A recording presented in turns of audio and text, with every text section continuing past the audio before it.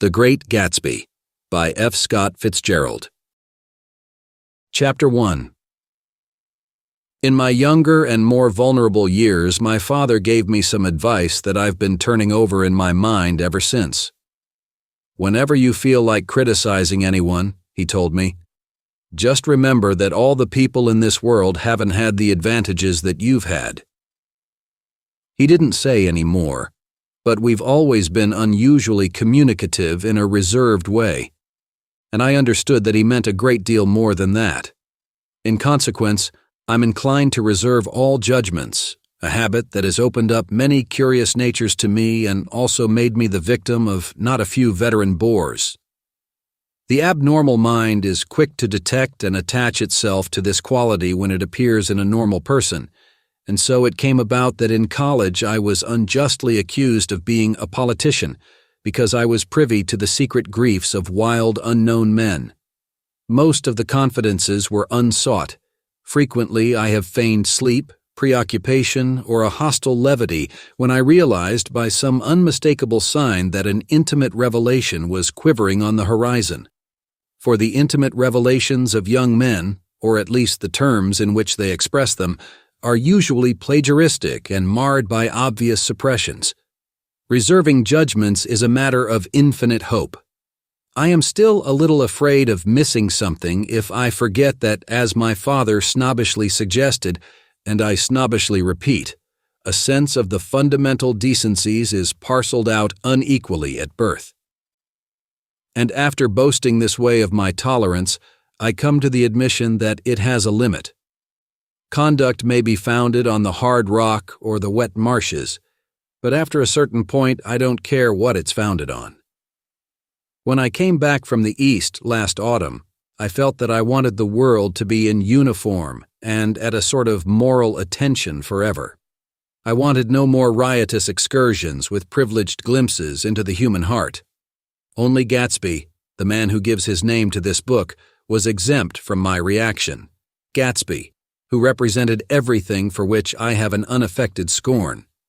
If personality is an unbroken series of successful gestures, then there was something gorgeous about him, some heightened sensitivity to the promises of life, as if he were related to one of those intricate machines that register earthquakes 10,000 miles away. This responsiveness had nothing to do with that flabby impressionability which is dignified under the name of the creative temperament. It was an extraordinary gift for hope, a romantic readiness such as I have never found in any other person, and which it is not likely I shall ever find again. No, Gatsby turned out all right at the end. It is what preyed on Gatsby, what foul dust floated in the wake of his dreams, that temporarily closed out my interest in the abortive sorrows and short-winded elations of men. My family have been prominent, well-to-do people in this Middle Western city for 3 generations. The Carraways are something of a clan, and we have a tradition that we're descended from the Dukes of Buccleuch, but the actual founder of my line was my grandfather's brother, who came here in '51, sent a substitute to the Civil War, and started the wholesale hardware business that my father carries on today. I never saw this great uncle, but I'm supposed to look like him, with special reference to the rather hard-boiled painting that hangs in Father's office. I graduated from New Haven in 1915, just a quarter of a century after my father, and a little later I participated in that delayed Teutonic migration known as the Great War. I enjoyed the counter-raid so thoroughly that I came back restless. Instead of being the warm center of the world, the Middle West now seemed like the ragged edge of the universe. So I decided to go east and learn the bond business. Everybody I knew was in the bond business, so I supposed it could support one more single man. All my aunts and uncles talked it over as if they were choosing a prep school for me, and finally said, "Why, yes," with very grave, hesitant faces. Father agreed to finance me for a year, and after various delays, I came east, permanently, I thought, in the spring of '22. The practical thing was to find rooms in the city, but it was a warm season, and I had just left a country of wide lawns and friendly trees, so when a young man at the office suggested that we take a house together in a commuting town, it sounded like a great idea. He found the house, a weather-beaten cardboard bungalow at $80 a month, but at the last minute the firm ordered him to Washington and I went out to the country alone. I had a dog, at least I had him for a few days until he ran away, and an old Dodge and a Finnish woman who made my bed and cooked breakfast and muttered Finnish wisdom to herself over the electric stove. It was lonely for a day or so until one morning some man, more recently arrived than I, stopped me on the road. "How do you get to West Egg Village?" he asked helplessly. I told him. And as I walked on, I was lonely no longer. I was a guide, a pathfinder, an original settler. He had casually conferred on me the freedom of the neighborhood. And so, with the sunshine and the great bursts of leaves growing on the trees, just as things grow in fast movies, I had that familiar conviction that life was beginning over again with the summer. There was so much to read, for one thing, and so much fine health to be pulled down out of the young, breath-giving air. I bought a dozen volumes on banking and credit and investment securities, and they stood on my shelf in red and gold like new money from the mint, promising to unfold the shining secrets that only Midas and Morgan and Maecenas knew. And I had the high intention of reading many other books besides. I was rather literary in college. One year I wrote a series of very solemn and obvious editorials for the Yale News. And now I was going to bring back all such things into my life and become again that most limited of all specialists, the well-rounded man. This isn't just an epigram. Life is much more successfully looked at from a single window, after all. It was a matter of chance that I should have rented a house in one of the strangest communities in North America. It was on that slender, riotous island which extends itself due east of New York, and where there are, among other natural curiosities, two unusual formations of land. 20 miles from the city, a pair of enormous eggs, identical in contour and separated only by a courtesy bay, jut out into the most domesticated body of salt water in the Western Hemisphere, the great wet barnyard of Long Island Sound. They are not perfect ovals. Like the egg in the Columbus story, they are both crushed flat at the contact end, but their physical resemblance must be a source of perpetual wonder to the gulls that fly overhead. To the wingless, a more interesting phenomenon is their dissimilarity in every particular except shape and size. I lived at West Egg, the less fashionable of the two, though this is a most superficial tag to express the bizarre and not a little sinister contrast between them. My house was at the very tip of the egg, only 50 yards from the Sound, and squeezed between two huge places that rented for $12,000 or $15,000 a season. The one on my right was a colossal affair by any standard. It was a factual imitation of some Hôtel de Ville in Normandy, with a tower on one side, spanking new under a thin beard of raw ivy, and a marble swimming pool, and more than 40 acres of lawn and garden. It was Gatsby's mansion. Or rather, as I didn't know Mr. Gatsby, it was a mansion inhabited by a gentleman of that name. My own house was an eyesore, but it was a small eyesore, and it had been overlooked, so I had a view of the water, a partial view of my neighbor's lawn, and the consoling proximity of millionaires, all for $80 a month. Across the courtesy bay, the white palaces of fashionable East Egg glittered along the water, and the history of the summer really begins on the evening I drove over there to have dinner with the Tom Buchanans. Daisy was my second cousin once removed, and I'd known Tom in college, and just after the war I spent 2 days with them in Chicago. Her husband, among various physical accomplishments, had been one of the most powerful ends that ever played football at New Haven. A national figure in a way, one of those men who reach such an acute limited excellence at 21 that everything afterward savors of anticlimax. His family were enormously wealthy. Even in college his freedom with money was a matter for reproach. But now he'd left Chicago and come east in a fashion that rather took your breath away. For instance, he'd brought down a string of polo ponies from Lake Forest. It was hard to realize that a man in my own generation was wealthy enough to do that. Why they came east, I don't know. They had spent a year in France for no particular reason, and then drifted here and there unrestfully wherever people played polo and were rich together. "This was a permanent move," said Daisy over the telephone, but I didn't believe it. I had no sight into Daisy's heart, but I felt that Tom would drift on forever seeking, a little wistfully, for the dramatic turbulence of some irrecoverable football game. And so it happened that on a warm, windy evening I drove over to East Egg to see two old friends whom I scarcely knew at all. Their house was even more elaborate than I expected, a cheerful red and white Georgian colonial mansion overlooking the bay.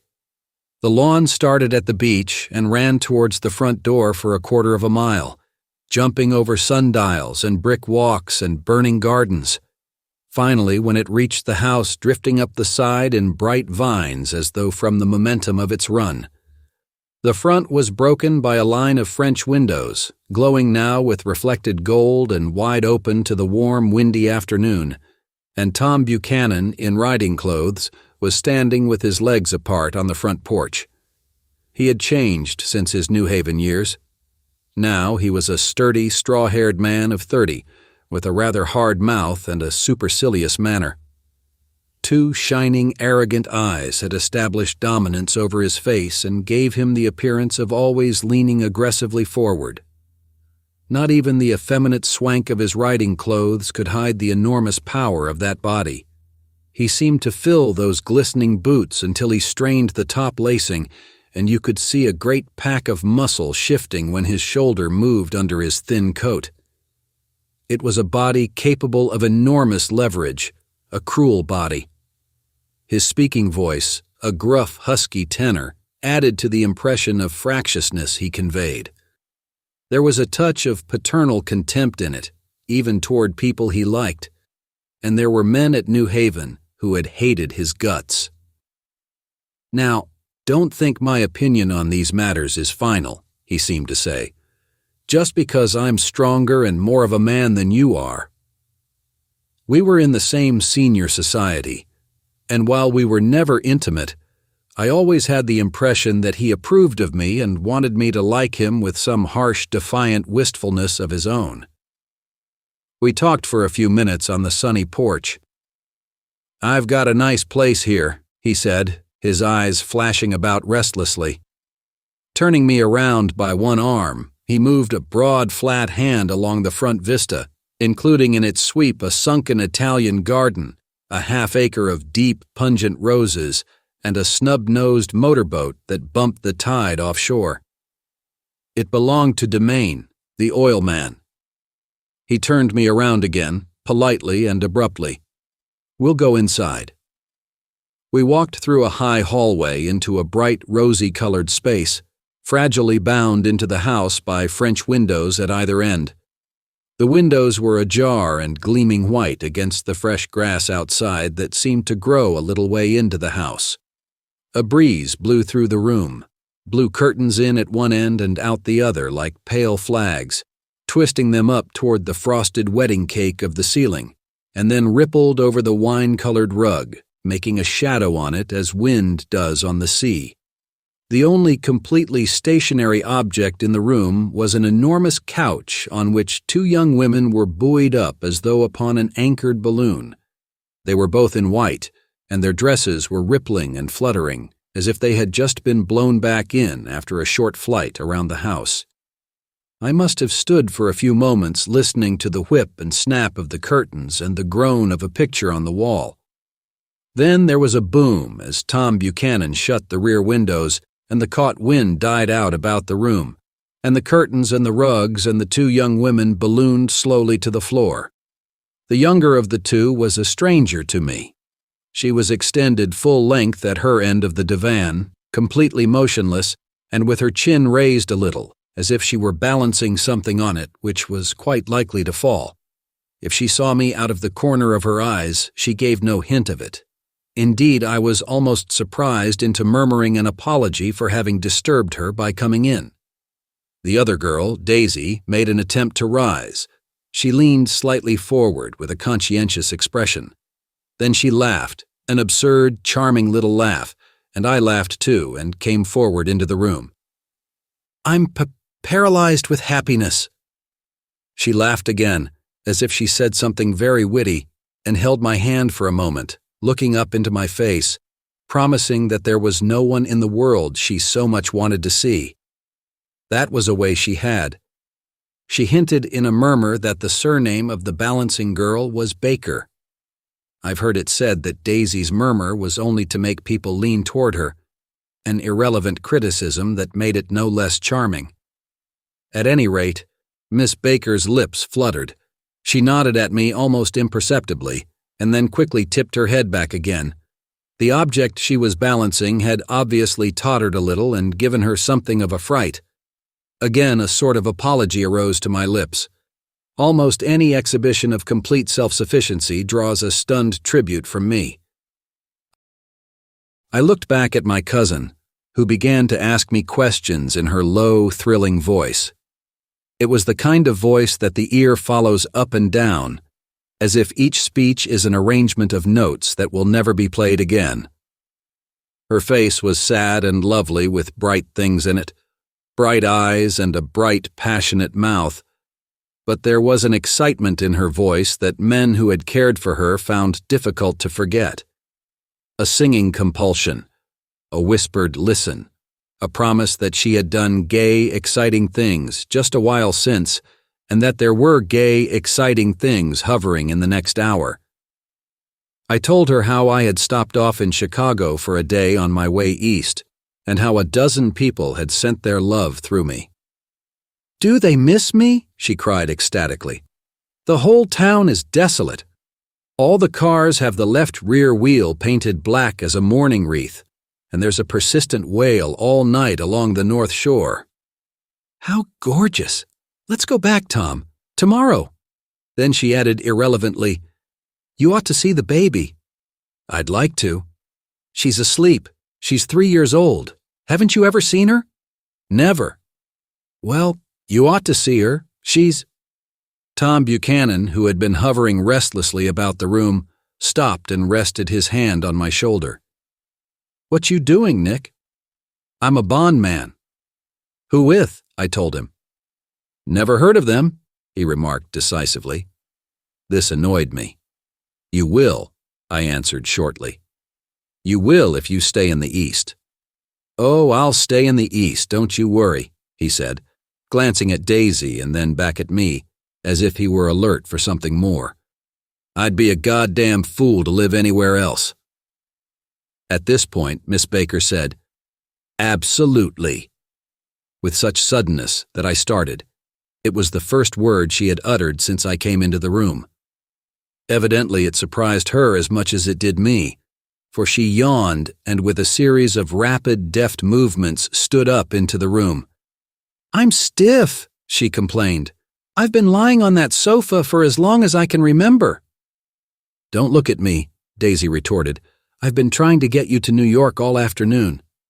"No thanks," said Miss Baker to the 4 cocktails just in from the pantry. "I'm absolutely in training."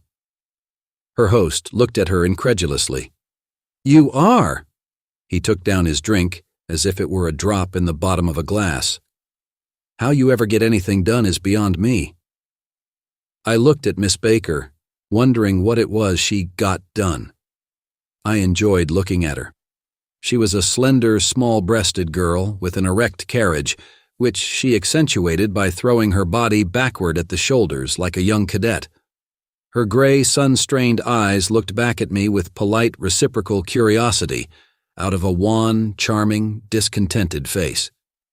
It occurred to me now that I had seen her, or a picture of her, somewhere before. "You live in West Egg," she remarked contemptuously. "I know somebody there." "I don't know a single—" "You must know Gatsby." "Gatsby?" demanded Daisy. "What Gatsby?" Before I could reply that he was my neighbor, dinner was announced. Wedging his tense arm imperatively under mine, Tom Buchanan compelled me from the room as though he were moving a checker to another square. Slenderly, languidly, their hands set lightly on their hips, the two young women preceded us out onto a rosy-colored porch, open toward the sunset, where 4 candles flickered on the table in the diminished wind. "Why candles?" objected Daisy, frowning. She snapped them out with her fingers. "In 2 weeks, it'll be the longest day in the year." She looked at us all radiantly. "Do you always watch for the longest day of the year and then miss it?" "I always watch for the longest day in the year and then miss it." "We ought to plan something," yawned Miss Baker, sitting down at the table as if she were getting into bed. "All right," said Daisy. "What'll we plan?" She turned to me helplessly. "What do people plan?" Before I could answer, her eyes fastened with an awed expression on her little finger. "Look," she complained. "I heard it." We all looked. The knuckle was black and blue. "You did it, Tom," she said accusingly. "I know you didn't mean to, but you did do it. That's what I get for marrying a brute of a man, a great, big, hulking physical specimen of a—" "I hate that word, hulking," objected Tom crossly, "even in kidding." "Hulking," insisted Daisy. Sometimes she and Miss Baker talked at once, unobtrusively, and with a bantering inconsequence that was never quite chatter, that was as cool as their white dresses and their impersonal eyes in the absence of all desire. They were here, and they accepted Tom and me, making only a polite, pleasant effort to entertain or to be entertained. They knew that presently dinner would be over, and a little later the evening too would be over and casually put away. It was sharply different from the West, where an evening was hurried from phase to phase towards its close, in a continually disappointed anticipation, or else in sheer nervous dread of the moment itself. "You make me feel uncivilized, Daisy," I confessed on my second glass of corky but rather impressive claret. "Can't you talk about crops or something?" I meant nothing in particular by this remark, but it was taken up in an unexpected way. "Civilization's going to pieces," broke out Tom violently. "I've gotten to be a terrible pessimist about things. Have you read The Rise of the Colored Empires by this man Goddard?" "Why, no," I answered, rather surprised by his tone. "Well, it's a fine book, and everybody ought to read it. The idea is, if we don't look out, the white race will be utterly submerged. It's all scientific stuff. It's been proved." "Tom's getting very profound," said Daisy, with an expression of unthoughtful sadness. "He reads deep books with long words in them. What was that word we—" "Well, these books are all scientific," insisted Tom, glancing at her impatiently. "This fellow has worked out the whole thing. It's up to us, who are the dominant race, to watch out, or these other races will have control of things." "We've got to beat them down," whispered Daisy, winking ferociously toward the fervent sun. "You ought to live in California," began Miss Baker, but Tom interrupted her by shifting heavily in his chair. "This idea is that we're Nordics. I am, and you are, and—" After an infinitesimal hesitation, he included Daisy with a slight nod, and she winked at me again. "And we've produced all the things that go to make civilization.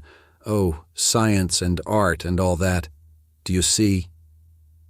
There was something pathetic in his concentration, as if his complacency, more acute than of old, was not enough to him anymore.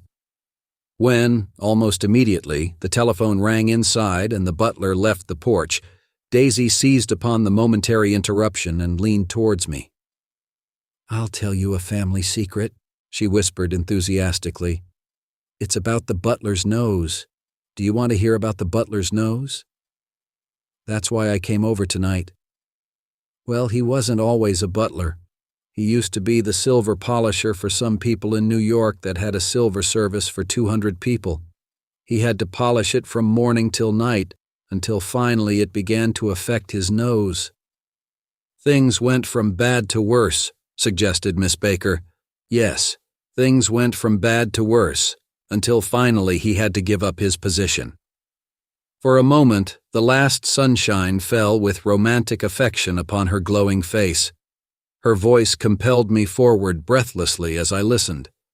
Then the glow faded, each light deserting her with lingering regret, like children leaving a pleasant street at dusk. The butler came back and murmured something close to Tom's ear, whereupon Tom frowned, pushed back his chair, and without a word went inside. As if his absence quickened something within her, Daisy leaned forward again, her voice glowing and singing. "I love to see you at my table, Nick. You remind me of a rose, an absolute rose, doesn't he?" She turned to Miss Baker for confirmation. "An absolute rose." This was untrue. I am not even faintly like a rose. She was only extemporizing, but a stirring warmth flowed from her, as if her heart was trying to come out to you concealed in one of those breathless, thrilling words. Then suddenly she threw her napkin on the table and excused herself and went into the house. Miss Baker and I exchanged a short glance, consciously devoid of meaning. I was about to speak when she sat up alertly and said, "Shh," in a warning voice. A subdued, impassioned murmur was audible in the room beyond, and Miss Baker leaned forward unashamed, trying to hear. The murmur trembled on the verge of coherence, sank down, mounted excitedly, and then ceased altogether. "This Mr. Gatsby you spoke of is my neighbor," I began. "Don't talk. I want to hear what happens." "Is something happening?" I inquired innocently. "You mean to say you don't know?" said Miss Baker, honestly surprised. "I thought everybody knew." "I don't."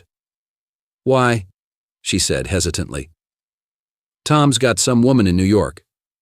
"Got some woman?" I repeated blankly. Miss Baker nodded. "She might have the decency not to telephone him at dinner time, don't you think?"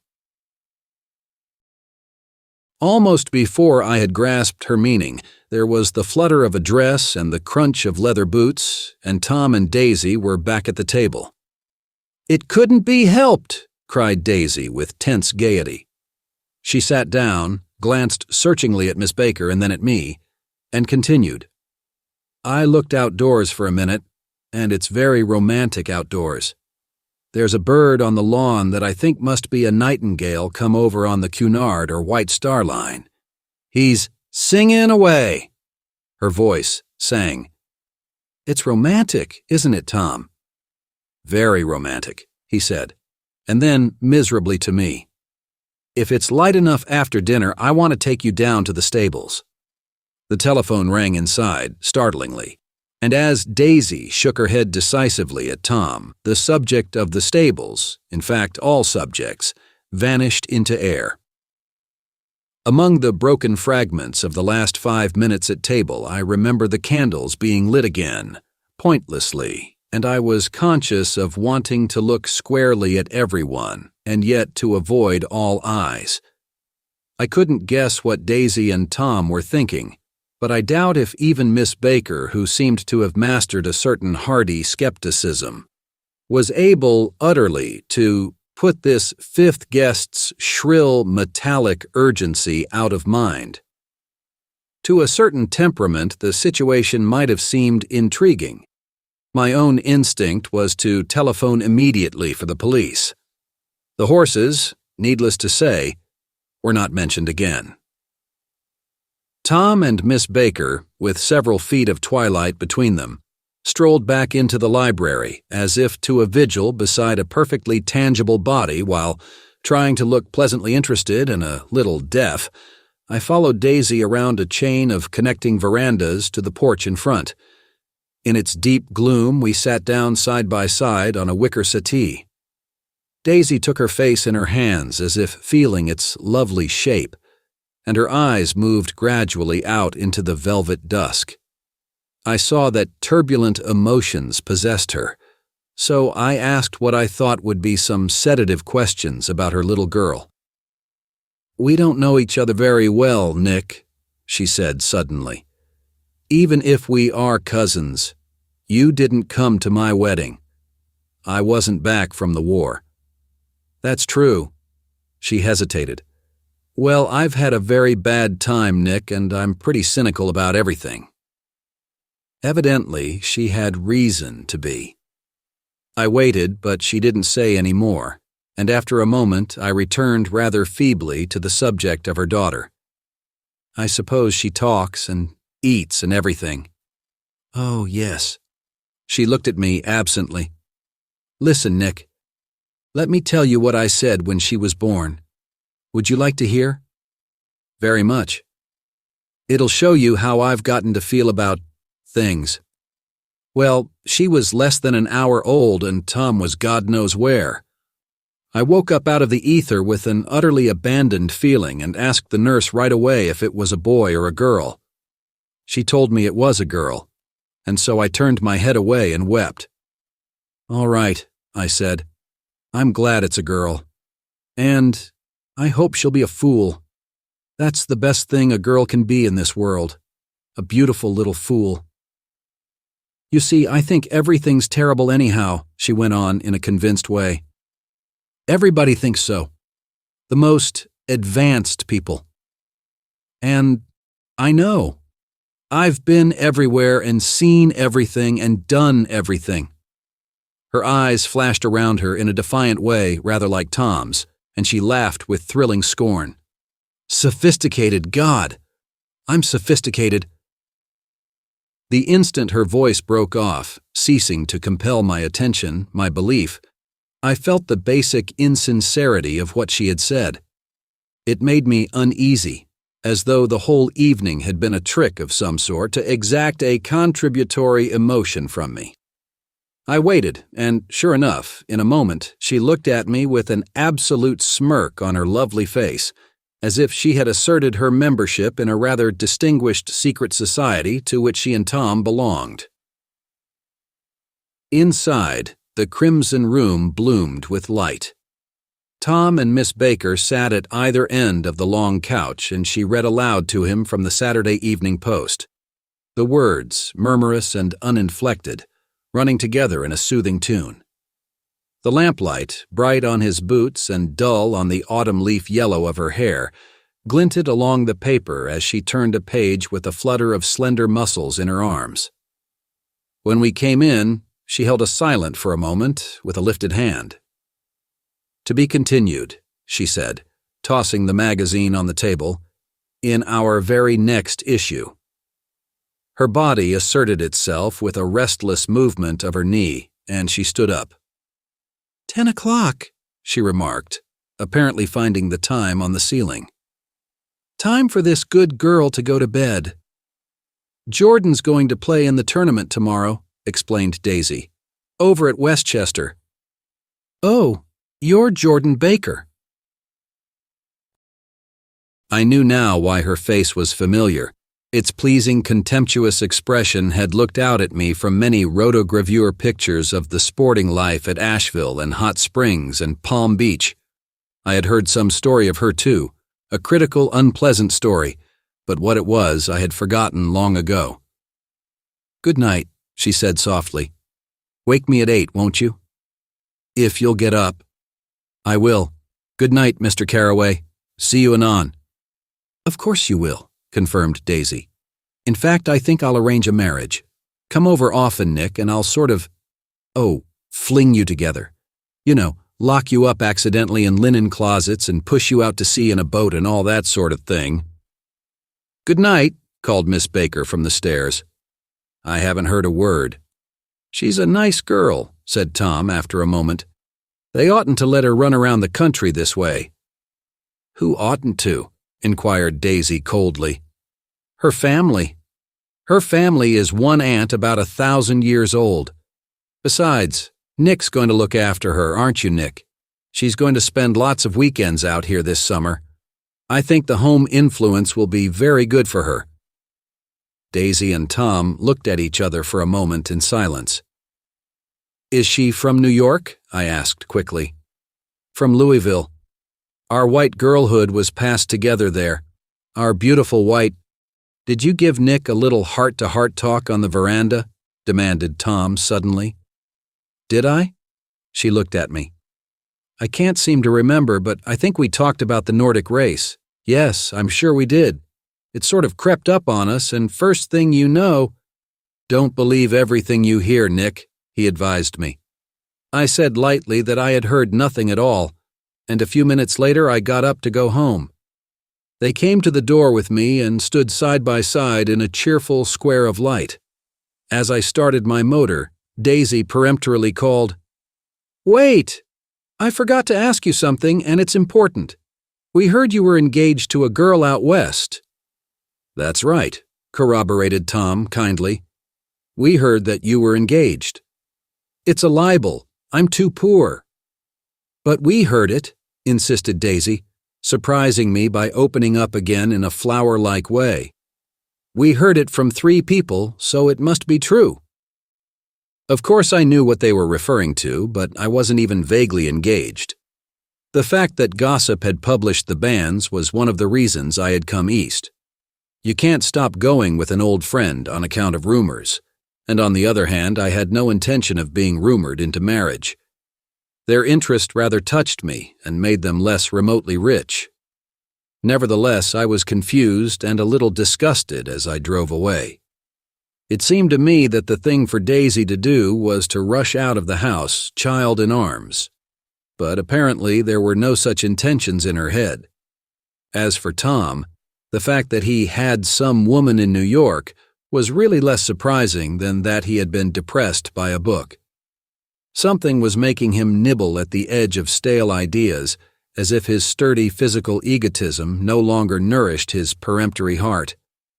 Already it was deep summer on roadhouse roofs and in front of wayside garages, where new red petrol pumps sat out in pools of light, and when I reached my estate at West Egg, I ran the car under its shed and sat for a while on an abandoned grass roller in the yard. The wind had blown off, leaving a loud, bright night, with wings beating in the trees and a persistent organ sound as the full bellows of the earth blew the frogs full of life. The silhouette of a moving cat wavered across the moonlight, and turning my head to watch it, I saw that I was not alone. 50 feet away, a figure had emerged from the shadow of my neighbor's mansion and was standing with his hands in his pockets, regarding the silver pepper of the stars. Something in his leisurely movements and the secure position of his feet upon the lawn suggested that it was Mr. Gatsby himself, come out to determine what share was his of our local heavens. I decided to call to him. Miss Baker had mentioned him at dinner, and that would do for an introduction. But I didn't call to him, for he gave a sudden intimation that he was content to be alone. He stretched out his arms toward the dark water in a curious way, and far as I was from him, I could have sworn he was trembling. Involuntarily, I glanced seaward and distinguished nothing except a single green light, minute and far away, that might have been the end of a dock. When I looked once more for Gatsby, he had vanished, and I was alone again in the unquiet darkness. Chapter 2. About halfway between West Egg and New York, the motor road hastily joins the railroad and runs beside it for a quarter of a mile, so as to shrink away from a certain desolate area of land. This is a valley of ashes, a fantastic farm where ashes grow like wheat into ridges and hills and grotesque gardens, where ashes take the forms of houses and chimneys and rising smoke and, finally, with a transcendent effort, of ash-gray men who move dimly and already crumbling through the powdery air. Occasionally, a line of gray cars crawls along an invisible track, gives out a ghastly creak, and comes to rest, and immediately the ash-gray men swarm up with leaden spades and stir up an impenetrable cloud which screens their obscure operations from your sight. But above the gray land and the spasms of bleak dust which drift endlessly over it, you perceive, after a moment, the eyes of Dr. T.J. Eckelberg. The eyes of Dr. T.J. Eckelberg are blue and gigantic. Their retinas are 1 yard high. They look out of no face, but instead from a pair of enormous yellow spectacles which pass over a non-existent nose. Evidently, some wild wag of an oculist set them there to fatten his practice in the borough of Queens, and then sank down himself into eternal blindness, or forgot them and moved away. But his eyes, dimmed a little by many paintless days, under sun and rain, brood on over the solemn dumping ground. The Valley of Ashes is bounded on one side by a small foul river, and when the drawbridge is up to let barges through, the passengers on waiting trains can stare at the dismal scene for as long as half an hour. There is always a halt there of at least a minute, and it was because of this that I first met Tom Buchanan's mistress. The fact that he had one was insisted upon wherever he was known. His acquaintances resented the fact that he turned up in popular cafes with her and, leaving her at a table, sauntered about, chatting with whomsoever he knew. Though I was curious to see her, I had no desire to meet her, but I did. I went up to New York with Tom on the train one afternoon, and when we stopped by the ash heaps, he jumped to his feet and, taking hold of my elbow, literally forced me from the car. "We're getting off," he insisted. "I want you to meet my girl." I think he'd tanked up a good deal at luncheon, and his determination to have my company bordered on violence. The supercilious assumption was that on Sunday afternoon I had nothing better to do. I followed him over a low, whitewashed railroad fence, and we walked back 100 yards along the road under Dr. Eckelberg's persistent stare. The only building in sight was a small block of yellow brick sitting on the edge of the wasteland, a sort of compact main street ministering to it, and contiguous to absolutely nothing. One of the 3 shops it contained was for rent, and another was an all-night restaurant, approached by a trail of ashes. The third was a garage. Repairs. George B. Wilson, cars bought and sold, and I followed Tom inside. The interior was unprosperous and bare. The only car visible was the dust-covered wreck of a Ford which crouched in a dim corner. It had occurred to me that this shadow of a garage must be a blind, and that sumptuous and romantic apartments were concealed overhead, when the proprietor himself appeared in the door of an office, wiping his hands on a piece of waste. He was a blond, spiritless man, anemic and faintly handsome. When he saw us, a damp gleam of hope sprang into his light blue eyes. "Hello, Wilson, old man," said Tom, slapping him jovially on the shoulder. "How's business?" "I can't complain," answered Wilson unconvincingly. "When are you going to sell me that car?" "Next week. I've got my man working on it now." "Works pretty slow, don't he?" "No, he doesn't," said Tom coldly. "And if you feel that way about it, maybe I'd better sell it somewhere else after all." "I don't mean that," explained Wilson quickly. "I just meant—" His voice faded off, and Tom glanced impatiently around the garage. Then I heard footsteps on a stairs, and in a moment the thickish figure of a woman blocked out the light from the office door. She was in the middle 30s, and faintly stout, but she carried her flesh sensuously as some women can. Her face, above a spotted dress of dark blue crêpe de chine, contained no facet or gleam of beauty, but there was an immediately perceptible vitality about her, as if the nerves of her body were continually smoldering. She smiled slowly, and walking through her husband as if he were a ghost, shook hands with Tom, looking him flush in the eye. Then she wet her lips, and without turning around, spoke to her husband in a soft, coarse voice. "Get some chairs, why don't you, so somebody can sit down."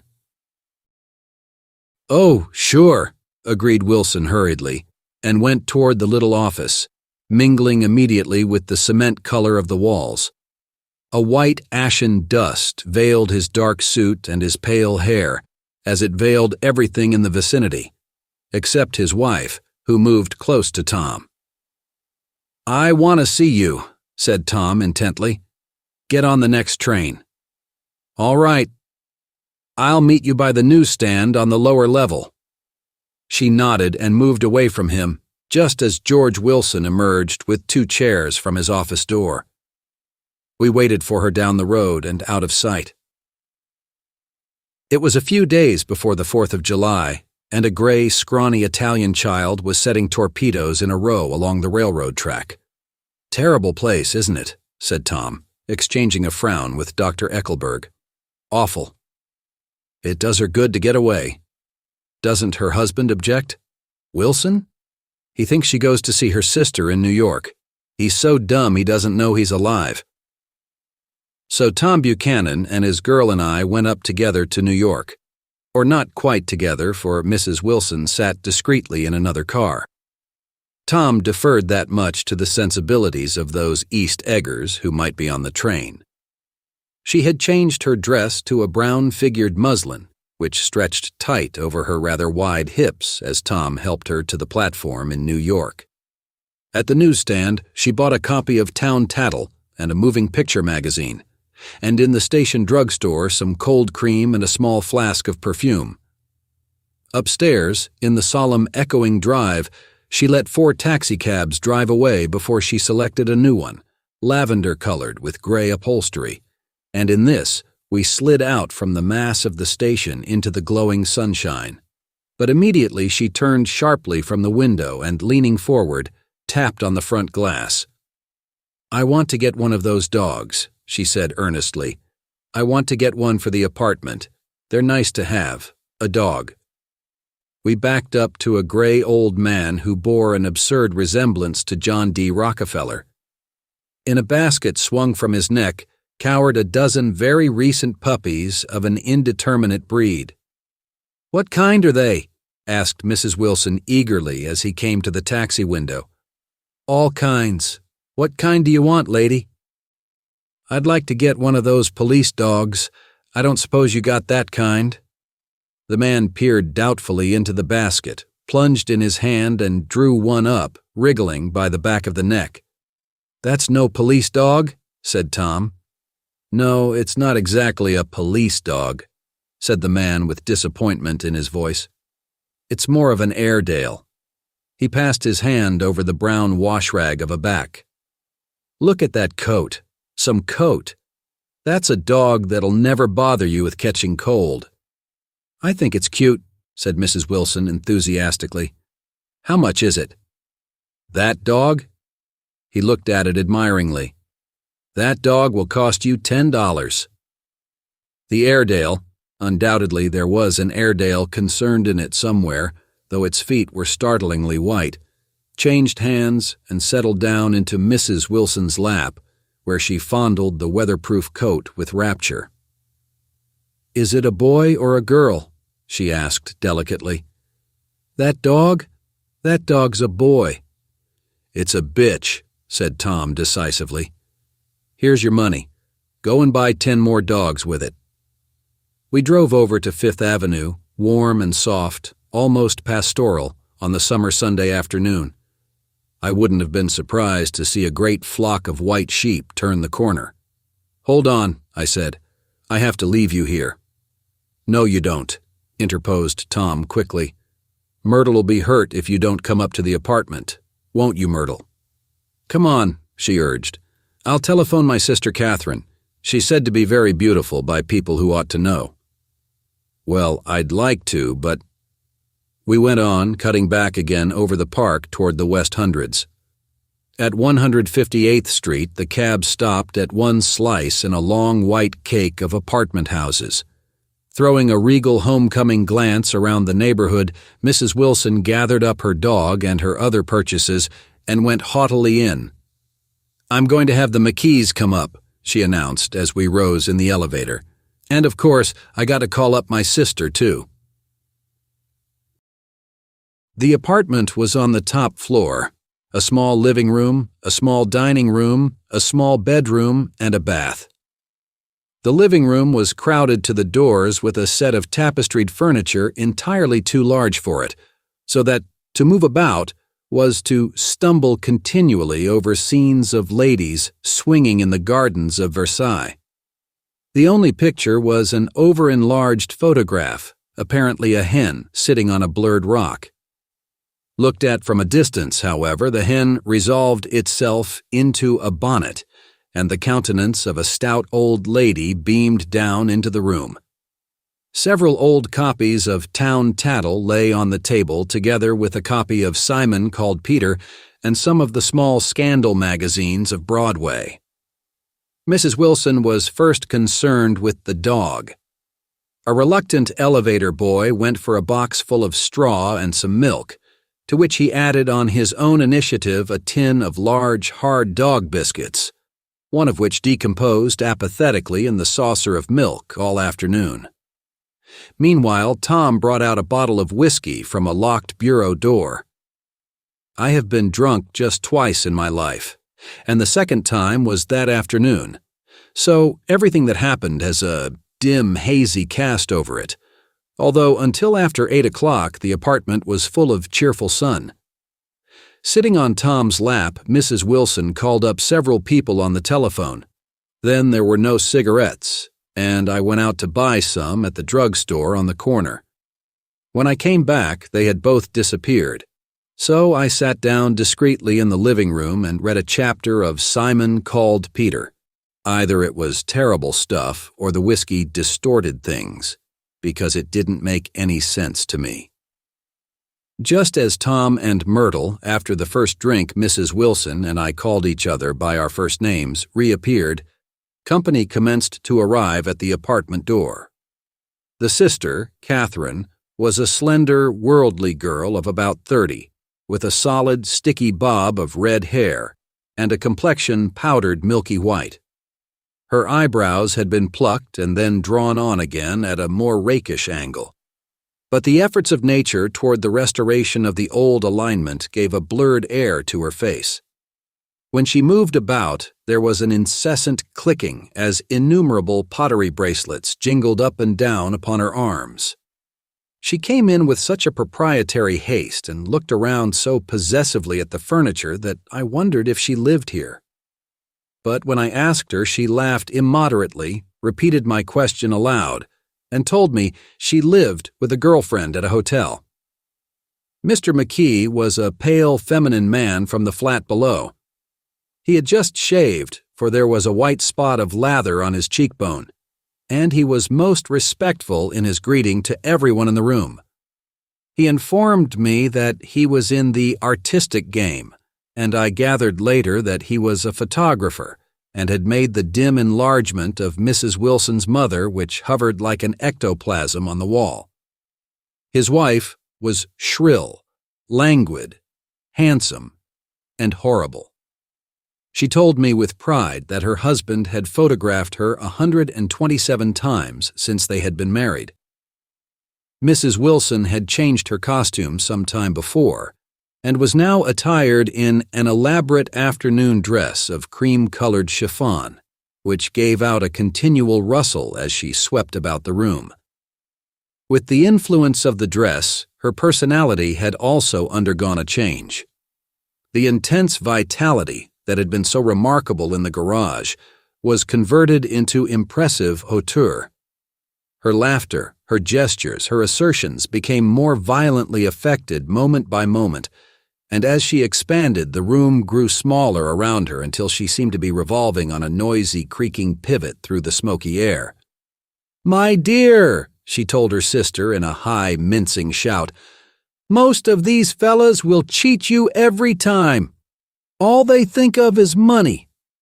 I had a woman up here last week to look at my feet, and when she gave me the bill, you'd have thought she had my appendicitis out." "What was the name of the woman?" asked Mrs. McKee. "Mrs. Eberhardt. She goes around looking at people's feet in their own homes."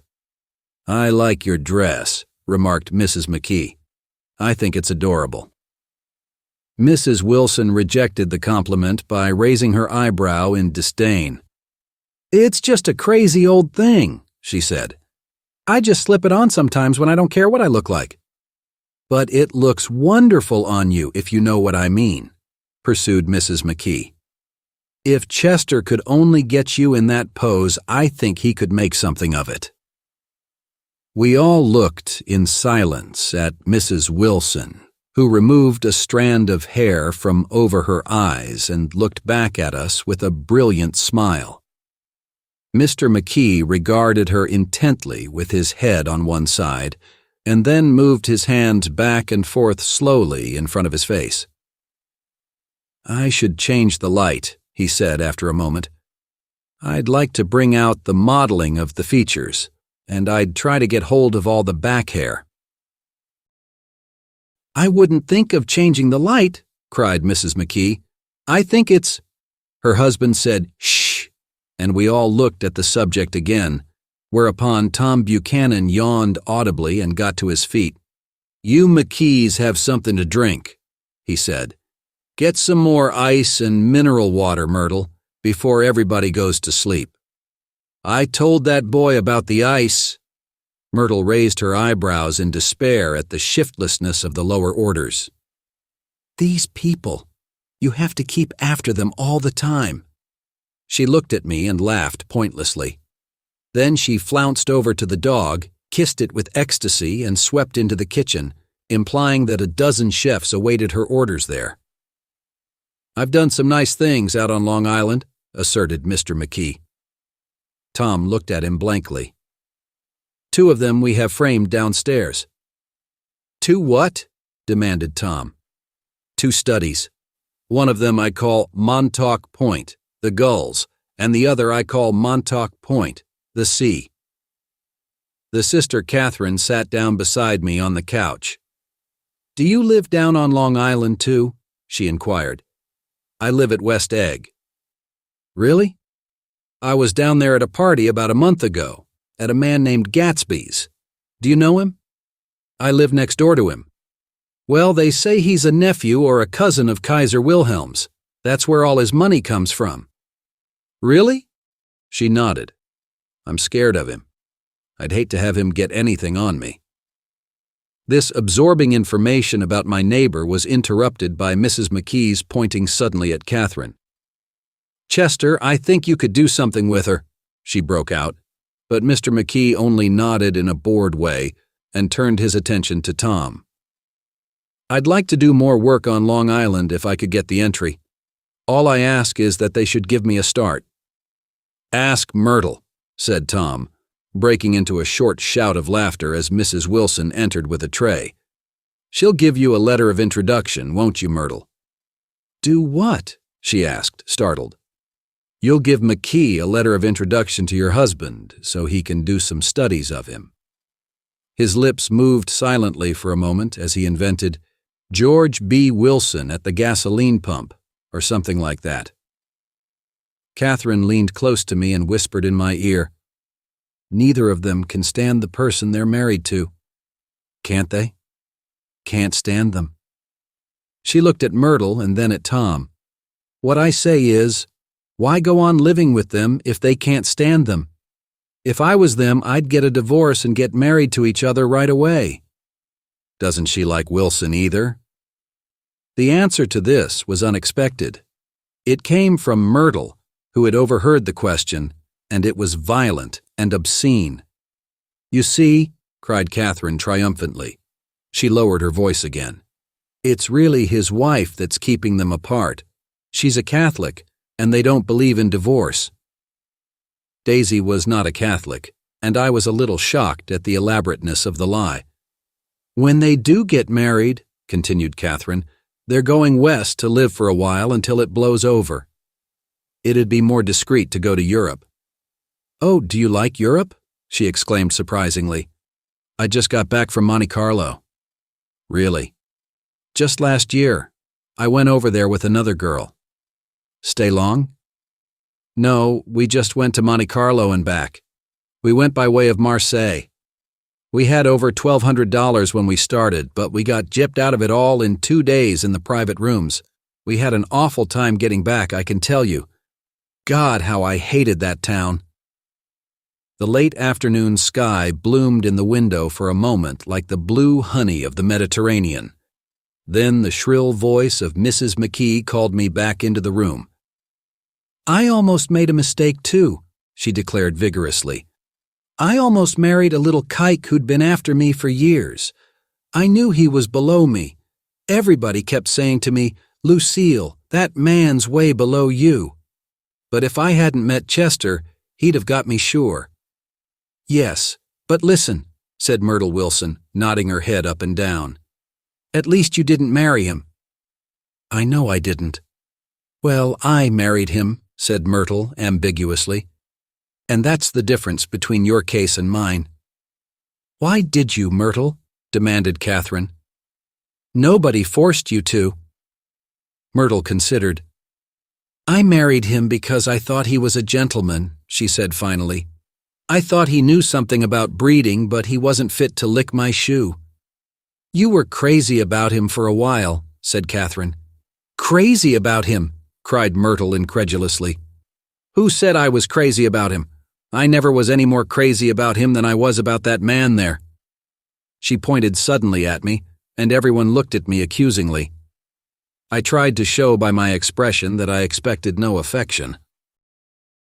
The only crazy I was when I married him. I knew right away I made a mistake. He borrowed somebody's best suit to get married in and never even told me about it, and the man came after it one day when he was out. Oh, is that your suit? I said. This is the first I ever heard about it. But I gave it to him, and then I lay down and cried to beat the band all afternoon. She really ought to get away from him, resumed Catherine to me. They've been living over that garage for 11 years, and Tom's the first sweetie she ever had. The bottle of whiskey, a second one, was now in constant demand by all present, excepting Catherine, who felt just as good on nothing at all. Tom rang for the janitor and sent him for some celebrated sandwiches, which were a complete supper in themselves. I wanted to get out and walk eastward toward the park through the soft twilight, but each time I tried to go, I became entangled in some wild, strident argument which pulled me back, as if with ropes, into my chair. Yet, high over the city, our line of yellow windows must have contributed their share of human secrecy to the casual watcher in the darkening streets, and I saw him too, looking up and wondering. I was within and without, simultaneously enchanted and repelled by the inexhaustible variety of life. Myrtle pulled her chair close to mine, and suddenly her warm breath poured over me the story of her first meeting with Tom. It was on the two little seats facing each other that are always the last ones left on the train. I was going up to New York to see my sister and spend the night.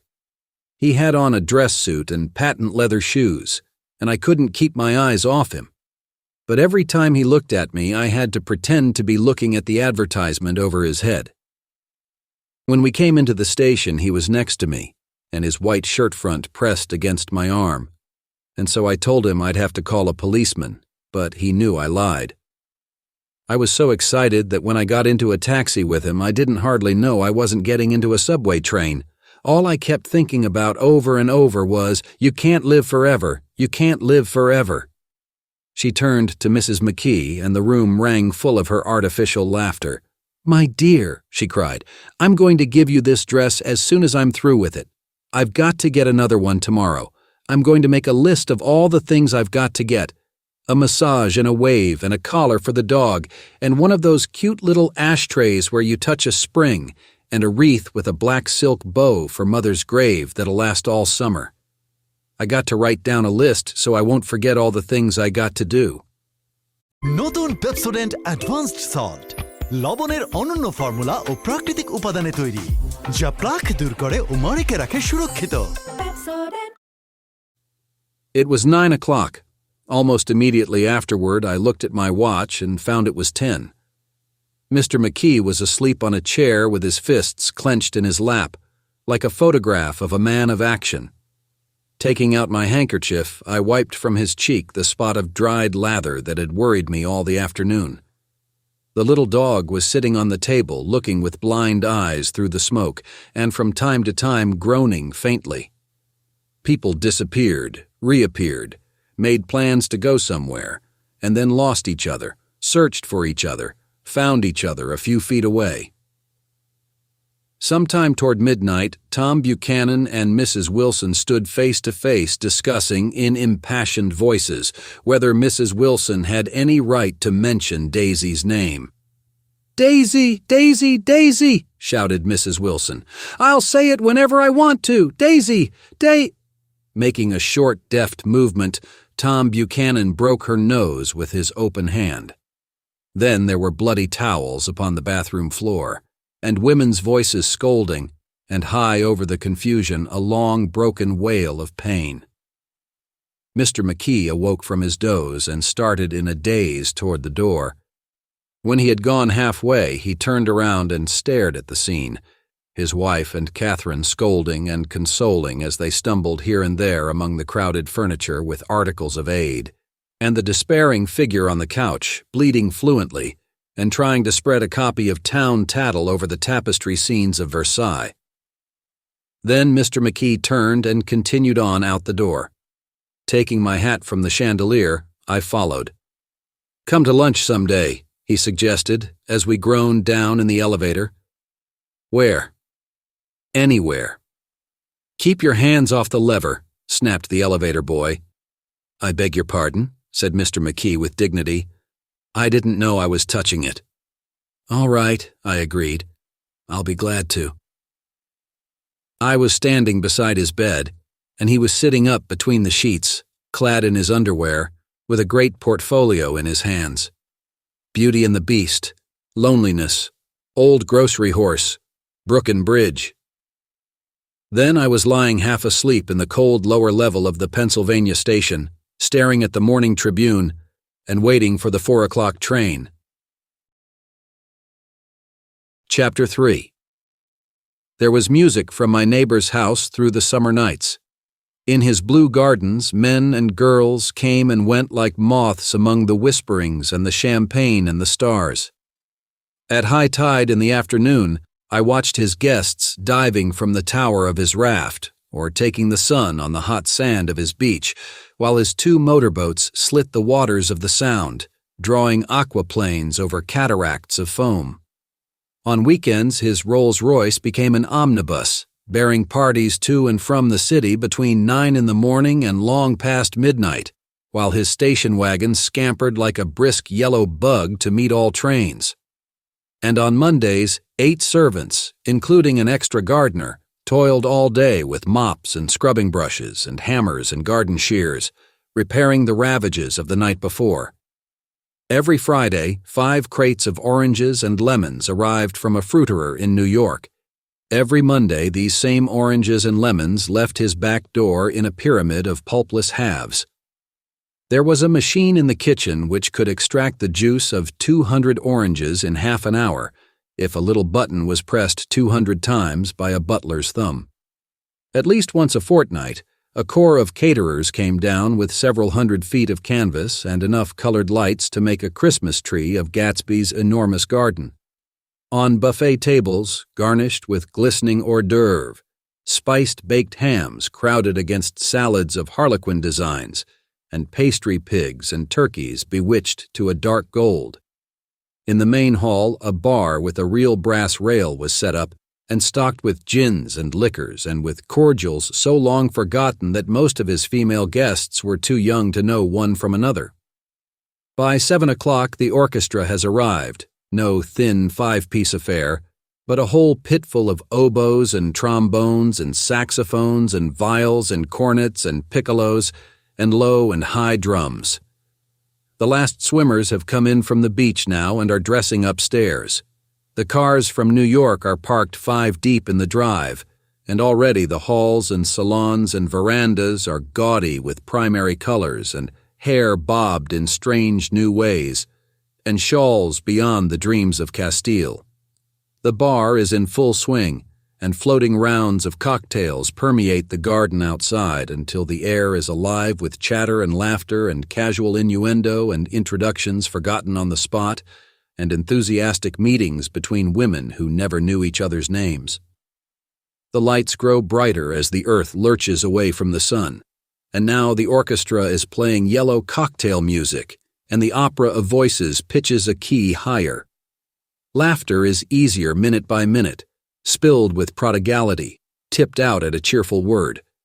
The groups change more swiftly, swell with new arrivals, dissolve and form in the same breath. Already there are wanderers, confident girls who weave here and there among the stouter and more stable, become for a sharp, joyous moment the center of a group, and then, excited with triumph, glide on through the sea change of faces and voices and color under the constantly changing light. Suddenly one of these gypsies, in trembling opal, seizes a cocktail out of the air, dumps it down for courage, and, moving her hands like Frisco, dances out alone on the canvas platform. A momentary hush. The orchestra leader varies his rhythm obligingly for her, and there is a burst of chatter as the erroneous news goes around that she is Gilda Gray's understudy from the Follies. The party has begun. I believe that on the first night I went to Gatsby's house, I was one of the few guests who had actually been invited. People were not invited. They went there. They got into automobiles, which bore them out to Long Island, and somehow they ended up at Gatsby's door. Once there, they were introduced by somebody who knew Gatsby, and after that they conducted themselves according to the rules of behavior associated with an amusement park. Sometimes they came and went without having met Gatsby at all, came for the party with a simplicity of heart that was its own ticket of admission. I had been actually invited. A chauffeur in a uniform of robin's egg blue crossed my lawn early that Saturday morning with a surprisingly formal note from his employer. The honor would be entirely Gatsby's, it said, if I would attend his little party that night. He had seen me several times and had intended to call on me long before, but a peculiar combination of circumstances had prevented it. Signed J. Gatsby in a majestic hand. Dressed up in white flannels, I went over to his lawn a little after 7 and wandered around rather ill at ease among swirls and eddies of people I didn't know, though here and there was a face I had noticed on the commuting train. I was immediately struck by the number of young Englishmen dotted about, all well-dressed, all looking a little hungry, and all talking in low, earnest voices to solid and prosperous Americans. I was sure that they were selling something, bonds or insurance or automobiles. They were at least agonizingly aware of the easy money in the vicinity and convinced that it was theirs for a few words in the right key. As soon as I arrived, I made an attempt to find my host, but the 2 or 3 people of whom I asked his whereabouts stared at me in such an amazed way and denied so vehemently any knowledge of his movements that I slunk off in the direction of the cocktail table, the only place in the garden where a single man could linger without looking purposeless and alone. I was on my way to get roaring drunk from sheer embarrassment when Jordan Baker came out of the house and stood at the head of the marble steps, leaning a little backward and looking with contemptuous interest down into the garden. Welcome or not, I found it necessary to attach myself to someone before I should begin to address cordial remarks to the passers-by. "Hello!" I roared, advancing toward her. My voice seemed unnaturally loud across the garden. "I thought you might be here," she responded absently as I came up. "I remembered you lived next door to—" She held my hand impersonally, as a promise that she'd take care of me in a minute, and gave ear to 2 girls in twin yellow dresses who stopped at the foot of the steps. "Hello!" they cried together. "Sorry you didn't win." That was for the golf tournament. She had lost in the finals the week before. "You don't know who we are," said one of the girls in yellow, "but we met you here about a month ago." "You've dyed your hair since then," remarked Jordan, and I started, but the girls had moved casually on, and her remark was addressed to the premature moon, produced like the supper, no doubt, out of a caterer's basket. With Jordan's slender golden arm resting in mine, we descended the steps and sauntered about the garden. A tray of cocktails floated at us through the twilight, and we sat down at a table with the 2 girls in yellow and 3 men, each one introduced to us as Mr. Mumble. "Do you come to these parties often?" inquired Jordan of the girl beside her. "The last one was the one I met you at," answered the girl in an alert, confident voice. She turned to her companion. "Wasn't it for you, Lucille?" It was for Lucille, too. "I like to come," Lucille said. "I never care what I do, so I always have a good time. When I was here last, I tore my gown on a chair, and he asked me my name and address. Inside of a week, I got a package from Croirier's with a new evening gown in it." "Did you keep it?" asked Jordan. "Sure I did. I was going to wear it tonight, but it was too big in the bust and had to be altered. It was gas blue with lavender beads. $265. "There's something funny about a fellow that'll do a thing like that," said the other girl eagerly. "He doesn't want any trouble with anybody." "Who doesn't?" I inquired. "Gatsby. Somebody told me—" The two girls and Jordan leaned together confidentially. "Somebody told me they thought he killed a man once." A thrill passed over all of us. The three Mr. Mumbles bent forward and listened eagerly. "I don't think it's so much that," argued Lucille skeptically. "It's more that he was a German spy during the war." One of the men nodded in confirmation. "I heard that from a man who knew all about him. Grew up with him in Germany," he assured us positively. "Oh no," said the first girl. "It couldn't be that, because he was in the American Army during the war." As our credulity switched back to her, she leaned forward with enthusiasm. "You look at him sometimes when he thinks nobody's looking at him. I'll bet he killed a man." She narrowed her eyes and shivered. Lucille shivered. We all turned and looked around for Gatsby. It was testimony to the romantic speculation he inspired that there were whispers about him from those who had found little that it was necessary to whisper about in this world. The first supper, there would be another one after midnight, was now being served, and Jordan invited me to join her own party, who were spread around a table on the other side of the garden.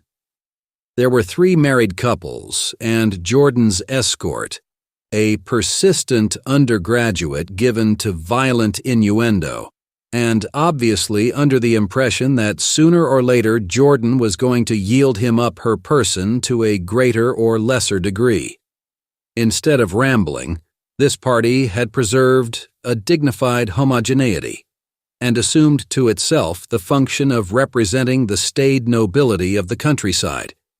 East Egg condescending to West Egg, and carefully on guard against its spectroscopic gaiety.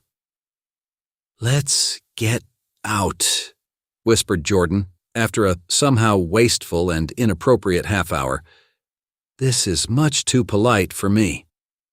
We got up, and she explained that we were going to find the host. I had never met him, she said, and it was making me uneasy. The undergraduate nodded in a cynical, melancholy way. The bar, where we glanced first, was crowded, but Gatsby was not there. She couldn't find him from the top of the steps, and he wasn't on the veranda. On a chance, we tried an important-looking door and walked into a high Gothic library, paneled with carved English oak, and probably transported complete from some ruin overseas.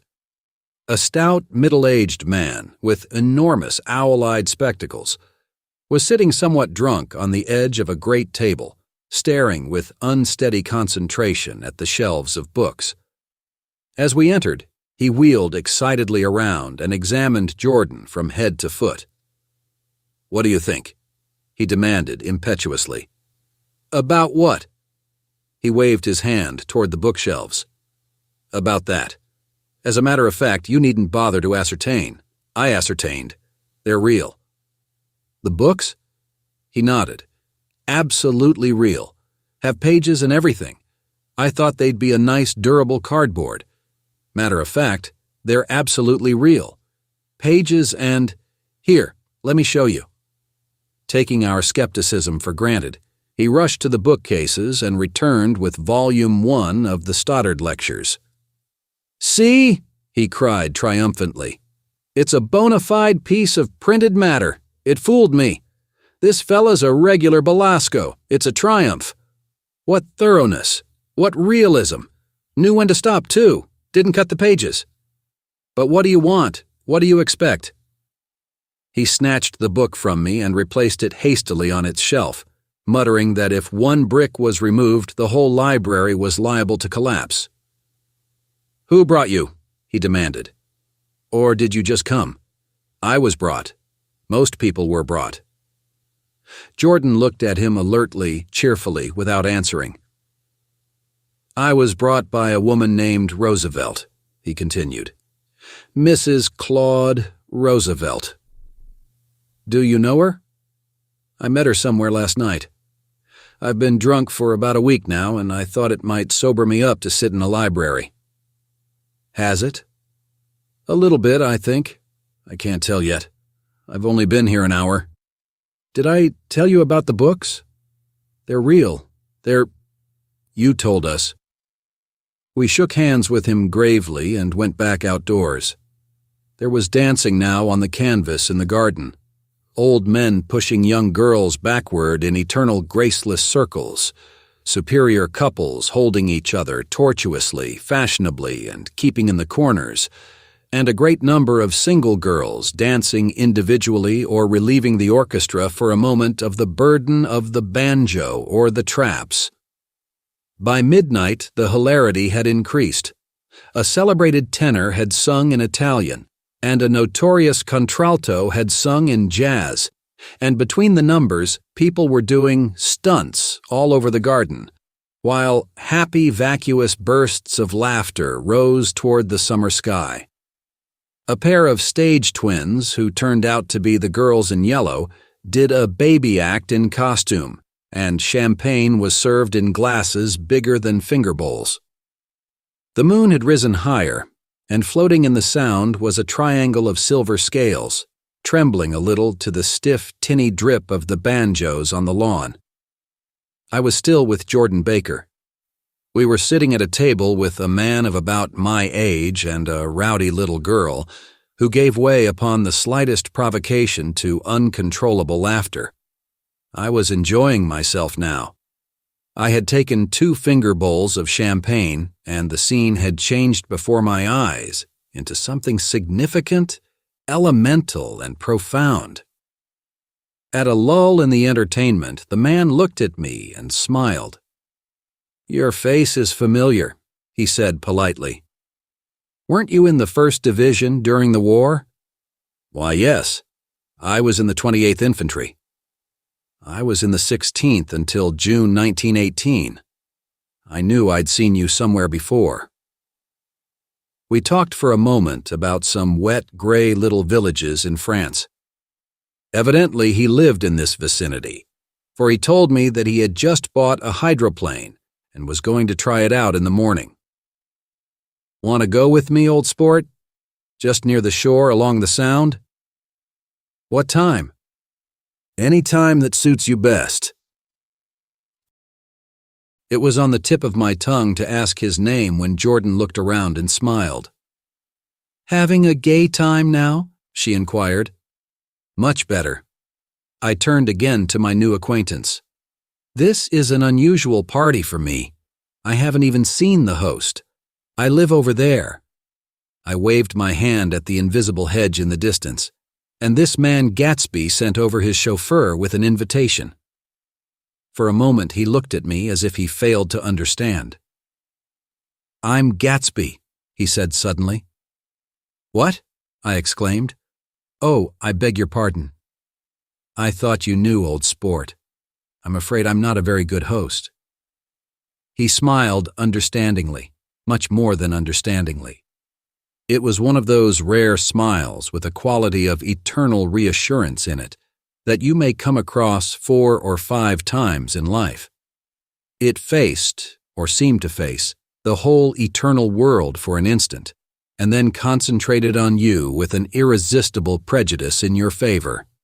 It understood you just so far as you wanted to be understood, believed in you as you would like to believe in yourself, and assured you that it had precisely the impression of you that, at your best, you hoped to convey. Precisely at that point, it vanished, and I was looking at an elegant young roughneck, a year or two over 30, whose elaborate formality of speech just missed being absurd. Sometime before he introduced himself, I'd got a strong impression that he was picking his words with care. Almost at the moment when Mr. Gatsby identified himself, a butler hurried toward him with the information that Chicago was calling him on the wire.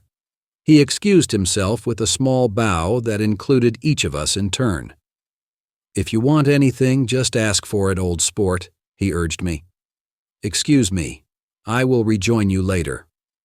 When he was gone, I turned immediately to Jordan, constrained to assure her of my surprise. I had expected that Mr. Gatsby would be a florid and corpulent person in his middle years. "Who is he?" I demanded. "Do you know?" "He's just a man named Gatsby." "Where is he from, I mean? And what does he do?"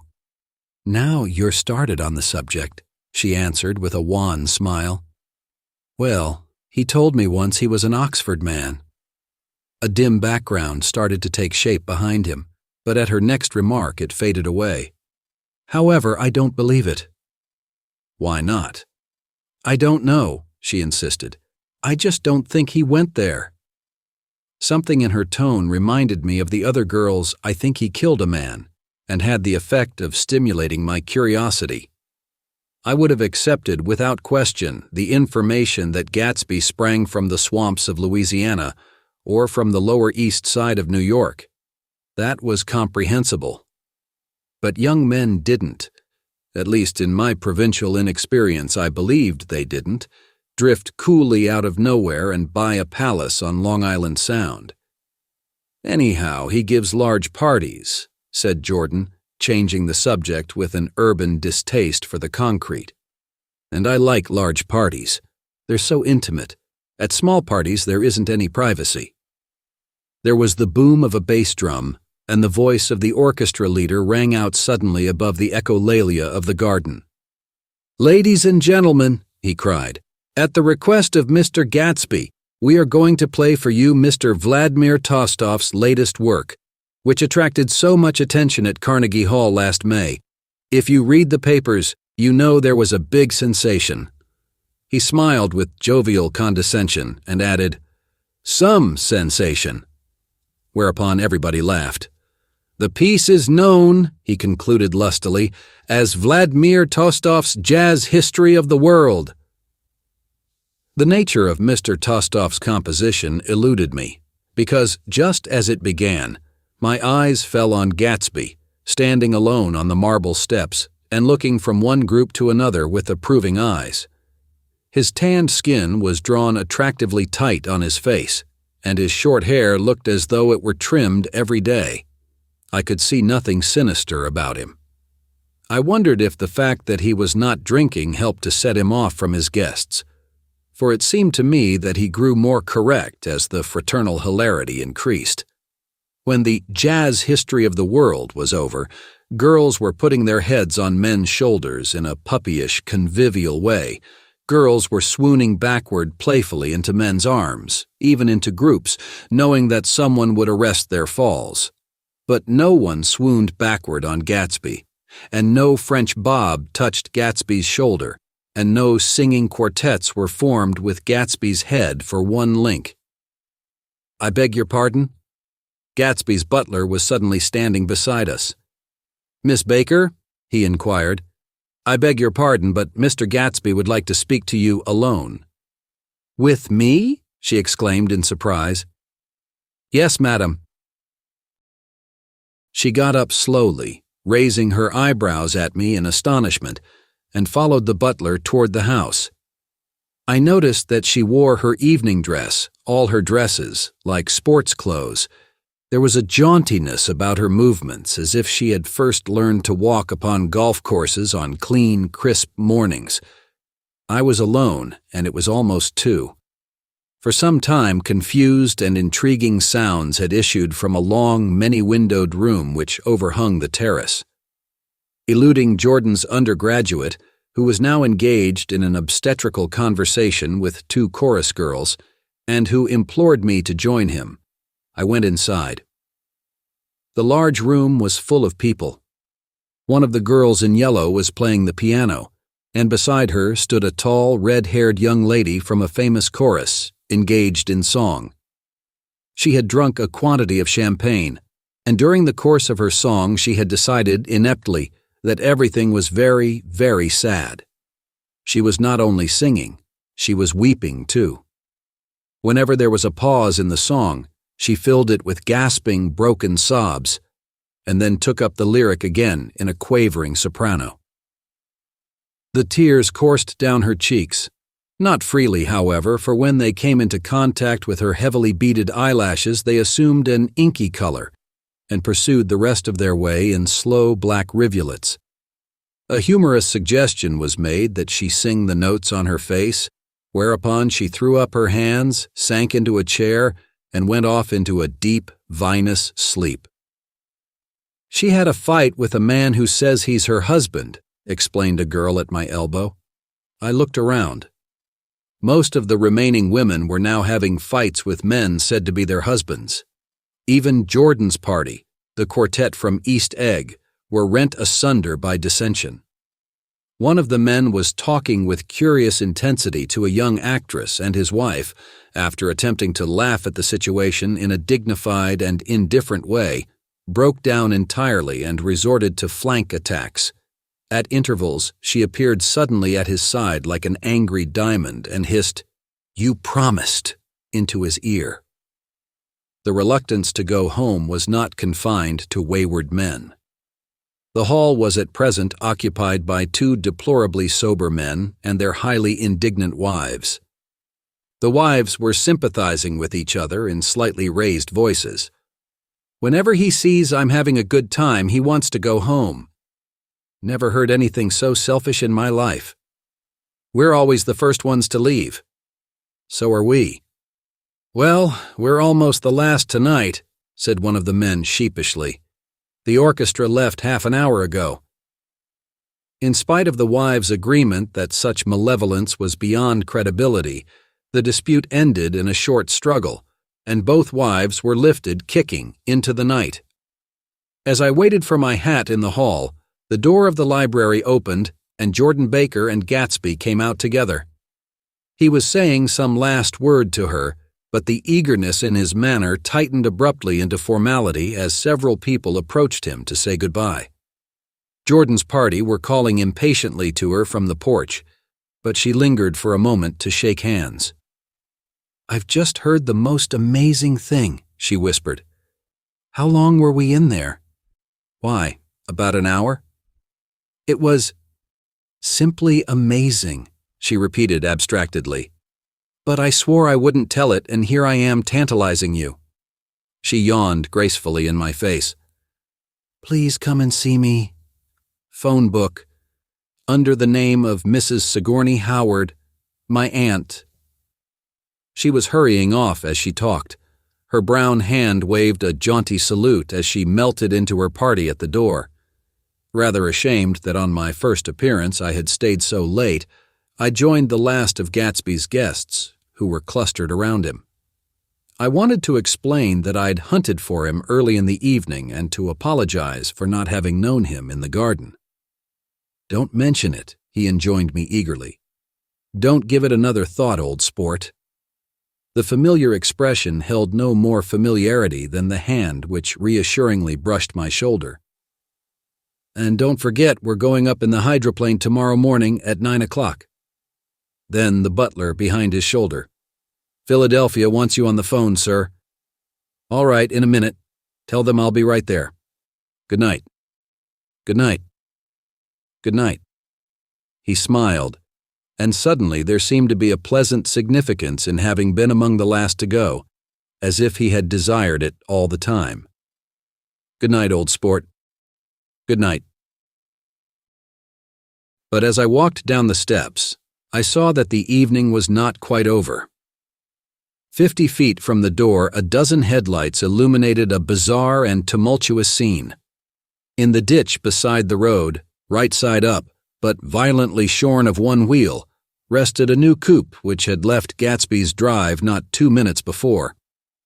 The sharp jut of a wall accounted for the detachment of the wheel, which was now getting considerable attention from half a dozen curious chauffeurs.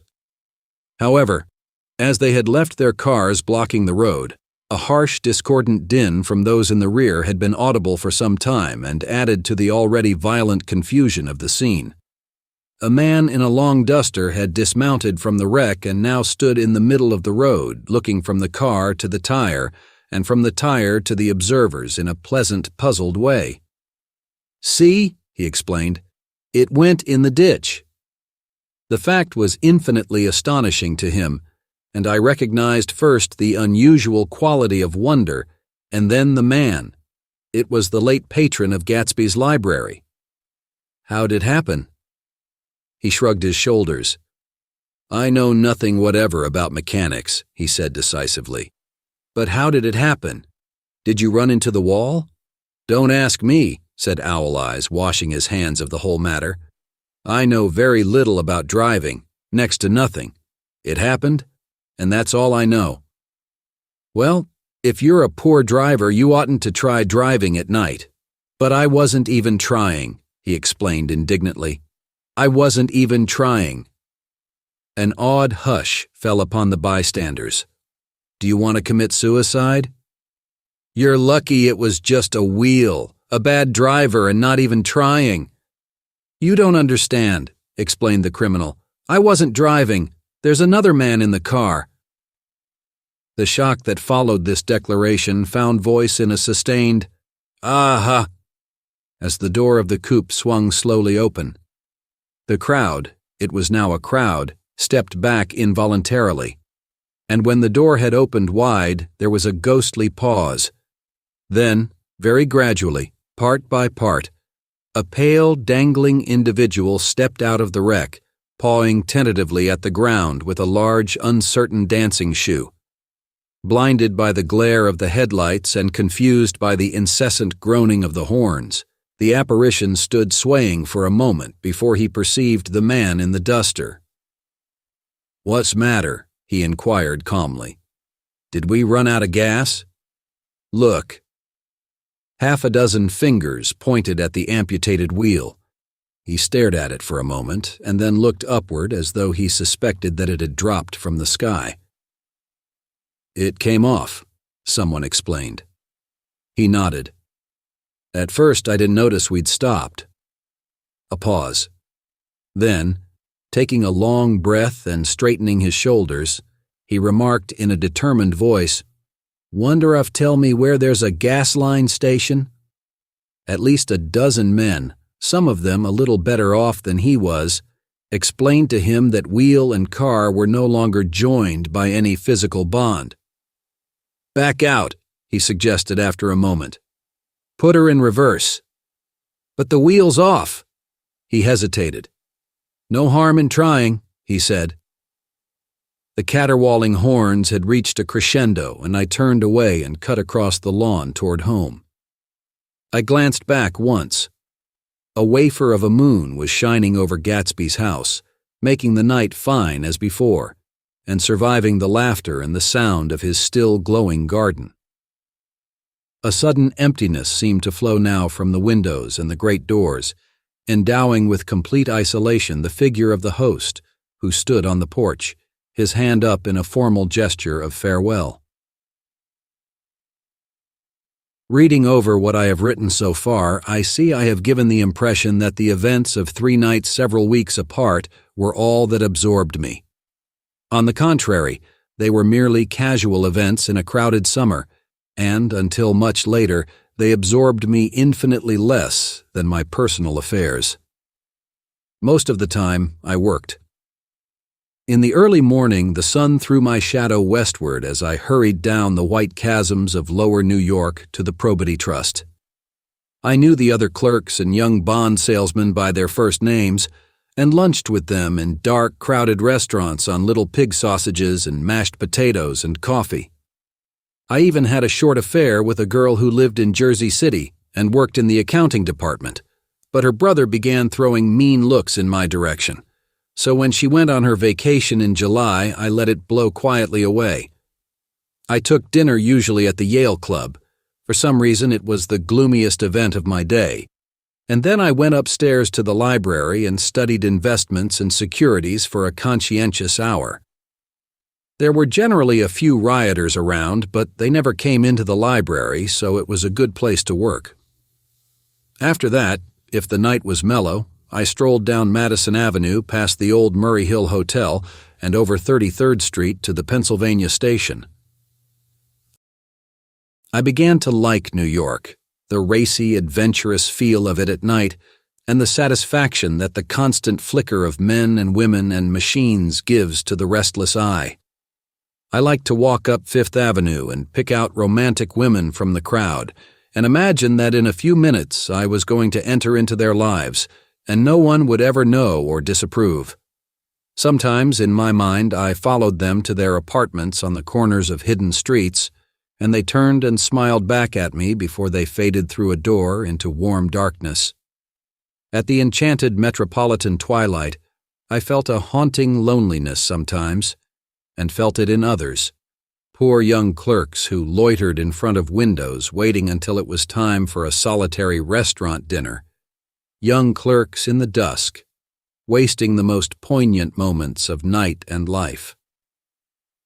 Again at 8 o'clock, when the dark lanes of the 40s were lined 5 deep with throbbing taxicabs bound for the theater district, I felt a sinking in my heart.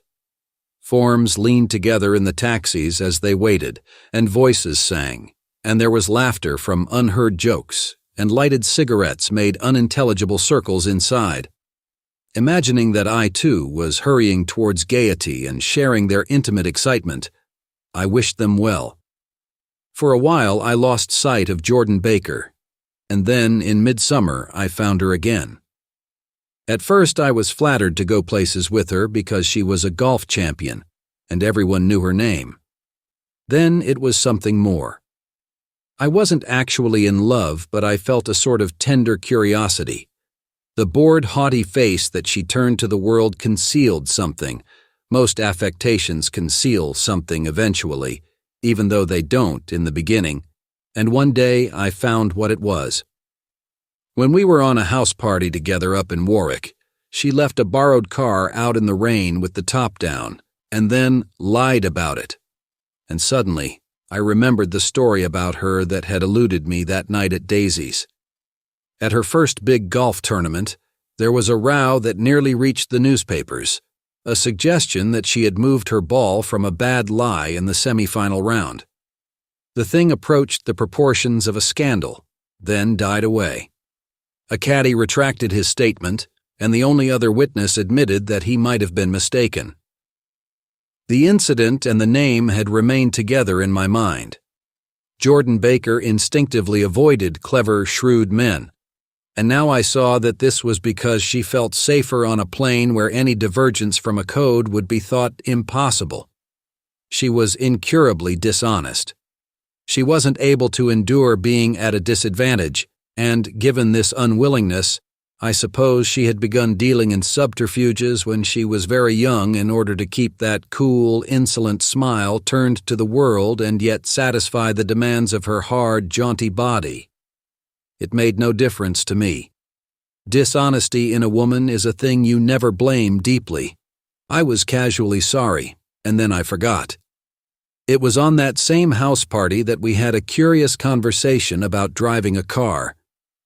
It started because she passed so close to some workmen that our fender flicked a button on one man's coat. "You're a rotten driver," I protested. "Either you ought to be more careful or you oughtn't to drive at all." "I am careful." "No, you're not." "Well, other people are," she said lightly. "What's that got to do with it?" "They'll keep out of my way," she insisted. "It takes 2 to make an accident." "Suppose you met somebody just as careless as yourself." "I hope I never will," she answered. "I hate careless people. That's why I like you." Her gray, sun-strained eyes stared straight ahead. But she had deliberately shifted our relations, and for a moment I thought I loved her.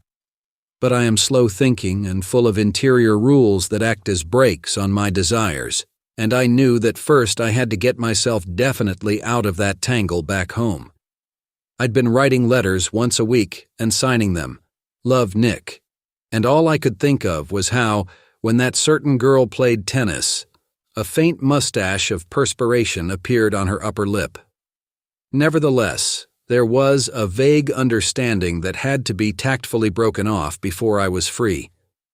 Everyone suspects himself of at least one of the cardinal virtues, and this is mine. I am one of the few honest people that I have ever known. Chapter 4. On Sunday morning, while church bells rang in the villages along shore, the world and its mistress returned to Gatsby's house and twinkled hilariously on his lawn. "He's a bootlegger," said the young ladies, moving somewhere between his cocktails and his flowers.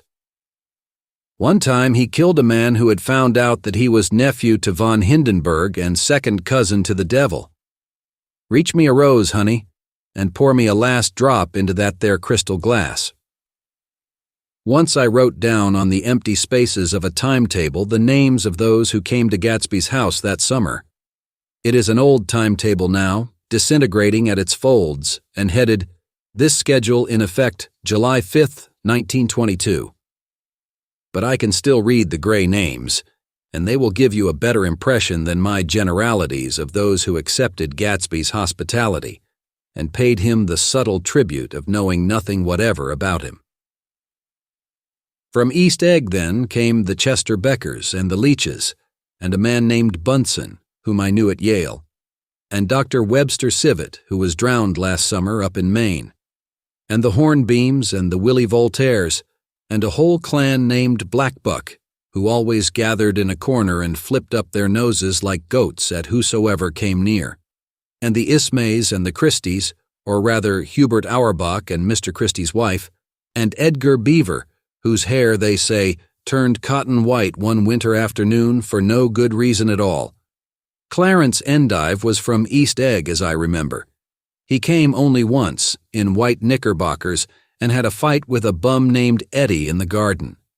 From farther out on the island came the Cheadles and the O.R.P. Schraders, and the Stonewall Jackson Abrams of Georgia, and the Fishguards and the Ripley Snells.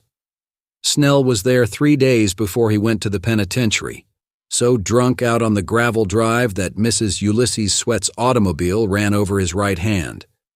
The Danceys came too, and S.B. Whitebait, who was well over 60, and Maurice A. Flink, and the Hammerheads, and Beluga the tobacco importer, and Beluga's girls. From West Egg came the Poles and the Mulreadys and Cecil Roebuck and Cecil Schoen and Gulick the state senator and Newton Orchid, who controlled films par excellence, and Eckhoust and Clyde Cohen and Don S. Schwartz, the son, and Arthur McCarty, all connected with the movies in one way or another, and the Catlips and the Bembergs and G. Earl Muldoon, brother to that Muldoon who afterward strangled his wife. Da Fontano, the promoter, came there, and Ed LaGrosse and James B., Rotgut, Ferret, and the de Jongs and Ernest Lilly. They came to gamble, and when Ferret wandered into the garden it meant he was cleaned out and Associated Traction would have to fluctuate profitably next day.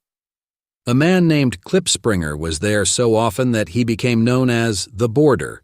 I doubt if he had any other home. Of theatrical people, there were Gus Ways and Horace O'Donovan and Lester Meyer and George Duckweed and Francis Bull. Also from New York were the Cromes and the Backhysons and the Denekers and Russell Betty and the Corrigans and the Kelleher's and the Dewars and the Scullys and S.W. Belcher and the Smirks and the Young Quinns, divorced now, and Henry L. Palmetto, who killed himself by jumping in front of a subway train in Times Square. Benny McClenahan arrived always with 4 girls. They were never quite the same ones in physical person, but they were so identical one with another that it inevitably seemed they had been there before. I have forgotten their names, Jacqueline, I think, or else Consuela or Gloria or Judy or June, and their last names were either the melodious names of flowers and months or the sterner ones of the great American capitalists whose cousins, if pressed, they would confess themselves to be. In addition to all these, I can remember that Faustina O'Brien came there at least once, and the Baedeker girls and young Brewer, who had his nose shot off in the war, and Mr. Albrucksberger and Miss Hogg, his fiancée, and Ardita Fitzpeters and Mr. P. Jewett, once head of the American Legion, and Miss Claudia Hipp, with a man reputed to be her chauffeur, and a prince of something whom we called Duke, and whose name, if I ever knew it, I have forgotten. All these people came to Gatsby's house in the summer. At 9 o'clock, one morning late in July, Gatsby's gorgeous car lurched up the rocky drive to my door and gave out a burst of melody from its three-noted horn. It was the first time he had called on me, though I had gone to 2 of his parties, mounted in his hydroplane, and, at his urgent invitation, made frequent use of his beach. "Good morning, old sport. You're having lunch with me today, and I thought we'd ride up together." He was balancing himself on the dashboard of his car with that resourcefulness of movement that is so peculiarly American, that comes, I suppose, with the absence of lifting work in youth, and even more, with the formless grace of our nervous, sporadic games. This quality was continually breaking through his punctilious manner in the shape of restlessness. He was never quite still. There was always a tapping foot somewhere or the impatient opening and closing of a hand. He saw me looking with admiration at his car. "It's pretty, isn't it, old sport?" He jumped off to give me a better view.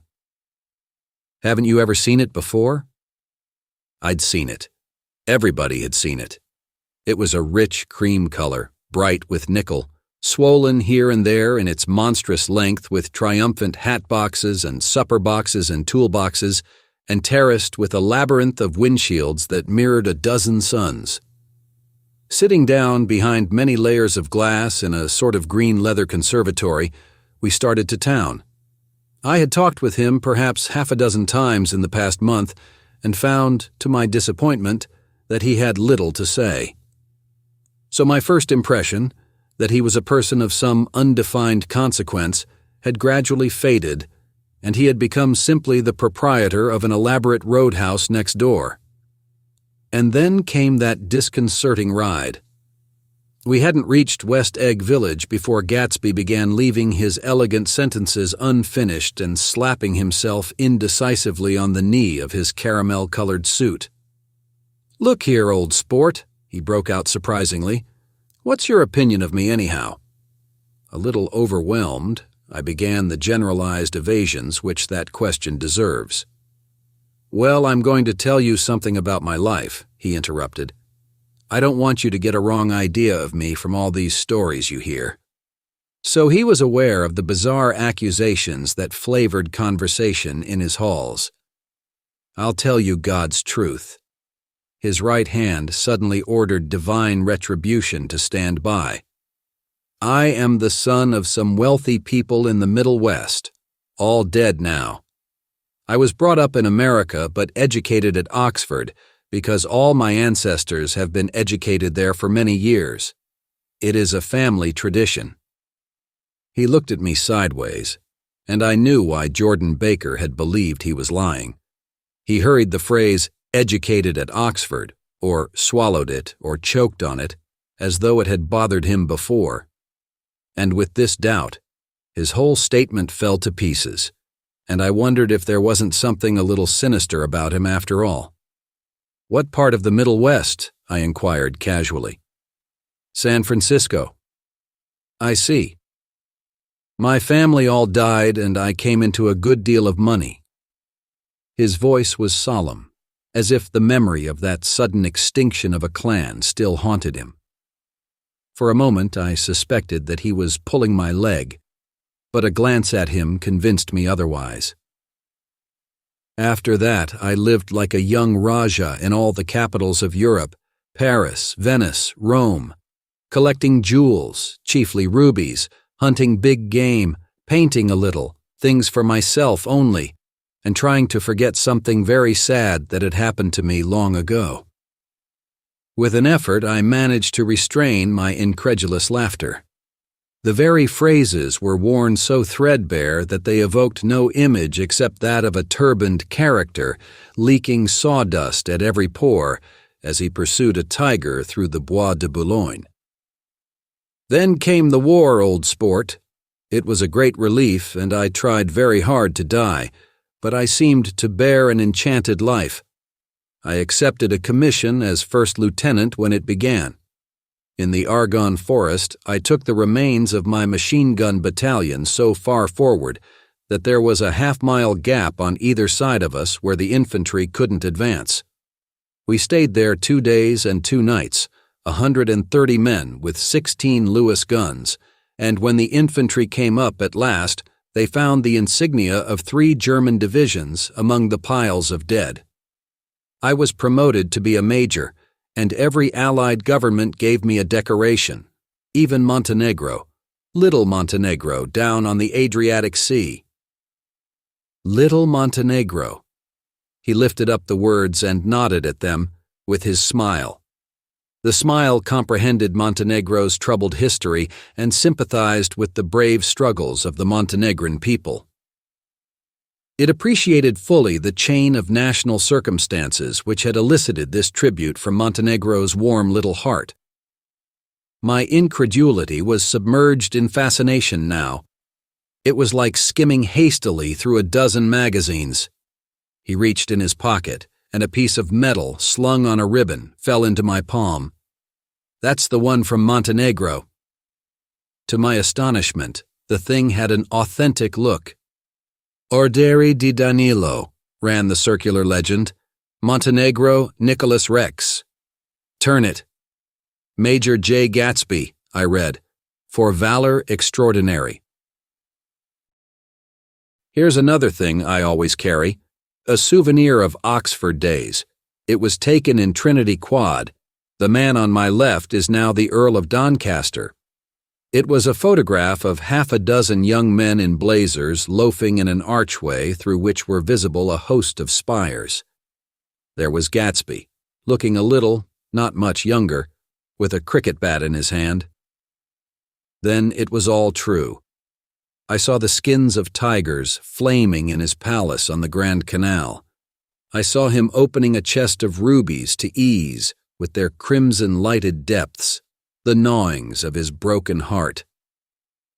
"I'm going to make a big request of you today," he said, pocketing his souvenirs with satisfaction. "So I thought you ought to know something about me. I didn't want you to think I was just some nobody.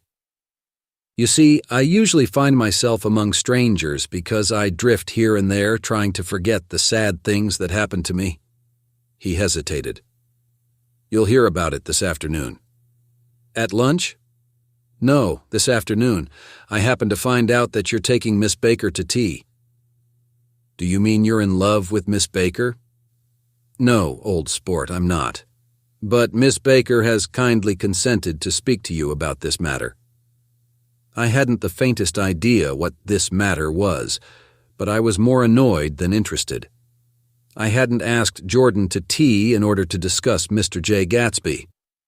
I was sure the request would be something utterly fantastic, and for a moment I was sorry I'd ever set foot upon his overpopulated lawn. He wouldn't say another word. His correctness grew on him as we neared the city. We passed Port Roosevelt, where there was a glimpse of red-belted ocean-going ships, and sped along a cobbled slum lined with the dark, undeserted saloons of the faded-gilt 1900s. Then the Valley of Ashes opened out on both sides of us, and I had a glimpse of Mrs. Wilson straining at the garage pump with panting vitality as we went by. With fenders spread like wings, we scattered light through half Astoria. Only half. For as we twisted among the pillars of the elevated, I heard the familiar jug-jug spat of a motorcycle, and a frantic policeman rode alongside. "All right, old sport," called Gatsby. We slowed down. Taking a white card from his wallet, he waved it before the man's eyes. "Right you are," agreed the policeman, tipping his cap. "Know you next time, Mr. Gatsby. Excuse me." "What was that?" I inquired. The picture of Oxford? I was able to do the commissioner a favor once, and he sends me a Christmas card every year. Over the great bridge, with the sunlight through the girders making a constant flicker upon the moving cars, with the city rising up across the river in white heaps and sugar lumps, all built with a wish out of non-olfactory money. The city scene from the Queensboro Bridge is always the city scene for the first time, in its first wild promise of all the mystery and the beauty in the world. A dead man passed us in a hearse heaped with blooms, followed by 2 carriages with drawn blinds, and by more cheerful carriages for friends. The friends looked out at us with the tragic eyes and short upper lips of southeastern Europe, and I was glad that the sight of Gatsby's splendid car was included in their somber holiday. As we crossed Blackwell's Island, a limousine passed us, driven by a white chauffeur, in which sat 3 modish blacks, 2 bucks, and a girl. I laughed aloud as the yolks of their eyeballs rolled toward us in haughty rivalry. Anything can happen now that we've slid over this bridge, I thought. Anything at all. Even Gatsby could happen, without any particular wonder. Roaring noon. In a well-fanned 42nd Street cellar, I met Gatsby for lunch. Blinking away the brightness of the street outside, my eyes picked him out obscurely in the anteroom, talking to another man. "Mr. Carraway, this is my friend Mr. Wolfsheim." A small, flat-nosed Jew raised his large head and regarded me with 2 fine growths of hair which luxuriated in either nostril. After a moment, I discovered his tiny eyes in the half-darkness. "So I took one look at him," said Mr. Wolfsheim, shaking my hand earnestly. "And what do you think I did?" "What?" I inquired politely. But evidently he was not addressing me, for he dropped my hand and covered Gatsby with his expressive nose. I handed the money to Catspaw, and I said, "All right, Catspaw, don't pay him a penny till he shuts his mouth." He shut it then and there. Gatsby took an arm of each of us and moved forward into the restaurant, whereupon Mr. Wolfsheim swallowed a new sentence he was starting and lapsed into a somnambulatory abstraction. "Highballs?" asked the head waiter. "This is a nice restaurant here," said Mr. Wolfsheim, looking at the Presbyterian nymphs on the ceiling. "But I like across the street better." "Yes, highballs," agreed Gatsby, and then to Mr. Wolfsheim, "It's too hot over there." "Hot and small, yes," said Mr. Wolfsheim, "but full of memories." "What place is that?" I asked. "The old Metropole." "The old Metropole," brooded Mr. Wolfsheim gloomily. "Filled with faces dead and gone, filled with friends gone now forever. I can't forget so long as I live the night they shot Rosie Rosenthal there. It was 6 of us at the table, and Rosie had eat and drunk a lot all evening. When it was almost morning, the waiter came up to him with a funny look and says somebody wants to speak to him outside. "All right," says Rosie, and begins to get up, and I pulled him down in his chair.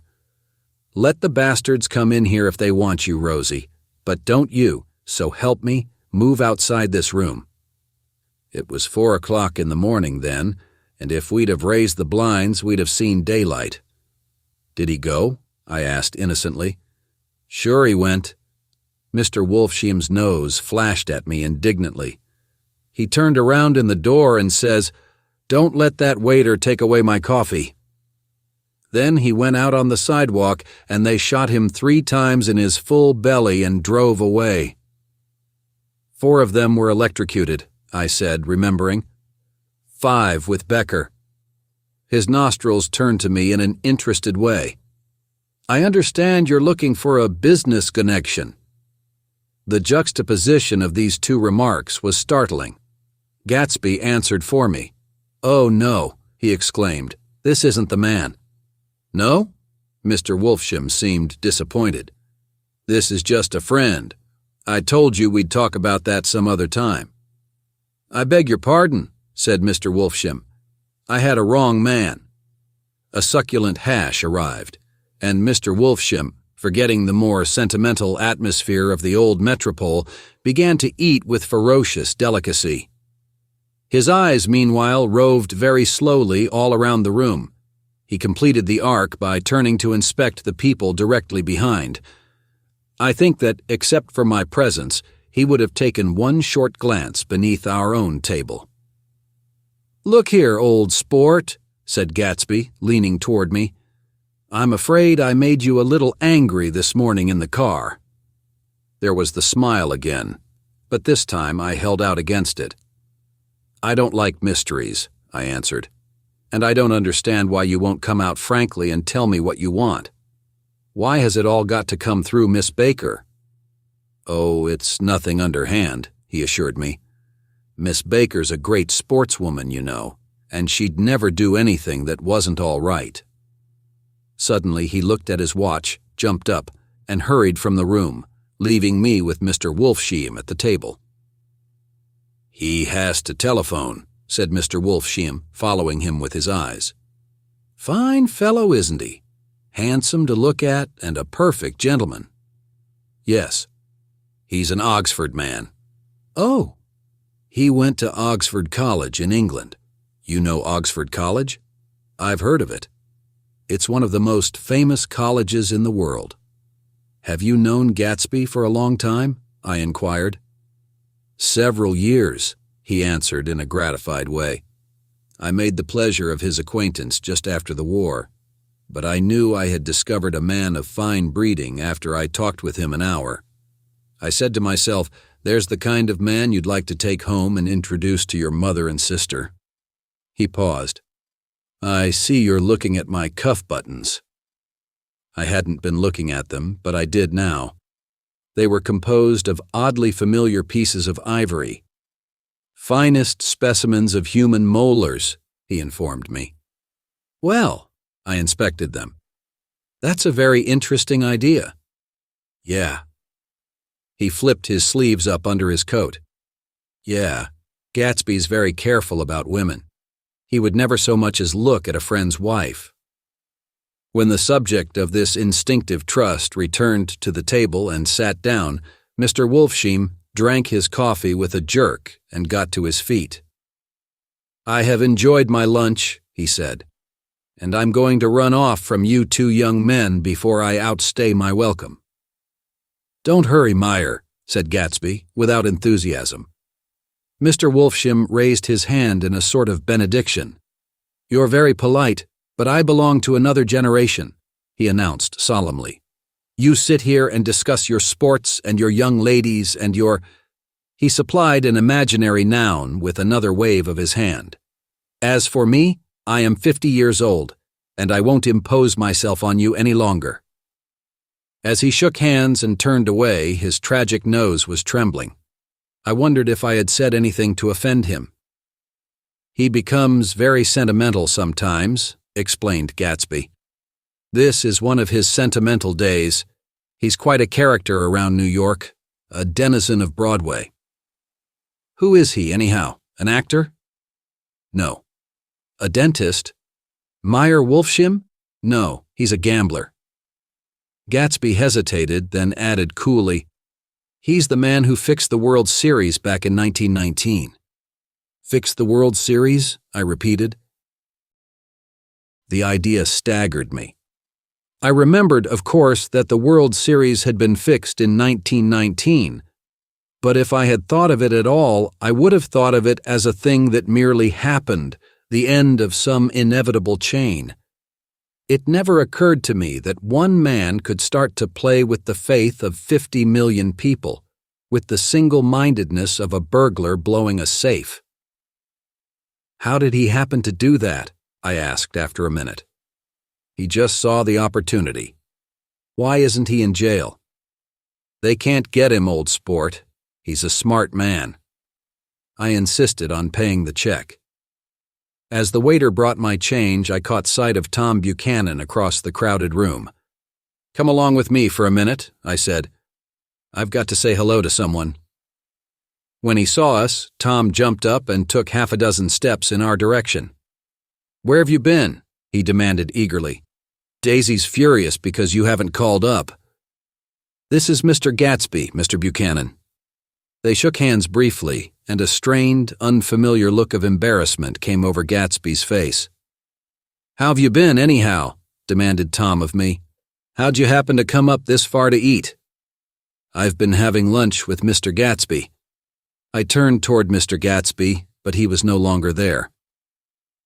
"One October day in 1917, said Jordan Baker that afternoon, sitting up very straight on a straight chair in the tea garden at the Plaza Hotel. I was walking along from one place to another, half on the sidewalks and half on the lawns. I was happier on the lawns because I had on shoes from England with rubber knobs on the soles that bit into the soft ground. I had on a new plaid skirt also that blew a little in the wind, and whenever this happened, the red, white, and blue banners in front of all the houses stretched out stiff and said, "Tut, tut, tut, tut," in a disapproving way. The largest of the banners and the largest of the lawns belonged to Daisy Faye's house. She was just 18, 2 years older than me, and by far the most popular of all the young girls in Louisville. She dressed in white and had a little white roadster, and all day long the telephone rang in her house, and excited young officers from Camp Taylor demanded the privilege of monopolizing her that night. Anyways, for an hour. When I came opposite her house that morning, her white roadster was beside the curb, and she was sitting in it with a lieutenant I had never seen before. They were so engrossed in each other that she didn't see me until I was 5 feet away. "Hello, Jordan," she called unexpectedly. "Please come here." I was flattered that she wanted to speak to me. Because of all the older girls, I admired her most. She asked me if I was going to the Red Cross to make bandages. I was. Well then, would I tell them that she couldn't come that day? The officer looked at Daisy while she was speaking, in a way that every young girl wants to be looked at sometime, and because it seemed romantic to me, I have remembered the incident ever since. His name was J. Gatsby, and I didn't lay eyes on him again for over 4 years. Even after I'd met him on Long Island, I didn't realize it was the same man. That was 1917. By the next year, I had a few beaux myself, and I began to play in tournaments, so I didn't see Daisy very often. She went with a slightly older crowd, when she went with anyone at all. Wild rumors were circulating about her, how her mother had found her packing her bag one winter night to go to New York and say goodbye to a soldier who was going overseas. She was effectually prevented, but she wasn't on speaking terms with her family for several weeks. After that, she didn't play around with the soldiers anymore, but only with a few flat-footed, short-sighted young men in town who couldn't get into the army at all. By the next autumn, she was gay again, gay as ever.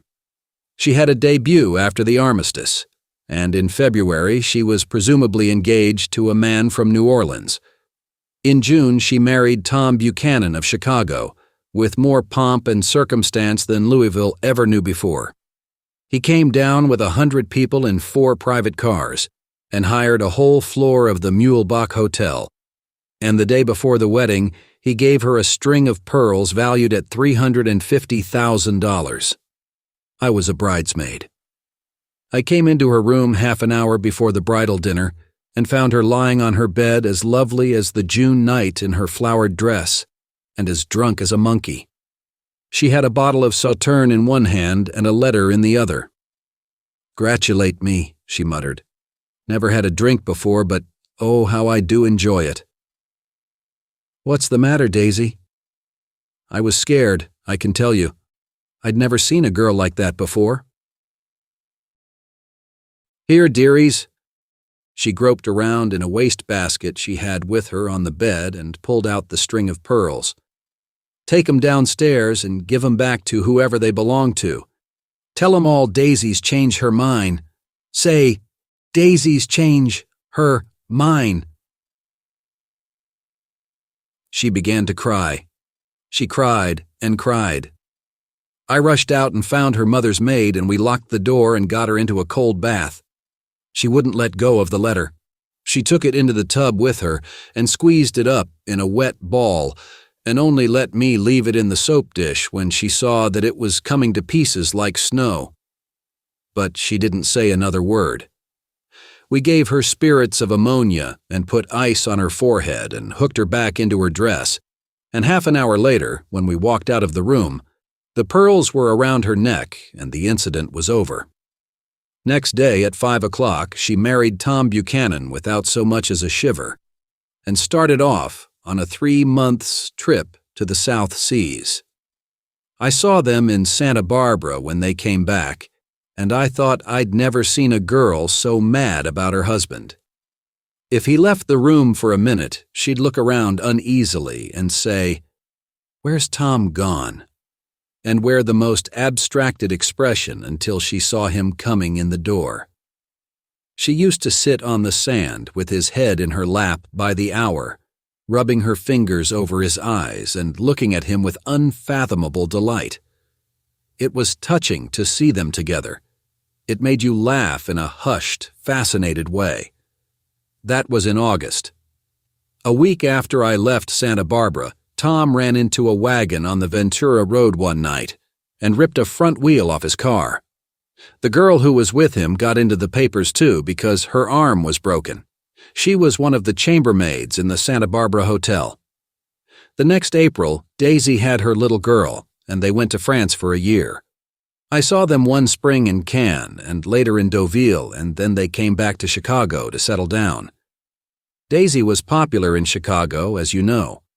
They moved with a fast crowd, all of them young and rich and wild, but she came out with an absolutely perfect reputation.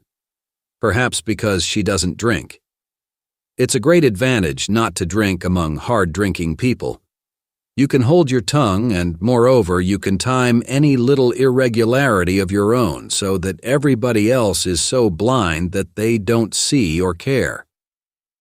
Perhaps Daisy never went in for amour at all, and yet there's something in that voice of hers. Well, about 6 weeks ago, she heard the name Gatsby for the first time in years. It was when I asked you, do you remember? If you knew Gatsby in West Egg. After you had gone home, she came into my room and woke me up and said, "What Gatsby?" And when I described him, I was half asleep. She said in the strangest voice that it must be the man she used to know. It wasn't until then that I connected this Gatsby with the officer in her white car. When Jordan Baker had finished telling all this, we had left the plaza for half an hour and were driving in a Victoria through Central Park. The sun had gone down behind the tall apartments of the movie stars in the West 50s, and the clear voices of children, already gathered like crickets on the grass, rose through the hot twilight. "I'm the Sheik of Araby. Your love belongs to me. At night, when you're asleep, into your tent I'll creep." It was a strange coincidence, I said. But it wasn't a coincidence at all. Why not? Gatsby bought that house so that Daisy would be just across the bay. Then it had not been merely the stars to which he had aspired on that June night. He came alive to me, delivered suddenly from the womb of his purposeless splendor. "He wants to know," continued Jordan, "if you'll invite Daisy to your house some afternoon and then let him come over." The modesty of the demand shook me. He had waited 5 years and bought a mansion where he dispensed starlight to casual moths so that he could come over some afternoon to a stranger's garden. Did I have to know all this before he could ask such a little thing? "He's afraid. He's waited so long. He thought you might be offended. You see, he's regular tough underneath it all." Something worried me. Why didn't he ask you to arrange a meeting? "He wants her to see his house," she explained. "And your house is right next door." "Oh." "I think he half expected her to wander into one of his parties some night," went on Jordan, "but she never did. Then he began asking people casually if they knew her, and I was the first one he found. It was that night he sent for me at his dance, and you should have heard the elaborate way he worked up to it. Of course, I immediately suggested a luncheon in New York, and I thought he'd go mad. "I don't want to do anything out of the way," he kept saying. "I want to see her right next door." When I said you were a particular friend of Tom's, he started to abandon the whole idea. He doesn't know very much about Tom, though he says he's read a Chicago paper for years just on the chance of catching a glimpse of Daisy's name. It was dark now, and as we dipped under a little bridge, I put my arm around Jordan's golden shoulder and drew her toward me and asked her to dinner. Suddenly, I wasn't thinking of Daisy and Gatsby anymore, but of this clean, hard, limited person who dealt in universal skepticism and who leaned back jauntily just within the circle of my arm. A phrase began to beat in my ears with a sort of heady excitement. There are only the pursued, the pursuing, the busy, and the tired. And Daisy ought to have something in her life, murmured Jordan to me. Does she want to see Gatsby? She's not to know about it. Gatsby doesn't want her to know. You're just supposed to invite her to tea. We passed a barrier of dark trees, and then the facade of 59th Street, a block of delicate pale light, beamed down into the park. Unlike Gatsby and Tom Buchanan, I had no girl whose disembodied face floated along the dark cornices and blinding signs, and so I drew up the girl beside me, tightening my arms. Her wan, scornful mouth smiled, and so I drew her up again closer, this time to my face. Chapter 5. When I came home to West Egg that night, I was afraid for a moment that my house was on fire. 2 o'clock, and the whole corner of the peninsula was blazing with light, which fell unreal on the shrubbery and made thin, elongating glints upon the roadside wires. Turning a corner, I saw that it was Gatsby's house, lit from tower to cellar. At first I thought it was another party, a wild rout that had resolved itself into hide-and-go-seek or sardines in the box with all the house thrown open to the game. But there wasn't a sound. Only wind in the trees, which blew the wires and made the lights go off and on again as if the house had winked into the darkness. As my taxi groaned away, I saw Gatsby walking toward me across his lawn. "Your place looks like the World's Fair," I said. "Does it?"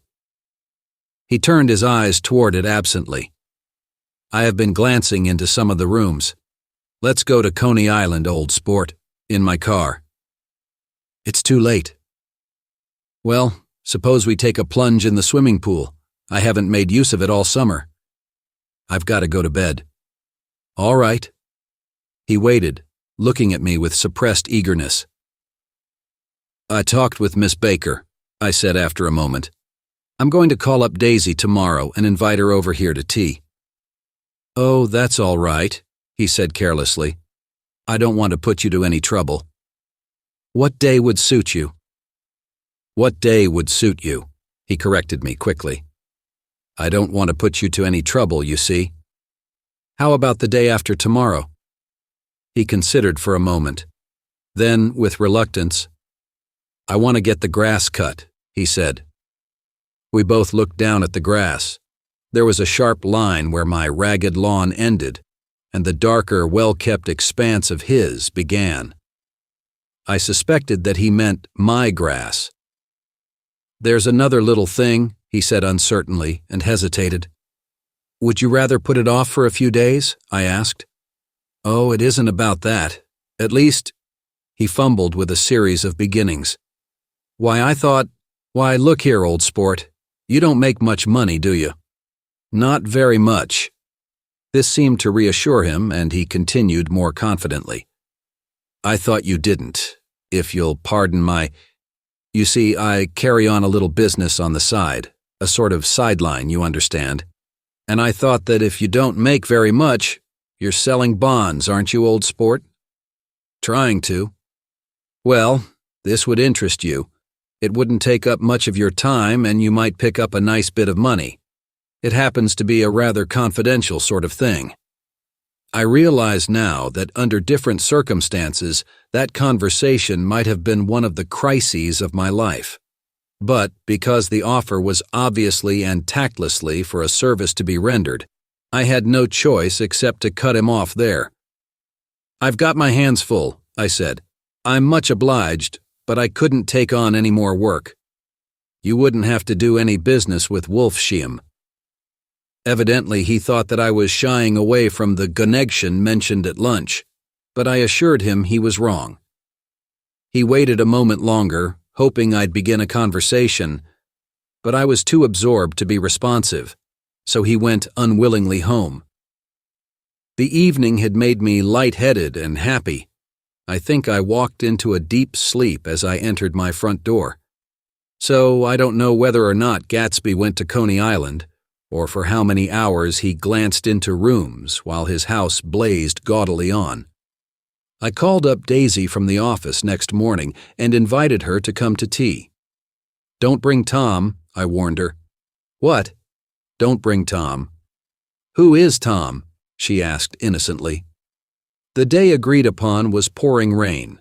At 11 o'clock, a man in a raincoat, dragging a lawnmower, tapped at my front door and said that Mr. Gatsby had sent him over to cut my grass. This reminded me that I had forgotten to tell my Finn to come back, so I drove into West Egg Village to search for her among soggy, whitewashed alleys and to buy some cups and lemons and flowers. The flowers were unnecessary, for at 2 o'clock a greenhouse arrived from Gatsby's, with innumerable receptacles to contain it.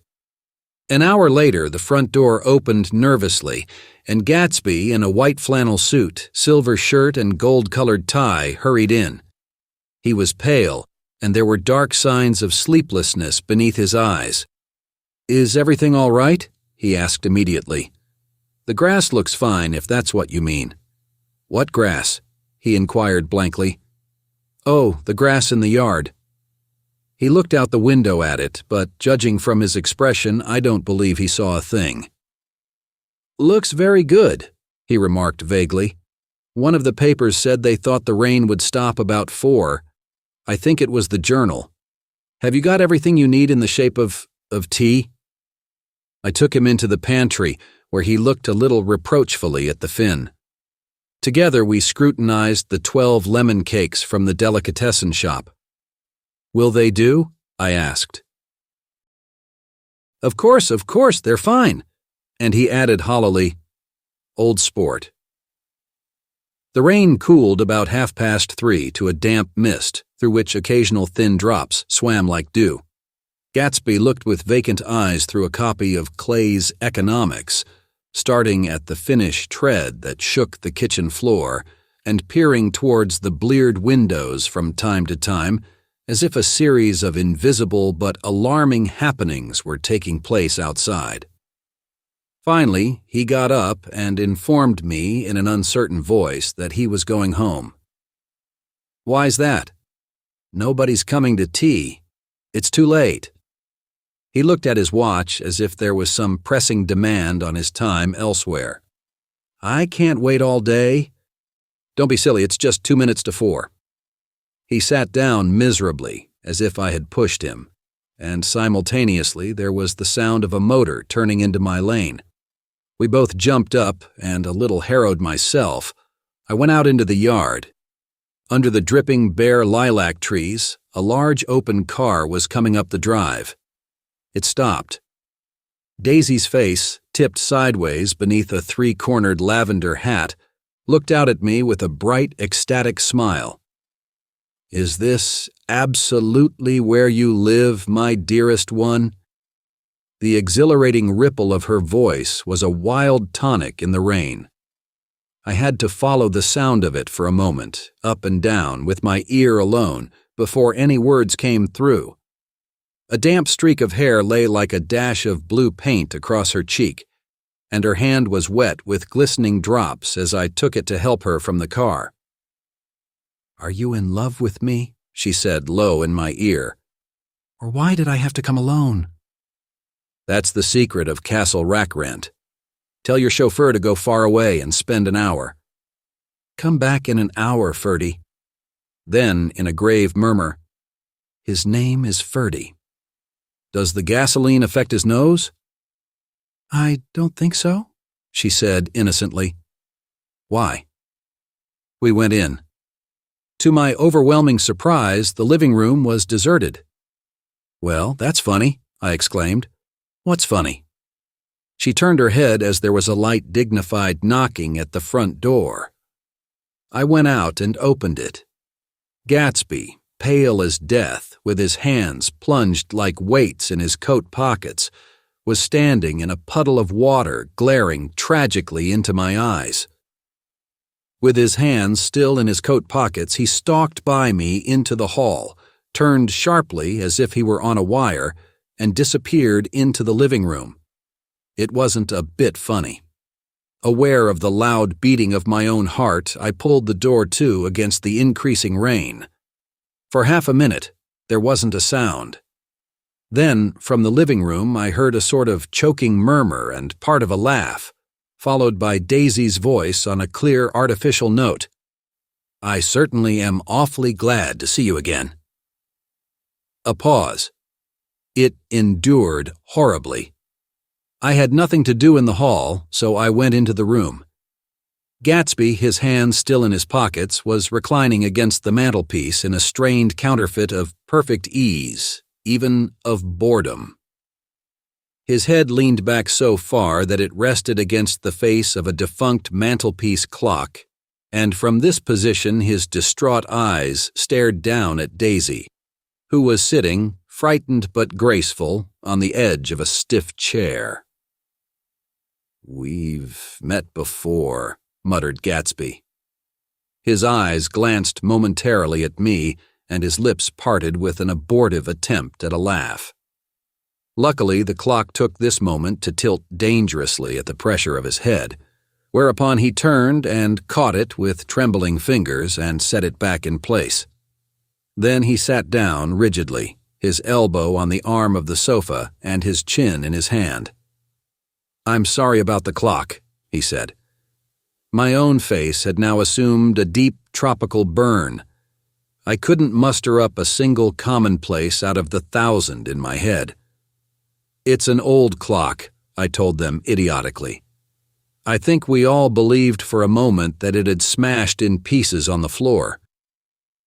"We haven't met for many years," said Daisy, her voice as matter-of-fact as it could ever be. 5 years next November." The automatic quality of Gatsby's answer set us all back at least another minute. I had them both on their feet, with the desperate suggestion that they help me make tea in the kitchen when the demoniac Finn brought it in on a tray. Amid the welcome confusion of cups and cakes, a certain physical decency established itself.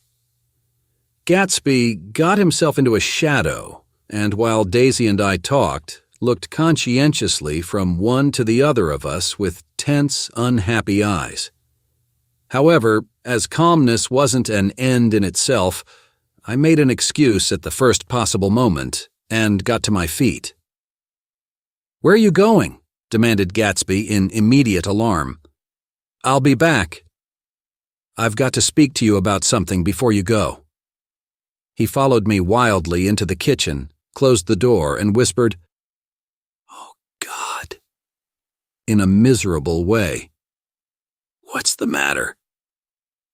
"This is a terrible mistake," he said, shaking his head from side to side. "A terrible, terrible mistake." "You're just embarrassed, that's all." And luckily, I added, "Daisy's embarrassed too." "She's embarrassed," he repeated incredulously. "Just as much as you are." "Don't talk so loud." "You're acting like a little boy," I broke out impatiently. "Not only that, but you're rude. Daisy's sitting in there all alone." He raised his hand to stop my words, looked at me with unforgettable reproach, and, opening the door cautiously, went back into the other room. I walked out the back way, just as Gatsby had when he had made his nervous circuit of the house half an hour before, and ran for a huge black knotted tree whose massed leaves made a fabric against the rain. Once more it was pouring, and my irregular lawn, well shaved by Gatsby's gardener, abounded in small muddy swamps and prehistoric marshes. There was nothing to look at from under the tree except Gatsby's enormous house, so I stared at it, like Kant at his church steeple, for half an hour. A brewer had built it early in the period craze, a decade before, and there was a story that he'd agreed to pay 5 years' taxes on all the neighboring cottages if the owners would have their roofs thatched with straw. Perhaps their refusal took the heart out of his plan to found a family. He went into an immediate decline. His children sold his house with the black wreath still on the door. Americans, while willing, even eager, to be serfs, have always been obstinate about being peasantry. After half an hour, the sun shone again, and the grocer's automobile rounded Gatsby's drive with the raw material for his servants' dinner. I felt sure he wouldn't eat a spoonful. A maid began opening the upper windows of his house, appeared momentarily in each, and leaning from the large central bay, spat meditatively into the garden. It was time I went back. While the rain continued, it had seemed like the murmur of their voices, rising and swelling a little now and then with gusts of emotion. But in the new silence, I felt that silence had fallen within the house, too. I went in, after making every possible noise in the kitchen short of pushing over the stove, but I don't believe they heard a sound. They were sitting at either end of the couch, looking at each other as if some question had been asked, or was in the air, and every vestige of embarrassment was gone. Daisy's face was smeared with tears, and when I came in she jumped up and began wiping at it with her handkerchief before a mirror. But there was a change in Gatsby that was simply confounding. He literally glowed. Without a word or a gesture of exaltation, a new well-being radiated from him and filled the little room.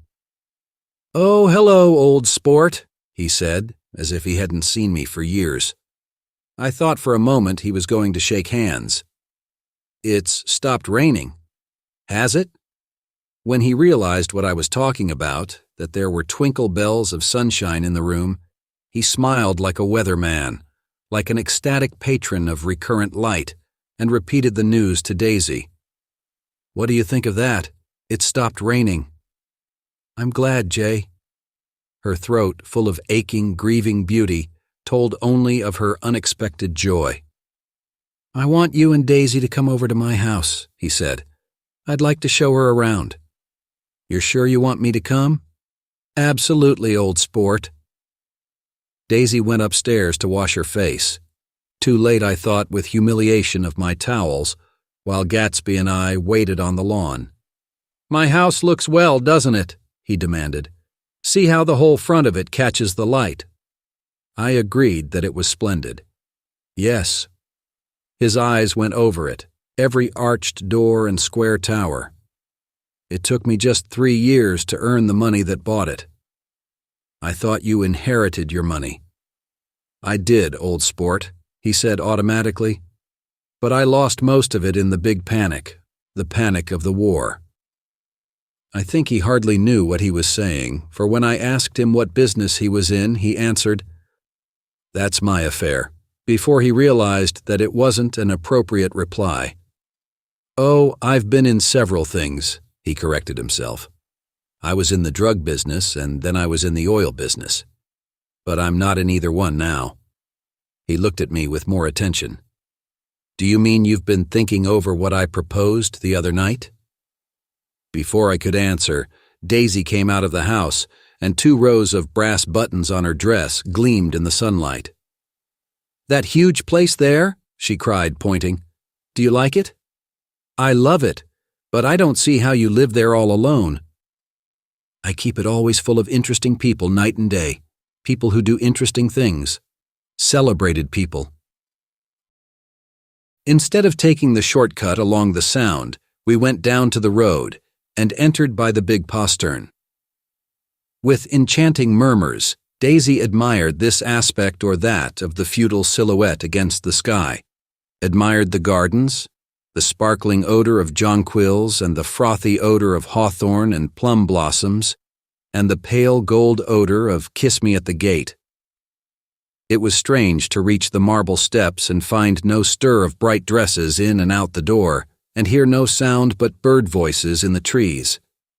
And inside, as we wandered through Marie Antoinette music rooms and restoration salons, I felt that there were guests concealed behind every couch and table, under orders to be breathlessly silent until we had passed through. As Gatsby closed the door of the Merton College Library, I could have sworn I heard the owl-eyed man break into ghostly laughter. We went upstairs, through period bedrooms swathed in rose and lavender silk and vivid with new flowers, through dressing rooms and pool rooms, and bathrooms with sunken baths, intruding into one chamber where a disheveled man in pajamas was doing liver exercises on the floor. It was Mr. Klipspringer, the boarder. I had seen him wandering hungrily about the beach that morning. Finally, we came to Gatsby's own apartment, a bedroom and a bath, and an Adams study, where we sat down and drank a glass of some chartreuse he took from a cupboard in the wall. He hadn't once ceased looking at Daisy, and I think he revalued everything in his house according to the measure of response it drew from her well-loved eyes. Sometimes, too, he stared around at his possessions in a dazed way, as though in her actual and astounding presence, none of it was any longer real. Once he nearly toppled down a flight of stairs. His bedroom was the simplest room of all, except where the dresser was garnished with a toilet set of pure, dull gold. Daisy took the brush with delight and smoothed her hair, whereupon Gatsby sat down and shaded his eyes and began to laugh. "It's the funniest thing, old sport," he said hilariously. "I can't. When I try to—" He had passed visibly through 2 states and was entering upon a third. After his embarrassment and his unreasoning joy, he was consumed with wonder at her presence. He had been full of the idea so long, dreamed it right through to the end, waited with his teeth set, so to speak, at an inconceivable pitch of intensity. Now, in the reaction, he was running down like an overwound clock. Recovering himself in a minute, he opened for us 2 hulking patent cabinets which held his massed suits and dressing gowns and ties, and his shirts, piled like bricks in stacks a dozen high. "I've got a man in England who buys me clothes. He sends over a selection of things at the beginning of each season, spring and fall." He took out a pile of shirts and began throwing them one by one before us. Shirts of sheer linen and thick silk and fine flannel, which lost their folds as they fell and covered the table in many-colored disarray. While we admired, he brought more, and the soft, rich heap mounted higher, shirts with stripes and scrolls and plaids in coral and apple green and lavender and faint orange with monograms of Indian blue. Suddenly, with a strained sound, Daisy bent her head into the shirts and began to cry stormily. "They're such beautiful shirts," she sobbed, her voice muffled in the thick folds. "It makes me sad because I've never seen such beautiful shirts before." After the house, we were to see the grounds and the swimming pool and the hydroplane and the midsummer flowers. But outside Gatsby's window it began to rain again, so we stood in a row looking at the corrugated surface of the Sound. "If it wasn't for the mist, we could see your home across the bay," said Gatsby. "You always have a green light that burns all night at the end of your dock." Daisy put her arm through his abruptly, but he seemed absorbed in what he had just said. Possibly it had occurred to him that the colossal significance of that light had now vanished forever. Compared to the great distance that had separated him from Daisy, it had seemed very near to her, almost touching her. It had seemed as close as a star to the moon. Now it was again a green light on a dock. His count of enchanted objects had diminished by 1. I began to walk about the room, examining various indefinite objects in the half-darkness. A large photograph of an elderly man in yachting costume attracted me, hung on the wall over his desk. "Who's this?" "That? That's Mr. Dan Cody, old sport." The name sounded faintly familiar. "He's dead now. He used to be my best friend years ago." There was a small picture of Gatsby, also in yachting costume, on the bureau, Gatsby with his head thrown back defiantly, taken apparently when he was about 18. "I adore it," exclaimed Daisy. "The pompadour! You never told me you had a pompadour, or a yacht." "Look at this," said Gatsby quickly. "Here's a lot of clippings, about you." They stood side by side examining it. I was going to ask to see the rubies when the phone rang, and Gatsby took up the receiver. "Yes. Well, I can't talk now. I can't talk now, old sport. I said a small town. He must know what a small town is.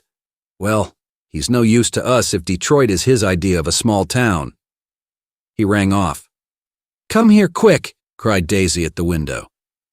The rain was still falling, but the darkness had parted in the west, and there was a pink and golden billow of foamy clouds above the sea. "Look at that," she whispered, and then after a moment, "I'd like to just get one of those pink clouds and put you in it and push you around." I tried to go then, but they wouldn't hear of it. Perhaps my presence made them feel more satisfactorily alone. "I know what we'll do," said Gatsby. "We'll have Klipspringer play the piano." He went out of the room calling, "Ewing," and returned in a few minutes accompanied by an embarrassed, slightly worn young man with shell-rimmed glasses and scanty blonde hair. He was now decently clothed in a sport shirt, open at the neck, sneakers, and duck trousers of a nebulous hue. "Did we interrupt your exercise?" inquired Daisy politely. "I was asleep," cried Mr. Klipspringer in a spasm of embarrassment. "That is, I'd been asleep. Then I got up." "Klipspringer plays the piano," said Gatsby, cutting him off. "Don't you, Ewing, old sport?" "I don't play well. I don't hardly play at all. I'm all out of "We'll go downstairs," interrupted Gatsby. He flipped a switch.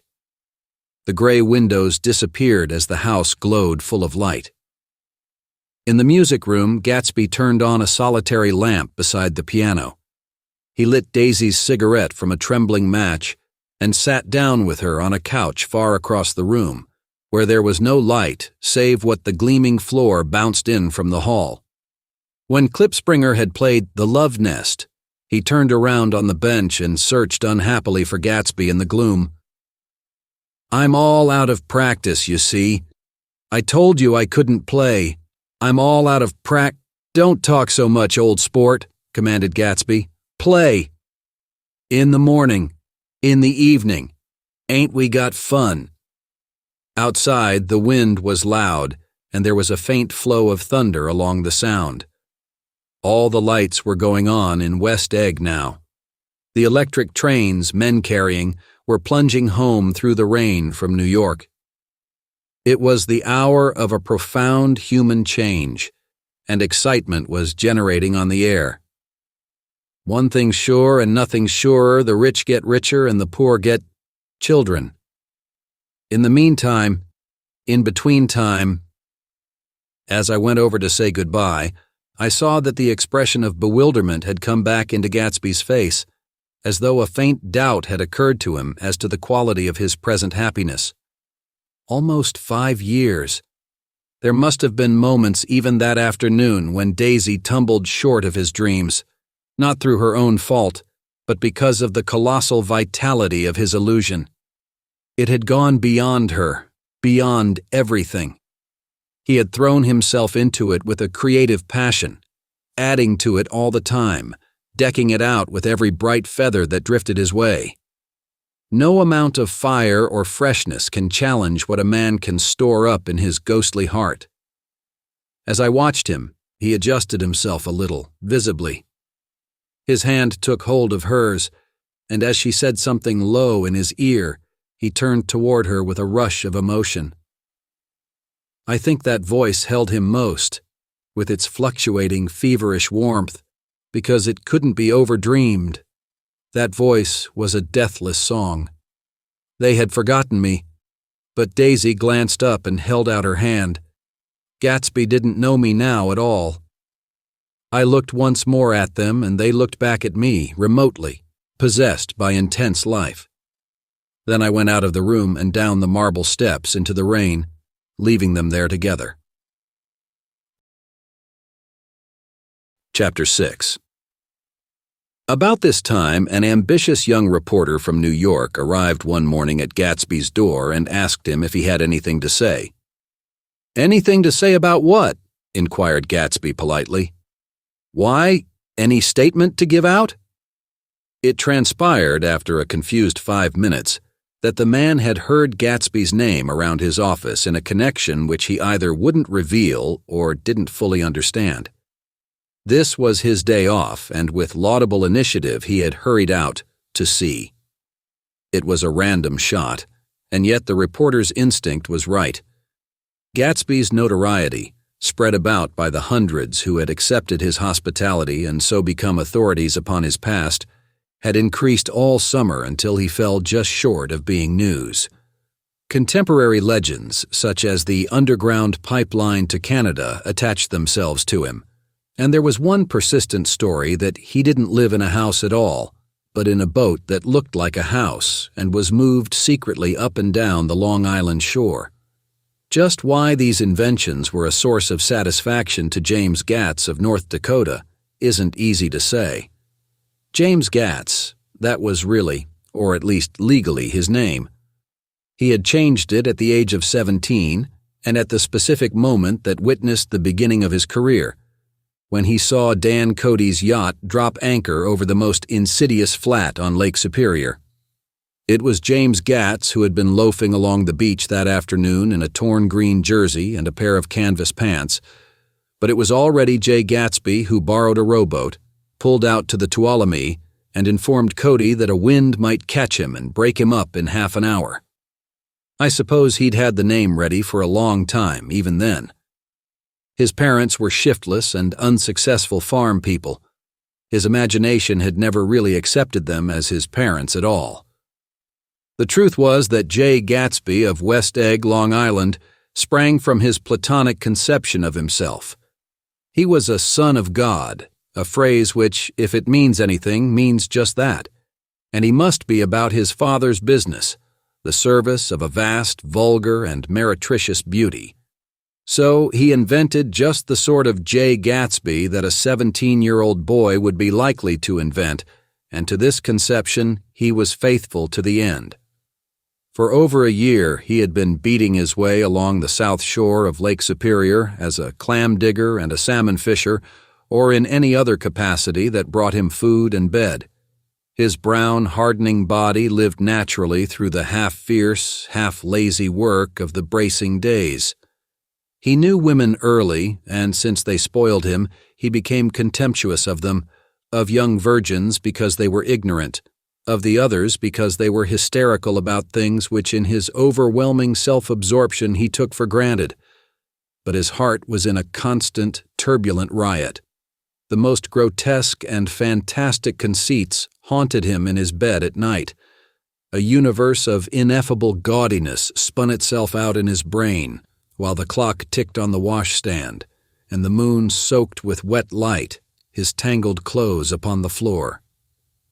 Each night he added to the pattern of his fancies until drowsiness closed down upon some vivid scene with an oblivious embrace. For a while these reveries provided an outlet for his imagination. They were a satisfactory hint of the unreality of reality, a promise that the rock of the world was founded securely on a fairy's wing. An instinct toward his future glory had led him, some months before, to the small Lutheran College of St. Olaf's in southern Minnesota. He stayed there 2 weeks, dismayed at its ferocious indifference to the drums of his destiny, to destiny itself, and despising the janitor's work with which he was to pay his way through. Then he drifted back to Lake Superior, and he was still searching for something to do on the day that Dan Cody's yacht dropped anchor in the shallows along shore. Cody was 50 years old then, a product of the Nevada silver fields, of the Yukon, of every rush for metal since '75. The transactions in Montana copper that made him many times a millionaire found him physically robust, but on the verge of soft-mindedness, and, suspecting this, an infinite number of women tried to separate him from his money. The none-too-savory ramifications by which Ella Kay, the newspaper woman, played Madame de Maintenon to his weakness and sent him to sea in a yacht were common property of the turgid journalism in 1902. He had been coasting along all too hospitable shores for 5 years when he turned up as James Gats's destiny in Little Girl Bay. To young Gats, resting on his oars and looking up at the railed deck, that yacht represented all the beauty and glamour in the world. I suppose he smiled at Cody. He had probably discovered that people liked him when he smiled. At any rate, Cody asked him a few questions. One of them elicited the brand new name, and found that he was quick and extravagantly ambitious. A few days later, he took him to Duluth and bought him a blue coat, 6 pairs of white duck trousers, and a yachting cap. And when the Tuolumne left for the West Indies and the Barbary Coast, Gatsby left too. He was employed in a vague personal capacity. While he remained with Cody, he was in turn steward, mate, skipper, secretary, and even jailer, for Dan Cody sober knew what lavish doings Dan Cody drunk might soon be about, and he provided for such contingencies by reposing more and more trust in Gatsby. The arrangement lasted 5 years, during which the boat went 3 times around the continent. It might have lasted indefinitely except for the fact that Ella Kay came on board one night in Boston, and a week later, Dan Cody inhospitably died. I remember the portrait of him up in Gatsby's bedroom, a gray, florid man with a hard, empty face, the pioneer debauchee, who during one phase of American life brought back to the eastern seaboard the savage violence of the frontier brothel and saloon. It was indirectly due to Cody that Gatsby drank so little. Sometimes in the course of gay parties, women used to rub champagne into his hair. For himself, he formed the habit of letting liquor alone. And it was from Cody that he inherited money, a legacy of $25,000. He didn't get it. He never understood the legal device that was used against him. But what remained of the millions went intact to Ella Kay. He was left with his singularly appropriate education. The vague contour of J. Gatsby had filled out to the substantiality of a man. He told me all this very much later, but I've put it down here with the idea of exploding those first wild rumors about his antecedents, which weren't even faintly true. Moreover, he told it to me at a time of confusion, when I had reached the point of believing everything and nothing about him. So I take advantage of this short halt, while Gatsby, so to speak, caught his breath, to clear this set of misconceptions away. It was a halt, too, in my association with his affairs. For several weeks I didn't see him or hear his voice on the phone. Mostly I was in New York, trotting around with Jordan and trying to ingratiate myself with her senile aunt. But finally I went over to his house one Sunday afternoon. I hadn't been there 2 minutes when somebody brought Tom Buchanan in for a drink. I was startled, naturally, but the really surprising thing was that it hadn't happened before. They were a party of 3 on horseback, Tom and a man named Sloan and a pretty woman in a brown riding habit who had been there previously. "I'm delighted to see you," said Gatsby, standing on his porch. "I'm delighted that you dropped in." As though they cared. "Sit right down. Have a cigarette or a cigar." He walked around the room quickly, ringing bells. "I'll have something to drink for you in just a minute." He was profoundly affected by the fact that Tom was there, but he would be uneasy anyhow until he had given them something, realizing in a vague way that that was all they came for. Mr. Sloan wanted nothing. A lemonade? No thanks. A little champagne? Nothing at all, thanks. I'm sorry. Did you have a nice ride? Very good roads around here. I suppose the automobiles... Yeah. Moved by an irresistible impulse, Gatsby turned to Tom, who had accepted the introduction as a stranger. I believe we've met somewhere before, Mr. Buchanan. Oh yes, said Tom, gruffly polite, but obviously not remembering. So we did. I remember very well. About 2 weeks ago. That's right. You were with Nick here. I know your wife, continued Gatsby, almost aggressively. That's so. Tom turned to me. You live near here, Nick? Next door. That's so. Mr. Sloane didn't enter into the conversation, but lounged back haughtily in his chair. The woman said nothing either, until unexpectedly, after 2 highballs, she became cordial. We'll all come over to your next party, Mr. Gatsby, she suggested. What do you say? Certainly. I'd be delighted to have you. Be very nice, said Mr. Sloane without gratitude. Well, think ought to be starting home. Please don't hurry, Gatsby urged them. He had control of himself now, and he wanted to see more of Tom. Why don't you stay for supper? I wouldn't be surprised if some other people dropped in from New York. You come to supper with me, said the lady enthusiastically. Both of you. This included me. Mr. Sloane got to his feet. Come along, he said, but to her only. I mean it, she insisted. I'd love to have you, lots of room. Gatsby looked at me questioningly. He wanted to go, and he didn't see that Mr. Sloane had determined he shouldn't. I'm afraid I won't be able to, I said. Well, you come, she urged, concentrating on Gatsby. Mr. Sloane murmured something close to her ear. We won't be late if we start now, she insisted aloud. I haven't got a horse, said Gatsby. I used to ride in the army, but I've never bought a horse. I'll have to follow you in my car. Excuse me for just a minute. The rest of us walked out on the porch, where Sloane and the lady began an impassioned conversation aside. My God, I believe the man's coming, said Tom. Doesn't he know she doesn't want him? She says she does want him. She has a big dinner party and he won't know a soul there. He frowned. I wonder where in the devil he met Daisy. By God, I may be old-fashioned in my ideas, but women run around too much these days to suit me. They meet all kinds of crazy fish. Suddenly, Mr. Sloane and the lady walked down the steps and mounted their horses. Come on, said Mr. Sloane to Tom. We're late. We've got to go. And then to me, tell him we couldn't wait, will you? Tom and I shook hands. The rest of us exchanged a cool nod, and they trotted quickly down the drive, disappearing under the August foliage, just as Gatsby, with hat and light overcoat in hand, came out the front door. Tom was evidently perturbed at Daisy's running around alone, for on the following Saturday night he came with her to Gatsby's party. Perhaps his presence gave the evening its peculiar quality of oppressiveness. It stands out in my memory from Gatsby's other parties that summer.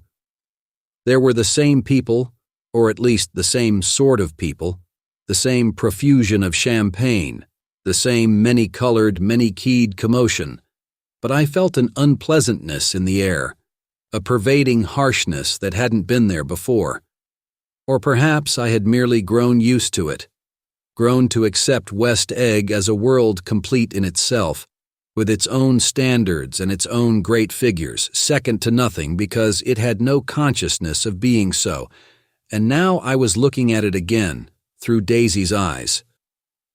It is invariably saddening to look through new eyes at things upon which you have expended your own powers of adjustment.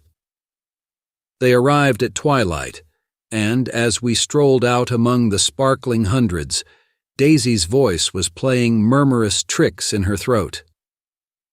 These things excite me so, she whispered. If you want to kiss me any time during the evening, Nick, just let me know and I'll be glad to arrange it for you. Just mention my name, or present a green card. I'm giving out green—" "Look around," suggested Gatsby. "I'm looking around. I'm having a marvelous—" "You must see the faces of many people you've heard about." Tom's arrogant eyes roamed the crowd. "We don't go around very much," he said. "In fact, I was just thinking I don't know a soul here." "Perhaps you know that lady."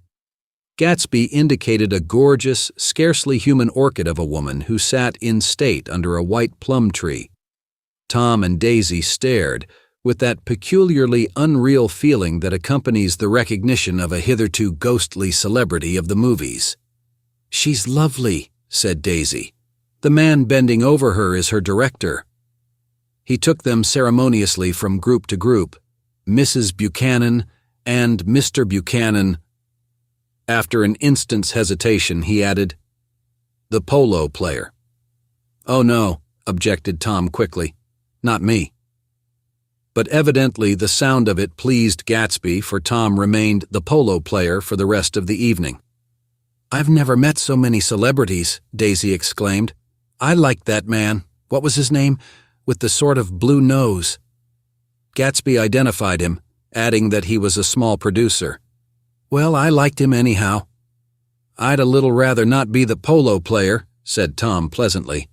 "I'd rather look at all these famous people in oblivion." Daisy and Gatsby danced. I remember being surprised by his graceful conservative foxtrot. I had never seen him dance before. Then they sauntered over to my house and sat on the steps for half an hour, while at her request I remained watchfully in the garden. "In case there's a fire or a flood," she explained, "or any act of God." Tom appeared from his oblivion as we were sitting down to supper together. "Do you mind if I eat with some people over here?" he said. "A fellow's getting off some funny stuff." "Go ahead," answered Daisy genially. "And if you want to take down any addresses, here's my little gold pencil." She looked around after a moment and told me the girl was common but pretty, and I knew that except for the half hour she'd been alone with Gatsby, she wasn't having a good time. We were at a particularly tipsy table. That was my fault. Gatsby had been called to the phone, and I'd enjoyed these same people only 2 weeks before. But what had amused me then turned septic on the air now. "How do you feel, Miss Baedeker?" The girl addressed was trying, unsuccessfully, to slump against my shoulder. At this inquiry, she sat up and opened her eyes. "What?" A massive and lethargic woman, who had been urging Daisy to play golf with her at the local club tomorrow, spoke in Miss Baedeker's defense. "Oh, she's all right now. When she's had 5 or 6 cocktails, she always starts screaming like that. I tell her she ought to leave it alone." "I do leave it alone," affirmed the accused hollowly. "We heard you yelling, so I said to Doc Civet here, 'There's somebody that needs your help, Doc.'" "She's much obliged, I'm sure," said another friend without gratitude. "But you got her dress all wet when you stuck her head in the pool." "Anything I hate is to get my head stuck in a pool," mumbled Miss Baedeker. "They almost drowned me once over in New Jersey." "Then you ought to leave it alone," countered Dr. Civet. "Speak for yourself," cried Miss Baedeker violently. "Your hand shakes. I wouldn't let you operate on me." It was like that. Almost the last thing I remember was standing with Daisy and watching the moving picture director and his star. They were still under the white plum tree, and their faces were touching, except for a pale, thin ray of moonlight between. It occurred to me that he had been very slowly bending toward her all evening to attain this proximity, and even while I watched, I saw him stoop one ultimate degree and kiss at her cheek. "I like her," said Daisy. "I think she's lovely." But the rest offended her, and inarguably because it wasn't a gesture but an emotion. She was appalled by West Egg, this unprecedented place that Broadway had begotten upon a Long Island fishing village, appalled by its raw vigor that chafed under the old euphemisms, and by the too obtrusive fate that herded its inhabitants along a shortcut from nothing to nothing. She saw something awful in the very simplicity she failed to understand. I sat on the front steps with them while they waited for their car. It was dark here in front. Only the bright door sent 10 square feet of light volleying out into the soft black morning. Sometimes a shadow moved against a dressing room blind above, gave way to another shadow, an indefinite procession of shadows, who rouged and powdered in an invisible glass. "Who is this Gatsby, anyhow?" demanded Tom suddenly. "Some big bootlegger?" "Where'd you hear that?" I inquired. "I didn't hear it. I imagined it. A lot of these newly rich people are just big bootleggers, you know."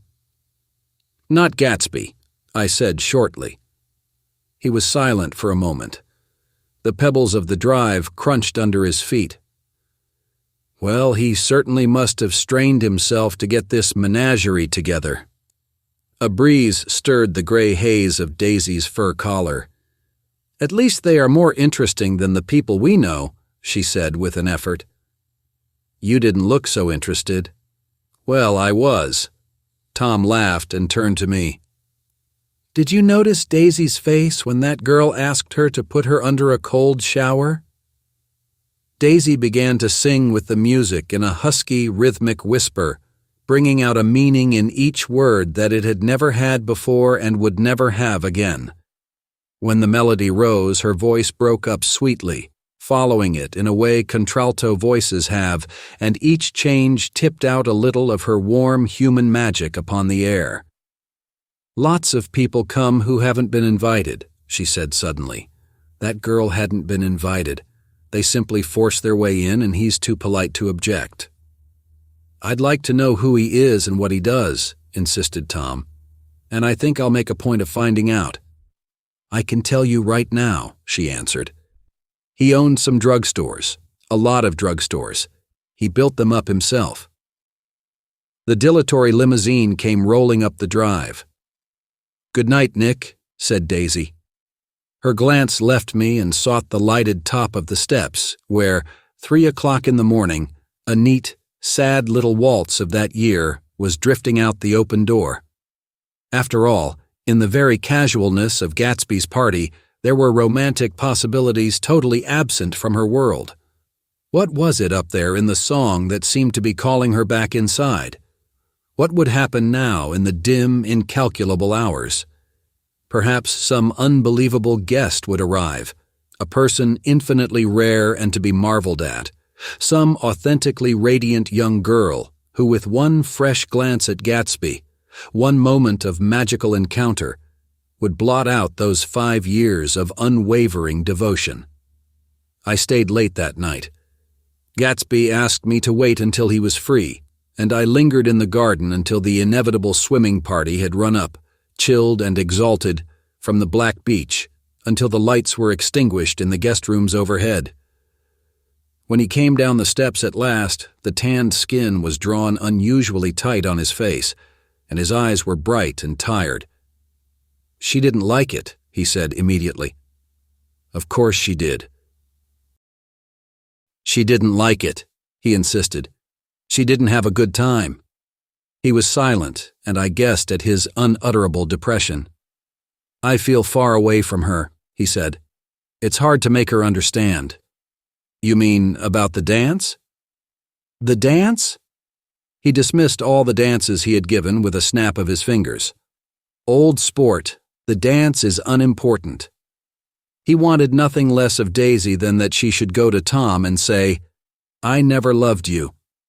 After she had obliterated 4 years with that sentence, they could decide upon the more practical measures to be taken. One of them was that, after she was free, they were to go back to Louisville and be married from her house, just as if it were 5 years ago. "And she doesn't understand," he said. "She used to be able to understand. We'd sit for hours."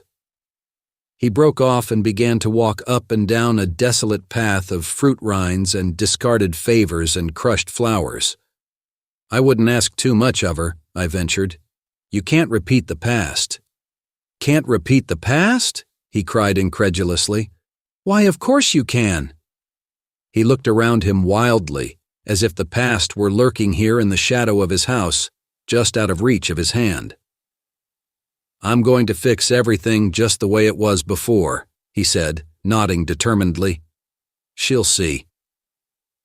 He talked a lot about the past, and I gathered that he wanted to recover something, some idea of himself, perhaps, that had gone into loving Daisy.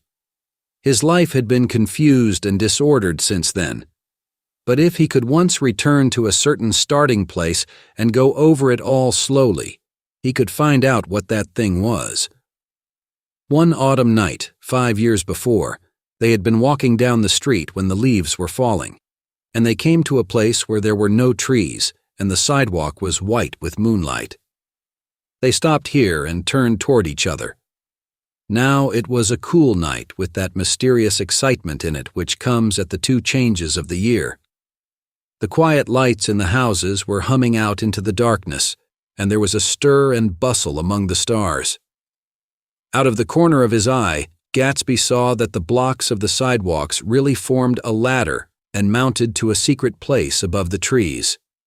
He could climb to it, if he climbed alone, and once there he could suck on the pap of life, gulp down the incomparable milk of wonder. His heart beat faster as Daisy's white face came up to his own.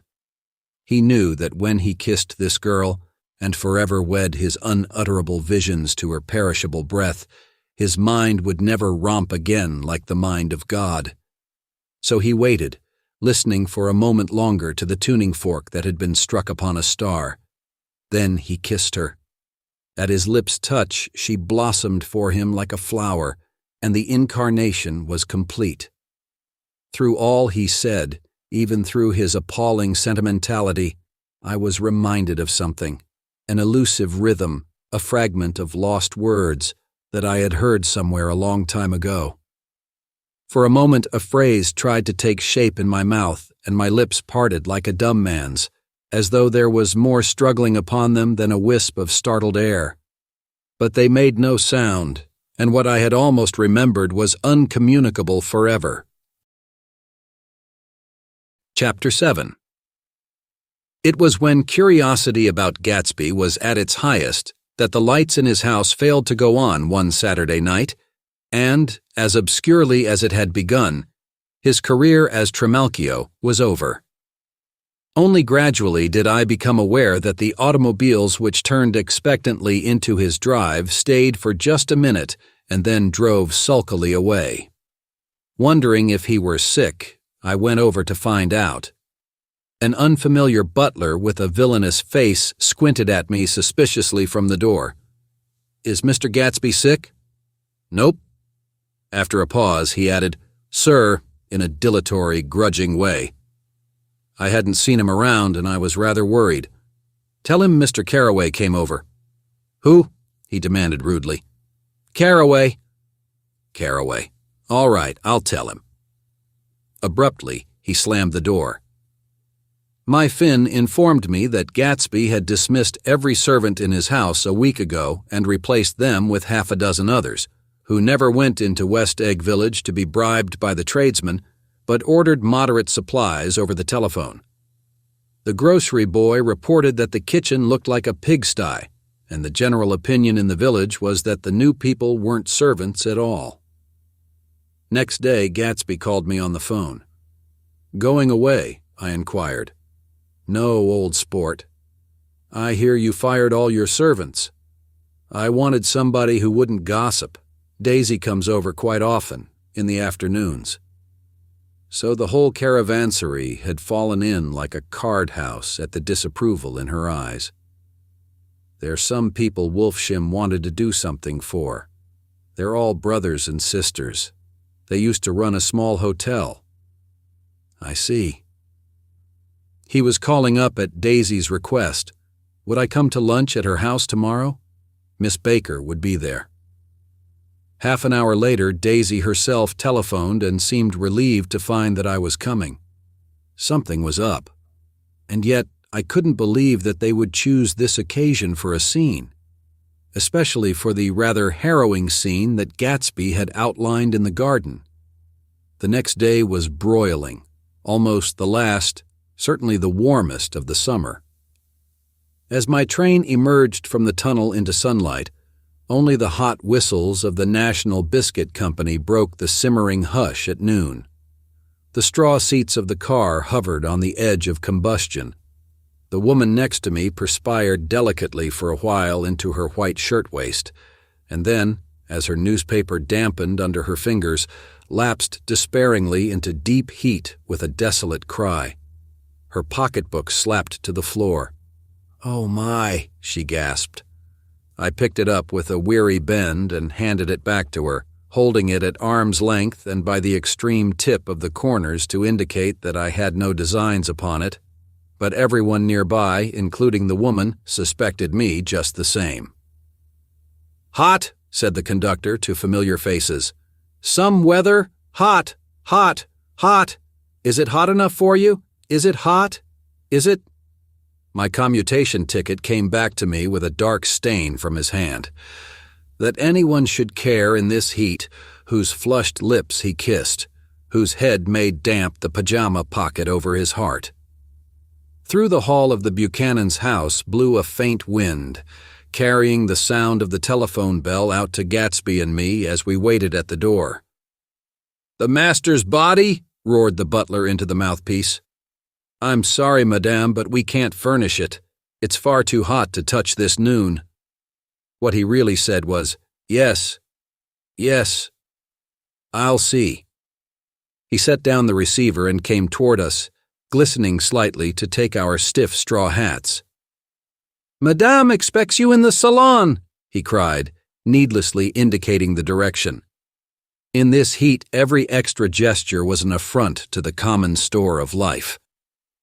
The room, shadowed well with awnings, was dark and cool. Daisy and Jordan lay upon an enormous couch, like silver idols weighing down their own white dresses against the singing breeze of the fans. "We can't move," they said together. Jordan's fingers, powdered white over their tan, rested for a moment in mine. "And Mr. Thomas Buchanan, the athlete?" I inquired. Simultaneously, I heard his voice, gruff, muffled, husky, at the hall telephone. Gatsby stood in the center of the crimson carpet and gazed around with fascinated eyes. Daisy watched him and laughed, her sweet, exciting laugh. A tiny gust of powder rose from her bosom into the air. "The rumor is," whispered Jordan, "that that's Tom's girl on the telephone." We were silent. The voice in the hall rose high with annoyance. "Very well, then. I won't sell you the car at all. I'm under no obligations to you at all, and as for your bothering me about it at lunchtime, I won't stand that at all." "Holding down the receiver," said Daisy cynically. "No, he's not," I assured her. "It's a bona fide deal. I happen to know about it." Tom flung open the door, blocked out its space for a moment with his thick body, and hurried into the room. "Mr. Gatsby?" He put out his broad, flat hand with well-concealed dislike. "I'm glad to see you, sir. Nick." "Make us a cold drink," cried Daisy. As he left the room again, she got up and went over to Gatsby and pulled his face down, kissing him on the mouth. "You know I love you," she murmured. "You forget there's a lady present," said Jordan. Daisy looked around doubtfully. "You kiss Nick, too." "What a low, vulgar girl." "I don't care," cried Daisy, and began to clog on the brick fireplace. Then she remembered the heat and sat down guiltily on the couch just as a freshly laundered nurse leading a little girl came into the room. "Blessed Precious," she crooned, holding out her arms. "Come to your own mother that loves you." The child, relinquished by the nurse, rushed across the room and rooted shyly into her mother's dress. "The Blessed Precious! Did Mother get powder on your old yellowy hair? Stand up now and say, 'How-de-do.'" Gatsby and I, in turn, leaned down and took the small reluctant hand. Afterward, he kept looking at the child with surprise. I don't think he had ever really believed in its existence before. "I got dressed before luncheon," said the child, turning eagerly to Daisy. "That's because your mother wanted to show you off." Her face bent into the single wrinkle of the small white neck. "You dream, you absolute little dream." "Yes," admitted the child calmly. "Aunt Jordan's got on a white dress too." "How do you like Mother's friends?" Daisy turned her around so that she faced Gatsby. "Do you think they're pretty?" "Where's Daddy?" "She doesn't look like her father," explained Daisy. "She looks like me. She's got my hair and shape of the face." Daisy sat back upon the couch. The nurse took a step forward and held out her hand. "Come, Pammy." "Goodbye, sweetheart." With a reluctant backward glance, the well-disciplined child held to her nurse's hand and was pulled out the door, just as Tom came back, preceding 4 gin rickeys that clicked full of ice. Gatsby took up his drink. "They certainly look cool," he said, with visible tension. We drank in long, greedy swallows. "I read somewhere that the sun's getting hotter every year," said Tom genially.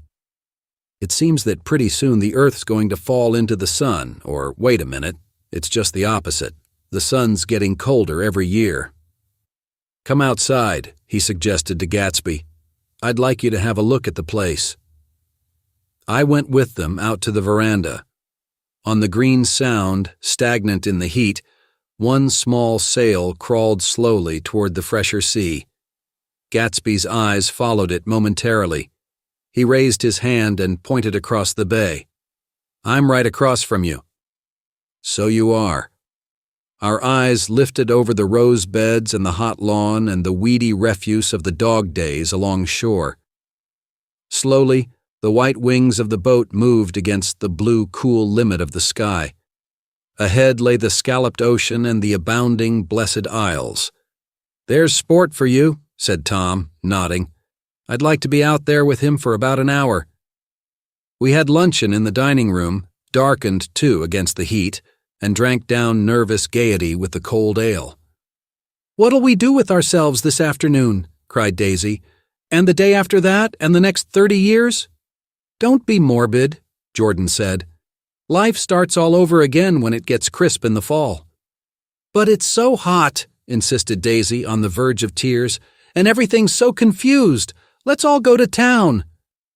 Her voice struggled on through the heat, beating against it, molding its senselessness into forms. "I've heard of making a garage out of a stable," Tom was saying to Gatsby. "But I'm the first man who ever made a stable out of a garage." "Who wants to go to town?" demanded Daisy insistently. Gatsby's eyes floated toward her. "Ah," she cried, "you look so cool." Their eyes met, and they stared together at each other, alone in space. With an effort, she glanced down at the table. "You always look so cool," she repeated. She had told him that she loved him, and Tom Buchanan saw. He was astounded. His mouth opened a little, and he looked at Gatsby, and then back at Daisy, as if he had just recognized her as someone he knew a long time ago. "You resemble the advertisement of the man," she went on innocently. "You know the advertisement of the man." "All right," broke in Tom quickly. "I'm perfectly willing to go to town. Come on, we're all going to town." He got up, his eyes still flashing between Gatsby and his wife. No one moved. "Come on!" His temper cracked a little. "What's the matter anyhow? If we're going to town, let's start." His hand, trembling with his effort at self-control, bore to his lips the last of his glass of ale. Daisy's voice got us to our feet and out onto the blazing gravel drive. "Are we just going to go?" she objected. "Like this? Aren't we going to let anyone smoke a cigarette first?" Everybody smoked all through lunch. "Oh, let's have fun," she begged him. "It's too hot to fuss." He didn't answer. "Have it your own way," she said. "Come on, Jordan." They went upstairs to get ready while we three men stood there shuffling the hot pebbles with our feet.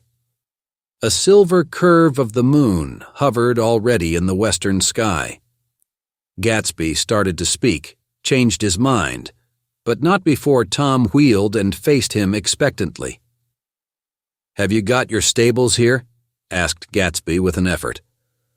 "About a quarter of a mile down the road." "Oh," a pause. "I don't see the idea of going to town," broke out Tom savagely. "Women get these notions in their heads." "Shall we take anything to drink?" called Daisy from an upper window. "I'll get some whiskey," answered Tom. He went inside. Gatsby turned to me rigidly. "I can't say anything in his house, old sport." "She's got an indiscreet voice," I remarked. "It's full of—" I hesitated. "Her voice is full of money," he said suddenly. That was it. I'd never understood before. It was full of money. That was the inexhaustible charm that rose and fell in it, the jingle of it, the symbols' song of it. High in a white palace, the king's daughter, the golden girl. Tom came out of the house wrapping a quart bottle in a towel, followed by Daisy and Jordan wearing small tight hats of metallic cloth and carrying light capes over their arms. "Shall we all go? In my car?" suggested Gatsby. He felt the hot green leather of the seat. "I ought to have left it in the shade." "Is it standard shift?" demanded Tom. "Yes." "Well, you take my coupe and let me drive your car to town." The suggestion was distasteful to Gatsby. "I don't think there's much gas," he objected. "Plenty of gas," said Tom boisterously. He looked at the gauge. "And if it runs out, I can stop at a drugstore. You can buy anything at a drugstore nowadays." A pause followed this apparently pointless remark. Daisy looked at Tom, frowning, and an indefinable expression at once definitely unfamiliar and vaguely recognizable, as if I had only heard it described in words, passed over Gatsby's face. "Come on, Daisy," said Tom, pressing her with his hand toward Gatsby's car. "I'll take you in this circus wagon." He opened the door, but she moved out from the circle of his arm. "You take Nick and Jordan. We'll follow you in the coupe." She walked close to Gatsby, touching his coat with her hand. Jordan and Tom and I got into the front seat of Gatsby's car. Tom pushed the unfamiliar gears tentatively, and we shot off into the oppressive heat, leaving them out of sight behind. "Did you see that?" demanded Tom. "See what?" He looked at me keenly, realizing that Jordan and I must have known all along. "You think I'm pretty dumb, don't you?" he suggested. "Perhaps I am, but I have almost a second sight sometimes that tells me what to do. Maybe you don't believe that, but science—" He paused. The immediate contingency overtook him, pulled him back from the edge of theoretical abyss. "I've made a small investigation of this fellow," he continued. "I could have gone deeper if I'd known—" "Do you mean you've been to a medium?" inquired Jordan humorously. "What?" Confused, he stared at us as we laughed. "A medium? About Gatsby." "About Gatsby? No, I haven't. I said I'd been making a small investigation of his past." "And you found he was an Oxford man," said Jordan helpfully. "An Oxford man?" He was incredulous. "Like hell he is. He wears a pink suit." "Nevertheless, he's an Oxford man." "Oxford, New Mexico," snorted Tom contemptuously, "or something like that." "Listen, Tom, if you're such a snob, why did you invite him to lunch?" demanded Jordan crossly. "Daisy invited him. She knew him before we were married. God knows where." We were all irritable now with the fading ale, and aware of it we drove for a while in silence. Then, as Dr. T.J. Eckelberg's faded eyes came into sight down the road, I remembered Gatsby's caution about gasoline. "We've got enough to get us to town," said Tom. "But there's a garage right here," objected Jordan. "I don't want to get stalled in this baking heat." Tom threw on both brakes impatiently, and we slid to an abrupt, dusty stop under Wilson's sign. After a moment, the proprietor emerged from the interior of his establishment and gazed hollow-eyed at the car. "Let's have some gas," cried Tom roughly. "What do you think we stopped for? To admire the view?" "I'm sick," said Wilson without moving. "Been sick all day."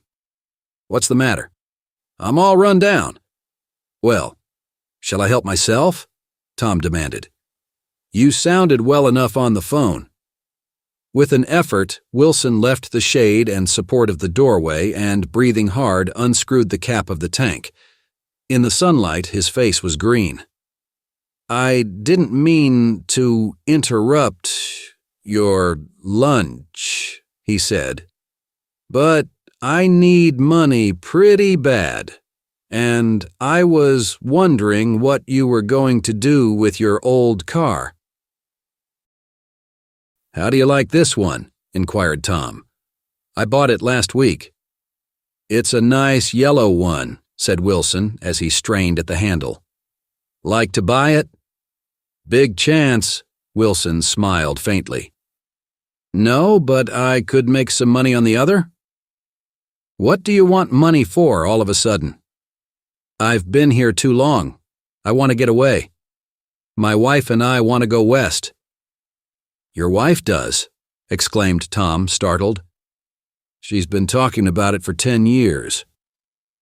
He rested for a moment against the pump, shading his eyes. "And now she's going whether she wants to or not. I'm going to get her away." The coupe flashed by us with a flurry of dust and the flash of a waving hand. "What do I owe you?" demanded Tom, harshly. "I just got wised up to something funny the last 2 days," remarked Wilson. "That's why I want to get away. That's why I've been bothering you about the car." "What do I owe you?" $1.20. The relentless beating heat was beginning to confuse me, and I had a bad moment there before I realized that so far his suspicions hadn't alighted on Tom. He had discovered that Myrtle had some sort of life apart from him in another world, and the shock had made him physically sick. I stared at him and then at Tom, who had made a parallel discovery less than an hour before, and it occurred to me that there was no difference between men in intelligence or race, so profound as the difference between the sick and the well. Wilson was so sick that he looked guilty, unforgivably guilty, as if he had just got some poor girl with child. "I'll let you have that car," said Tom. "I'll send it over tomorrow afternoon." That locality was always vaguely disquieting, even in the broad glare of afternoon, and now I turned my head as though I had been warned of something behind. Over the ash heaps, the giant eyes of Dr. T.J. Eckelberg kept their vigil, but I perceived after a moment that other eyes were regarding us with peculiar intensity from less than 20 feet away. In one of the windows over the garage, the curtains had been moved aside a little, and Myrtle Wilson was peering down at the car. So engrossed was she that she had no consciousness of being observed, and one emotion after another crept into her face like objects into a slowly developing picture. Her expression was curiously familiar. It was an expression I had often seen on women's faces, but on Myrtle Wilson's face it seemed purposeless and inexplicable until I realized that her eyes, wide with jealous terror, were fixed not on Tom, but on Jordan Baker, whom she took to be his wife. There is no confusion like the confusion of a simple mind, and as we drove away, Tom was feeling the hot whips of panic. His wife and his mistress, until an hour ago secure and inviolate, were slipping precipitately from his control. Instinct made him step on the accelerator with the double purpose of overtaking Daisy and leaving Wilson behind, and we sped along toward Astoria at 50 miles an hour until, among the spidery girders of the elevated, we came in sight of the easy-going blue coupe. "Those big movies around 50th Street are cool," suggested Jordan. "I love New York on summer afternoons when everyone's away. There's something very sensuous about it, overripe, as if all sorts of funny fruits were going to fall into your hands." The word sensuous had the effect of further disquieting Tom. But before he could invent a protest, the coupe came to a stop, and Daisy signaled us to draw up alongside. "Where are we going?" she cried. "How about the movies?" "It's so hot," she complained. "You go. We'll ride around and meet you after." With an effort, her wit rose faintly. "We'll meet you on some corner. I'll be the man smoking 2 cigarettes." "We can't argue about it here," Tom said impatiently as a truck gave out a cursing whistle behind us. "You follow me to the south side of Central Park, in front of the plaza." Several times he turned his head and looked back for their car, and if the traffic delayed them, he slowed up until they came into sight. I think he was afraid they would dart down a side street and out of his life forever. But they didn't. And we all took the less explicable step of engaging the parlor of a suite in the Plaza Hotel.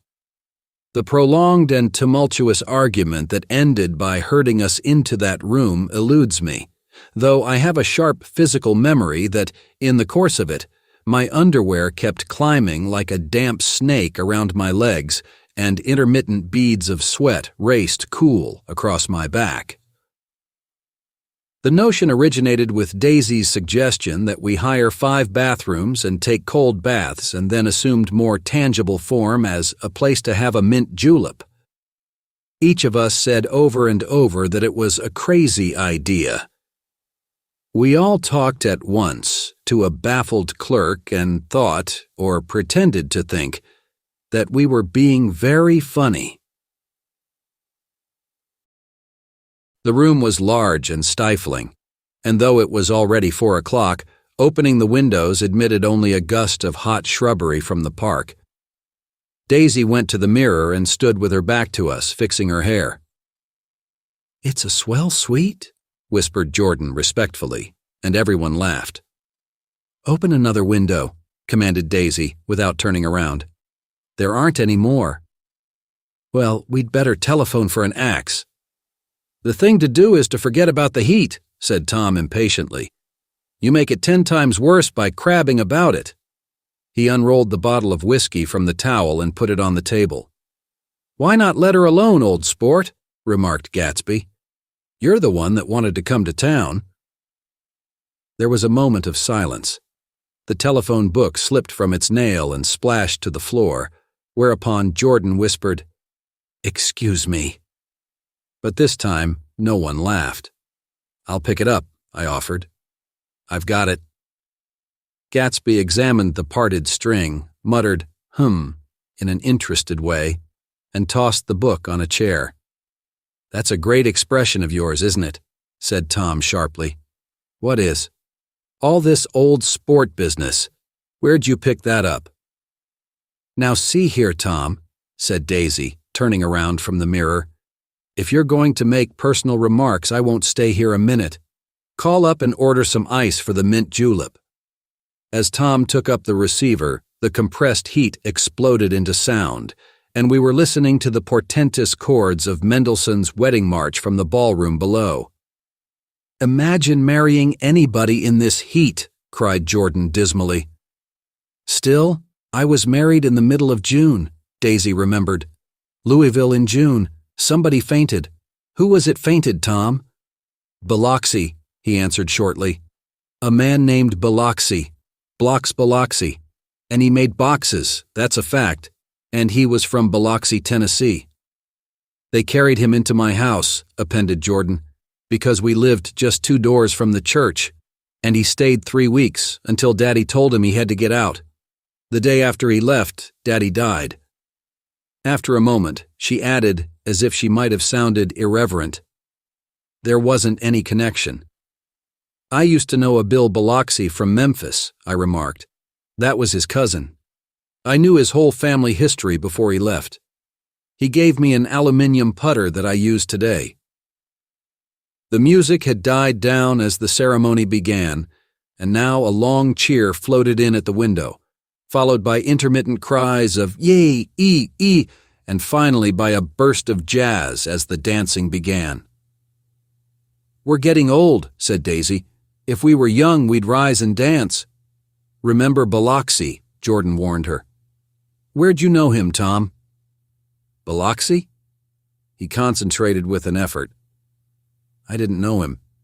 He was a friend of Daisy's." "He was not," she denied. "I'd never seen him before. He came down in the private car."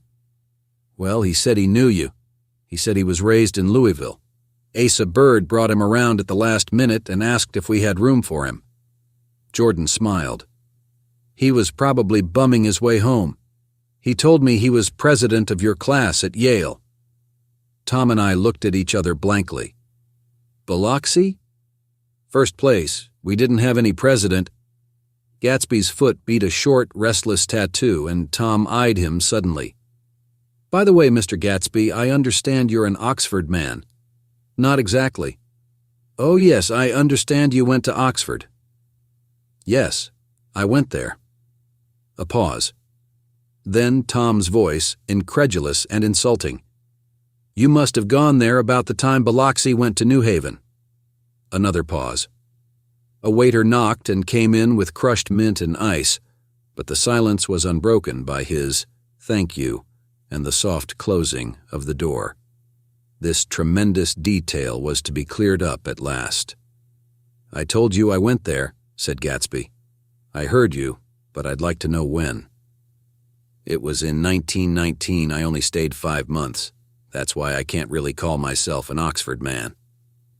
Tom glanced around to see if we mirrored his unbelief, but we were all looking at Gatsby. "It was an opportunity they gave to some of the officers after the armistice," he continued. "We could go to any of the universities in England or France." I wanted to get up and slap him on the back. I had one of those renewals of complete faith in him that I'd experienced before. Daisy rose, smiling faintly, and went to the table. "Open the whiskey, Tom," she ordered, "and I'll make you a mint julep. Then you won't seem so stupid to yourself. Look at the mint." "Wait a minute," snapped Tom. "I want to ask Mr. Gatsby one more question." "Go on," Gatsby said politely. "What kind of a row are you trying to cause in my house anyhow?" They were out in the open at last, and Gatsby was content. "He isn't causing a row." Daisy looked desperately from one to the other. "You're causing a row. Please have a little self-control." "Self-control?" repeated Tom incredulously. "I suppose the latest thing is to sit back and let Mr. Nobody from Nowhere make love to your wife. Well, if that's the idea, you can count me out. Nowadays, people begin by sneering at family life and family institutions, and next they'll throw everything overboard and have intermarriage between black and white." Flushed with his impassioned gibberish, he saw himself standing alone on the last barrier of civilization. "We're all white here," murmured Jordan. "I know I'm not very popular. I don't give big parties. I suppose you've got to make your house into a pigsty in order to have any friends. In the modern world." Angry as I was, as we all were, I was tempted to laugh whenever he opened his mouth. The transition from libertine to prig was so complete. "I've got something to tell you, old sport," began Gatsby. But Daisy guessed at his intention. "Please don't," she interrupted helplessly. "Please let's all go home. Why don't we all go home?" "That's a good idea," I got up. "Come on, Tom. Nobody wants a drink." "I want to know what Mr. Gatsby has to tell me." "Your wife doesn't love you," said Gatsby. "She's never loved you. She loves me." "You must be crazy," exclaimed Tom automatically. Gatsby sprang to his feet, vivid with excitement. "She never loved you, do you hear?" he cried. "She only married you because I was poor and she was tired of waiting for me. It was a terrible mistake, but in her heart, she never loved anyone except me." At this point, Jordan and I tried to go, but Tom and Gatsby insisted with competitive firmness that we remain, as though neither of them had anything to conceal, and it would be a privilege to partake vicariously of their emotions. "Sit down, Daisy." Tom's voice groped unsuccessfully for the paternal note. "What's been going on? I want to hear all about it." "I told you what's been going on," said Gatsby. "Going on for 5 years, and you didn't know." Tom turned to Daisy sharply. "You've been seeing this fellow for 5 years?" "Not seeing," said Gatsby. "No, we couldn't meet. But both of us loved each other all that time, old sport, and you didn't know. I used to laugh sometimes," but there was no laughter in his eyes. "To think that you didn't know." "Oh, that's all." Tom tapped his thick fingers together like a clergyman and leaned back in his chair. "You're crazy," he exploded. "I can't speak about what happened 5 years ago, because I didn't know Daisy then, and I'll be damned if I see how you got within a mile of her unless you brought the groceries to the back door. But all the rest of that's a goddamned lie. Daisy loved me when she married me, and she loves me now." "No," said Gatsby, shaking his head. "She does, though. The trouble is that sometimes she gets foolish ideas in her head and doesn't know what she's doing." He nodded sagely. "And what's more, I love Daisy too. Once in a while I go off on a spree and make a fool of myself, but I always come back, and in my heart I love her all the time." "You're revolting," said Daisy. She turned to me, and her voice, dropping an octave lower, filled the room with thrilling scorn. "Do you know why we left Chicago?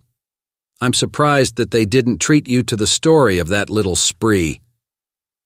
Gatsby walked over and stood beside her. "Daisy, that's all over now," he said earnestly. "It doesn't matter anymore. Just tell him the truth, that you never loved him, and it's all wiped out forever." She looked at him blindly. "Why? How could I love him, possibly?" "You never loved him." She hesitated. Her eyes fell on Jordan and me with a sort of appeal, as though she realized at last what she was doing, and as though she had never all along intended doing anything at all. But it was done now. It was too late. "I never loved him," she said with perceptible reluctance. "Not at Kapiolani?" demanded Tom suddenly. "No." From the ballroom beneath, muffled and suffocating chords were drifting up on hot waves of air. "Not that day I carried you down from the punch bowl to keep your shoes dry?" There was a husky tenderness in his tone. "Daisy? Please don't." Her voice was cold, but the rancor was gone from it. She looked at Gatsby. "There, Jay," she said, but her hand as she tried to light a cigarette was trembling. Suddenly she threw the cigarette and the burning match on the carpet. "Oh, you want too much," she cried to Gatsby. "I love you now, isn't that enough? I can't help what's past."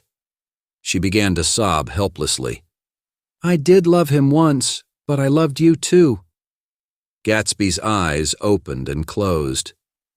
"You loved me too?" he repeated. "Even that's a lie," said Tom savagely. "She didn't know you were alive. Why, there's things between Daisy and me that you'll never know, things that neither of us can ever forget." The words seemed to bite physically into Gatsby. "I want to speak to Daisy alone," he insisted. "She's all excited now." "Even alone, I can't say I never loved Tom," she admitted in a pitiful voice. "It wouldn't be true." "Of course it wouldn't," agreed Tom. She turned to her husband. "As if it mattered to you," she said. "Of course it matters. I'm going to take better care of you from now on." "You don't understand," said Gatsby with a touch of panic. "You're not going to take care of her anymore." "I'm not?" Tom opened his eyes wide and laughed. He could afford to control himself now. "Why's that?" "Daisy's leaving you." "Nonsense." "I am, though," she said with a visible effort. "She's not leaving me." Tom's words suddenly leaned down over Gatsby. "Certainly not for a common swindler who'd have to steal the ring he put on her finger." "I won't stand this," cried Daisy. "Oh, please let's get out." "Who are you, anyhow?" broke out Tom. "You're one of that bunch that hangs around with Meyer Wolfshim. That much I happen to know. I've made a little investigation into your affairs, and I'll carry it further tomorrow." "You can suit yourself about that, old sport," said Gatsby steadily. "I found out what your drugstores were." He turned to us and spoke rapidly. He and this Wolfshim bought up a lot of side street drugstores here and in Chicago and sold grain alcohol over the counter. That's one of his little stunts. I picked him for a bootlegger the first time I saw him, and I wasn't far wrong. "What about it?" said Gatsby politely. "I guess your friend Walter Chase wasn't too proud to come in on it. And you left him in the lurch, didn't you? You let him go to jail for a month over in New Jersey? God, you ought to hear Walter on the subject of you. He came to us dead broke. He was very glad to pick up some money, old sport." "Don't you call me old sport," cried Tom. Gatsby said nothing. Walter could have you up on the betting laws too, but Wolfshim scared him into shutting his mouth. That unfamiliar yet recognizable look was back again in Gatsby's face. "That drugstore business was just small change," continued Tom slowly. "But you've got something on now that Walter's afraid to tell me about." I glanced at Daisy, who was staring terrified between Gatsby and her husband, and at Jordan, who had begun to balance an invisible but absorbing object on the tip of her chin. Then I turned back to Gatsby, and was startled at his expression. He looked, and this is said in all contempt for the babbled slander of his garden, as if he had killed a man. For a moment, the set of his face could be described in just that fantastic way. It passed, and he began to talk excitedly to Daisy, denying everything, defending his name against accusations that had not been made. But with every word she was drawing further and further into herself, so he gave that up, and only the dead dream fought on as the afternoon slipped away, trying to touch what was no longer tangible, struggling unhappily, undespairingly, toward that lost voice across the room. The voice begged again to go. "Please, Tom, I can't stand this any more." Her frightened eyes told that whatever intentions, whatever courage she had had, were definitely gone. "You two start on home, Daisy," said Tom, "in Mr. Gatsby's car." She looked at Tom, alarmed now, but he insisted with magnanimous scorn. "Go on. He won't annoy you. I think he realizes that his presumptuous little flirtation is over." They were gone, without a word, snapped out, made accidental, isolated, like ghosts, even from our pity. After a moment, Tom got up and began wrapping the unopened bottle of whiskey in the towel. "Want any of this stuff? Jordan? Nick?" I didn't answer. "Nick," he asked again. "What? Want any?" "No. I just remembered that today's my birthday." I was 30. Before me stretched the portentous, menacing road of a new decade. It was 7 o'clock when we got into the coupe with him and started for Long Island. Tom talked incessantly, exulting and laughing, but his voice was as remote from Jordan and me as the foreign clamor on the sidewalk or the tumult of the elevated overhead. Human sympathy has its limits, and we were content to let all their tragic arguments fade with the city lights behind. 30. The promise of a decade of loneliness, a thinning list of single men to know, a thinning briefcase of enthusiasm, thinning hair. But there was Jordan beside me, who, unlike Daisy, was too wise ever to carry well-forgotten dreams from age to age. As we passed over the dark bridge, her wan face fell lazily against my coat's shoulder, and the formidable stroke of 30 died away with the reassuring pressure of her hand. So we drove on toward death through the cooling twilight. The young Greek, Nicholas, who ran the coffee joint beside the ash heaps, was the principal witness at the inquest. He had slept through the heat until after 5, when he strolled over to the garage and found George Wilson sick in his office, really sick, pale as his own pale hair and shaking all over. Michaelis advised him to go to bed, but Wilson refused, saying that he'd miss a lot of business if he did. While his neighbor was trying to persuade him, a violent racket broke out overhead. "I've got my wife locked in up there," explained Wilson calmly. "She's going to stay there till the day after tomorrow, and then we're going to move away." Michaelis was astonished.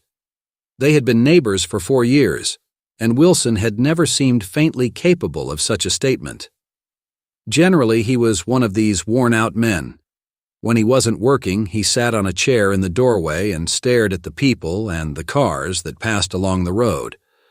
When anyone spoke to him, he invariably laughed in an agreeable, colorless way. He was his wife's man and not his own, so naturally Michaelis tried to find out what had happened, but Wilson wouldn't say a word. Instead, he began to throw curious, suspicious glances at his visitor and ask him what he'd been doing at certain times on certain days. Just as the latter was getting uneasy, some workmen came past the door bound for his restaurant, and Michaelis took the opportunity to get away, intending to come back later. But he didn't. He supposed he forgot to, that's all. When he came outside again, a little after 7, he was reminded of the conversation because he heard Mrs. Wilson's voice, loud and scolding, downstairs in the garage. "Beat me," he heard her cry. "Throw me down and beat me, you dirty little coward!" A moment later, she rushed out into the dusk, waving her hands and shouting. Before he could move from his door, the business was over. The death car, as the newspapers called it, didn't stop. It came out of the gathering darkness, wavered tragically for a moment, and then disappeared around the next bend. Mavro Michaelis wasn't even sure of its color. He told the first policeman that it was light green. The other car, the one going toward New York, came to rest 100 yards beyond, and its driver hurried back to where Myrtle Wilson, her life violently extinguished, knelt in the road and mingled her thick, dark blood with the dust. Michaelis and this man reached her first, but when they had torn open her shirtwaist, still damp with perspiration, they saw that her left breast was swinging loose like a flap, and there was no need to listen for the heart beneath.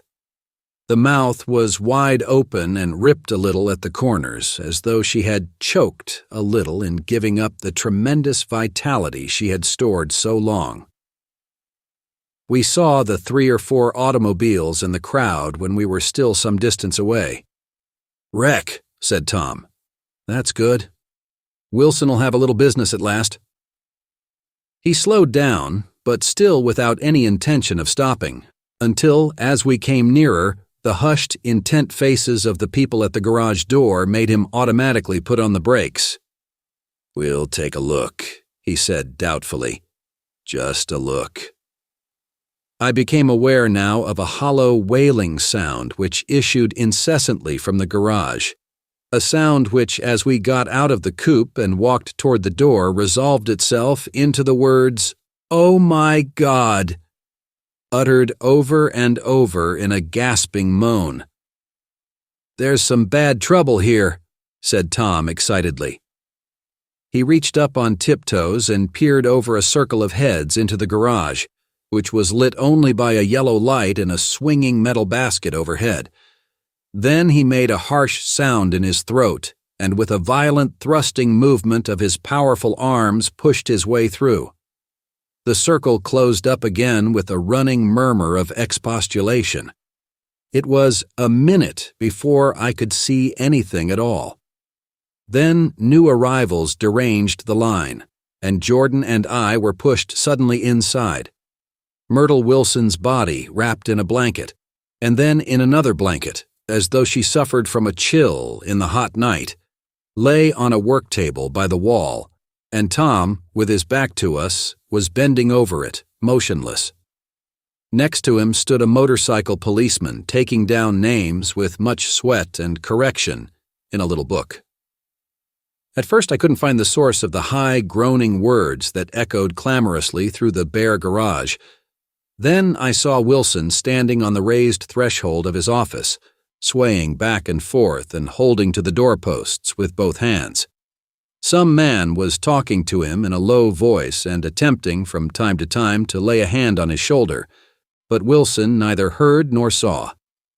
His eyes would drop slowly from the swinging light to the laden table by the wall, and then jerk back to the light again, and he gave out incessantly his high, horrible call, "Oh my God! Oh my God! Oh God! Oh my God!" Presently, Tom lifted his head with a jerk and, after staring around the garage with glazed eyes, addressed a mumbled, incoherent remark to the policeman. "M-A-V," the policeman was saying. "Oh, no, R," corrected the man. "M-A-V-R-O." "Listen to me," muttered Tom fiercely. "R," said the policeman. "O-G. G." He looked up as Tom's broad hand fell sharply on his shoulder. "What you want, fella?" "What happened?" "That's what I want to know." "Auto hit her. Instantly killed." "Instantly killed," repeated Tom, staring. "She ran out in a road. Son of a bitch didn't even stop his car." "There was 2 cars," said Michaelis. "One comin', one goin', see?" "Goin' where?" asked the policeman keenly. "One goin' each way. Well, she—" His hand rose toward the blankets but stopped halfway and fell to his side. "She ran out there and the one comin' from New York knocked right into her, goin' 30 or 40 miles an hour." "What's the name of this place here?" demanded the officer. "Hasn't got any name." A pale, well-dressed black man stepped near. "It was a yellow car," he said. "Big yellow car, new." "See the accident?" asked the policeman. "No, but the car passed me down the road, going faster'n 40, going 50, 60. Come here and let's have your name. Look out now, I want to get his name." Some words of this conversation must have reached Wilson, swaying in the office door, for suddenly a new theme found voice among his grasping cries. "You don't have to tell me what kind of car it was. I know what kind of car it was." Watching Tom, I saw the wad of muscle back of his shoulder tighten under his coat. He walked quickly over to Wilson and, standing in front of him, seized him firmly by the upper arms. "You've got to pull yourself together," he said with soothing gruffness. Wilson's eyes fell upon Tom. He started up on his tiptoes and then would have collapsed to his knees had not Tom held him upright. "Listen," said Tom, shaking him a little. "I just got here a minute ago from New York. I was bringing you that coupe we've been talking about. That yellow car I was driving this afternoon wasn't mine, do you hear? I haven't seen it all afternoon." Only the black and I were near enough to hear what he said, but the policeman caught something in the tone and looked over with truculent eyes. "What's all that?" he demanded. "I'm a friend of his." Tom turned his head but kept his hands firm on Wilson's body. "He says he knows the car that did it. It was a yellow car." Some dim impulse moved the policeman to look suspiciously at Tom. "And what color's your car?" "It's a blue car, a coupe." "We've come straight from New York," I said. Someone who had been driving a little behind us confirmed this, and the policeman turned away. "Now, if you'll let me have that name again, correct?" Picking up Wilson like a doll, Tom carried him into the office, set him down in a chair, and came back. "If somebody'll come here and sit with him," he snapped authoritatively. He watched while the two men standing closest glanced at each other and went unwillingly into the room. Then Tom shut the door on them and came down the single step, his eyes avoiding the table. As he passed close to me, he whispered, "Let's get out." Self-consciously, with his authoritative arms breaking the way, we pushed through the still gathering crowd, passing a hurried doctor, case in hand, who had been sent for in wild hope half an hour ago. Tom drove slowly until we were beyond the bend. Then his foot came down hard, and the coupe raced along through the night. In a little while I heard a low, husky sob, and saw that the tears were overflowing down his face. "The goddamned coward," he whimpered. "He didn't even stop his car." The Buchanan's house floated suddenly toward us through the dark, rustling trees. Tom stopped beside the porch and looked up at the second floor where 2 windows bloomed with light among the vines. "Daisy's home," he said. As we got out of the car, he glanced at me and frowned slightly. "I ought to have dropped you in West Egg, Nick. There's nothing we can do tonight." A change had come over him, and he spoke gravely and with decision. As we walked across the moonlight gravel to the porch, he disposed of the situation in a few brisk phrases. "I'll telephone for a taxi to take you home, and while you're waiting, you and Jordan better go in the kitchen and have them get you some supper, if you want any." He opened the door. "Come in."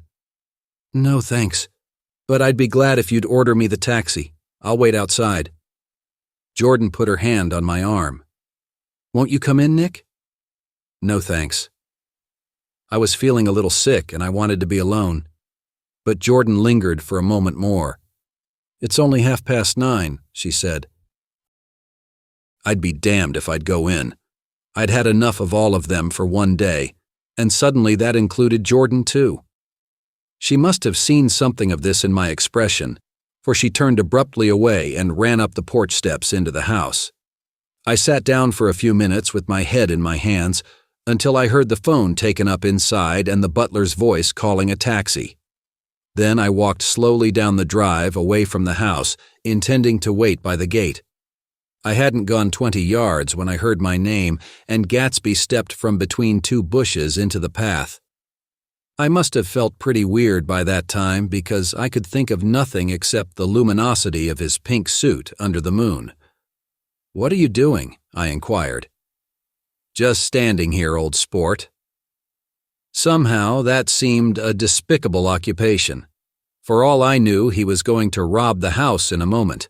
I wouldn't have been surprised to see sinister faces, the faces of Wolf Sheem's people, behind him in the dark shrubbery. "Did you see any trouble on the road?" he asked after a minute. "Yes." He hesitated. "Was she killed?" "Yes." "I thought so. I told Daisy I thought so. It's better that the shock should all come at once. She stood it pretty well." He spoke as if Daisy's reaction was the only thing that mattered. "I got to West Egg by a side road," he went on, "and left the car in my garage. I don't think anybody saw us, but of course I can't be sure." I disliked him so much by this time that I didn't find it necessary to tell him he was wrong. "Who was the woman?" he inquired. "Her name was Wilson. Her husband owns the garage. How the devil did it happen?" "Well, I tried to swing the wheel." He broke off, and suddenly I guessed at the truth. "Was Daisy driving?" "Yes," he said after a moment. "But of course I'll say I was. You see, when we left New York, she was very nervous and she thought it would steady her to drive. And this woman rushed out at us just as we were passing a car coming the other way. It all happened in a minute, but it seemed to me that she wanted to speak to us, thought we were somebody she knew. Well, first Daisy turned away from the woman toward the other car, and then she lost her nerve and turned back. The second my hand reached the wheel, I felt the shock. It must have killed her instantly, It ripped her open. Don't tell me, old sport. He winced. Anyhow, Daisy stepped on it. I tried to make her stop, but she couldn't. So I pulled on the emergency brake. Then she fell over into my lap, and I drove on. She'll be all right tomorrow, he said presently. I'm just going to wait here and see if he tries to bother her about that unpleasantness this afternoon. She's locked herself into her room, and if he tries any brutality, she's going to turn the light out and on again. He won't touch her, I said. He's not thinking about her. I don't trust him, old sport. How long are you going to wait? All night, if necessary. Anyhow, till they all go to bed. A new point of view occurred to me. Suppose Tom found out that Daisy had been driving. He might think he saw a connection in it. He might think anything. I looked at the house. There were 2 or 3 bright windows downstairs, and the pink glow from Daisy's room on the ground floor. You wait here, I said. I'll see if there's any sign of a commotion. I walked back along the border of the lawn, traversed the gravel softly, and tiptoed up the veranda steps. The drawing room curtains were open, and I saw that the room was empty. Crossing the porch where we had dined that June night 3 months before, I came to a small rectangle of light, which I guessed was the pantry window. The blind was drawn, but I found a rift at the sill. Daisy and Tom were sitting opposite each other at the kitchen table, with a plate of cold fried chicken between them, and 2 bottles of ale. He was talking intently across the table at her, and in his earnestness his hand had fallen upon and covered her own. Once in a while she looked up at him and nodded in agreement. They weren't happy, and neither of them had touched the chicken or the ale, and yet they weren't unhappy either. There was an unmistakable air of natural intimacy about the picture, and anybody would have said that they were conspiring together. As I tiptoed from the porch, I heard my taxi feeling its way along the dark road toward the house. Gatsby was waiting where I had left him in the drive. Is it all quiet up there? He asked anxiously. Yes, it's all quiet. I hesitated. You'd better come home and get some sleep. He shook his head. I want to wait here till Daisy goes to bed. Good night, old sport. He put his hands in his coat pockets and turned back eagerly to his scrutiny of the house, as though my presence marred the sacredness of the vigil. So I walked away and left him standing there in the moonlight, watching over nothing.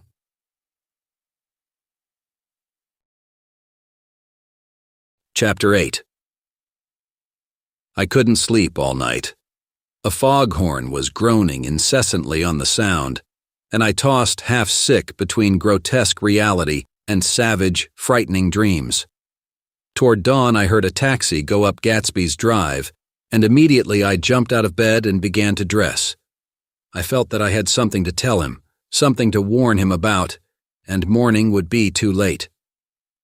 Crossing his lawn, I saw that his front door was still open, and he was leaning against a table in the hall, heavy with dejection or sleep.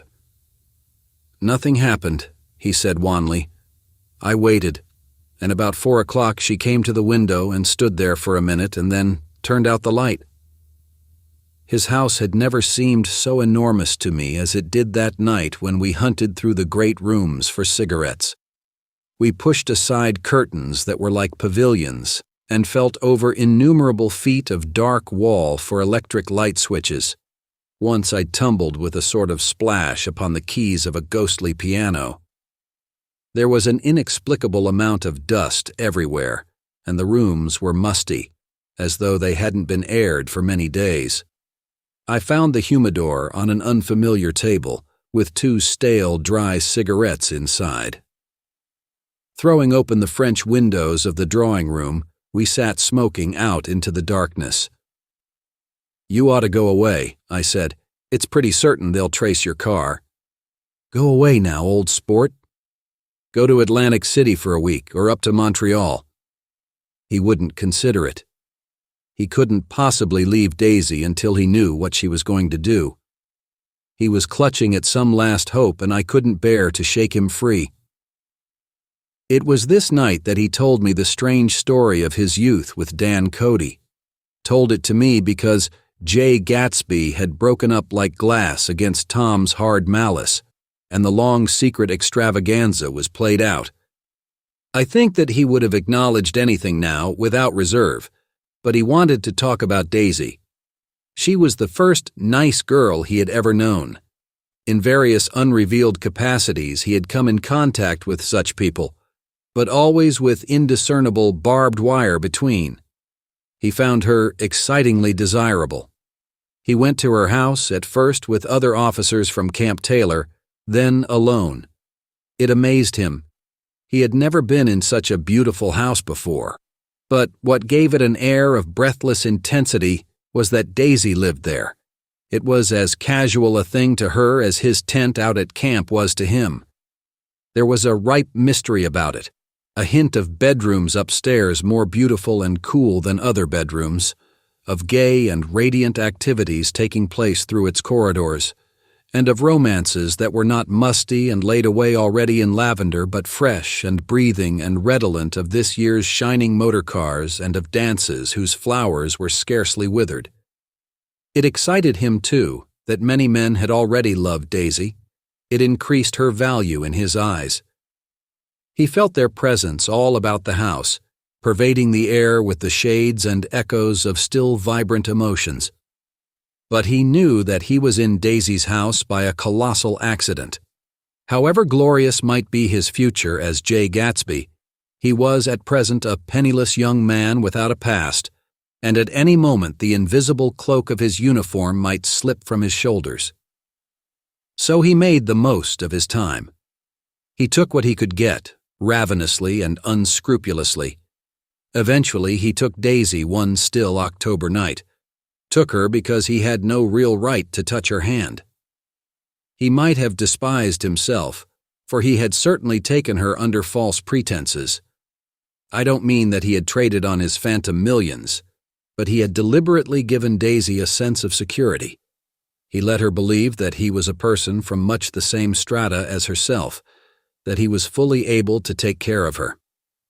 As a matter of fact, he had no such facilities. He had no comfortable family standing behind him, and he was liable at the whim of an impersonal government to be blown anywhere about the world. But he didn't despise himself, and it didn't turn out as he had imagined. He had intended, probably, to take what he could and go, but now he found that he had committed himself to the following of a grail. He knew that Daisy was extraordinary, but he didn't realize just how extraordinary a nice girl could be. She vanished into her rich house, into her rich, full life, leaving Gatsby nothing. He felt married to her, that was all. When they met again 2 days later, it was Gatsby who was breathless, who was, somehow, betrayed. Her porch was bright with the bought luxury of starshine. The wicker of the settee squeaked fashionably as she turned toward him, and he kissed her curious and lovely mouth. She had caught a cold, and it made her voice huskier and more charming than ever, and Gatsby was overwhelmingly aware of the youth and mystery that wealth imprisons and preserves, of the freshness of many clothes, and of Daisy gleaming like silver, safe and proud above the hot struggles of the poor. I can't describe to you how surprised I was to find out I loved her, old sport. I even hoped for a while that she'd throw me over, but she didn't, because she was in love with me too. She thought I knew a lot because I knew different things from her. Well, there I was, way off my ambitions, getting deeper in love every minute, and all of a sudden I didn't care. What was the use of doing great things if I could have a better time telling her what I was going to do? On the last afternoon before he went abroad, he sat with Daisy in his arms for a long, silent time. It was a cold fall day, with fire in the room and her cheeks flushed. Now and then she moved and he changed his arm a little, and once he kissed her dark, shining hair. The afternoon had made them tranquil for a while, as if to give them a deep memory for the long parting the next day promised. They had never been closer in their month of love, nor communicated more profoundly one with another than when she brushed silent lips against his coat shoulder, or when he touched the end of her fingers, gently, as though she were asleep. He did extraordinarily well in the war. He was a captain before he went to the front, and following the Argonne battles, he got his majority and the command of the divisional machine guns. After the armistice, he tried frantically to get home, but some complication or misunderstanding sent him to Oxford instead. He was worried now. There was a quality of nervous despair in Daisy's letters. She didn't see why he couldn't come. She was feeling the pressure of the world outside, and she wanted to see him and feel his presence beside her, and be reassured that she was doing the right thing after all. For Daisy was young, and her artificial world was redolent of orchids and pleasant, cheerful snobbery and orchestras which set the rhythm of the year, summing up the sadness and suggestiveness of life in new tunes. All night the saxophones wailed the hopeless comment of the Beale Street Blues, while 100 pairs of golden and silver slippers shuffled the shining dust. At the gray tea hour, there were always rooms that throbbed incessantly with this low, sweet fever, while fresh faces drifted here and there like rose petals blown by the sad horns around the floor. Through this twilight universe, Daisy began to move again with the season. Suddenly, she was again keeping 6 dates a day with 6 men, and drowsing asleep at dawn with the beads and chiffon of an evening dress tangled among dying orchids on the floor beside her bed. And all the time, something within her was crying for a decision. She wanted her life shaped now, immediately, and the decision must be made by some force, of love, of money, of unquestionable practicality, that was close at hand. That force took shape in the middle of spring with the arrival of Tom Buchanan. There was a wholesome bulkiness about his person and his position, and Daisy was flattered. Doubtless there was a certain struggle and a certain relief. The letter reached Gatsby while he was still at Oxford. It was dawn now on Long Island, and we went about opening the rest of the windows downstairs, filling the house with gray-turning, gold-turning light. The shadow of a tree fell abruptly across the dew, and ghostly birds began to sing among the blue leaves. There was a slow, pleasant movement in the air, scarcely a wind, promising a cool, lovely day. I don't think she ever loved him. Gatsby turned around from a window and looked at me challengingly. "You must remember, old sport, she was very excited this afternoon. He told her those things in a way that frightened her, that made it look as if I was some kind of cheap sharper. And the result was she hardly knew what she was saying." He sat down gloomily. Of course, she might have loved him just for a minute when they were first married, and loved me more even then. Do you see? Suddenly he came out with a curious remark. "In any case," he said, "it was just personal." What could you make of that, except to suspect some intensity in his conception of the affair that couldn't be measured? He came back from France when Tom and Daisy were still on their wedding trip, and made a miserable but irresistible journey to Louisville on the last of his army pay. He stayed there a week, walking the streets where their footsteps had clicked together through the November night, and revisiting the out-of-the-way places to which they had driven in her white car. Just as Daisy's house had always seemed to him more mysterious and gay than other houses, so his idea of the city itself, even though she was gone from it, was pervaded with a melancholy beauty. He left feeling that if he had searched harder, he might have found her, that he was leaving her behind. The day coach, he was penniless now, was hot. He went out to the open vestibule and sat down on a folding chair, and the station slid away, and the backs of unfamiliar buildings moved by. Then out into the spring fields, where a yellow trolley raced them for a minute with people in it who might once have seen the pale magic of her face along the casual street. The track curved, and now it was going away from the sun, which, as it sank lower, seemed to spread itself in benediction over the vanishing city where she had drawn her breath. He stretched out his hand desperately as if to snatch only a wisp of air, to save a fragment of the spot that she had made lovely for him. But it was all going by too fast now for his blurred eyes, and he knew that he had lost that part of it, the freshest and the best, forever. It was 9 o'clock when we finished breakfast and went out on the porch. The night had made a sharp difference in the weather, and there was an autumn flavor in the air. The gardener, the last one of Gatsby's former servants, came to the foot of the steps. "I'm going to drain the pool today, Mr. Gatsby. Leaves'll start falling pretty soon, and then there's always trouble with the pipes." "Don't do it today," Gatsby answered. He turned to me apologetically. "You know, old sport, I've never used that pool all summer." I looked at my watch and stood up. 12 minutes to my train. I didn't want to go to the city. I wasn't worth a decent stroke of work. But it was more than that. I didn't want to leave Gatsby. I missed that train and then another before I could get myself away. "I'll call you up," I said finally. "Do, old sport."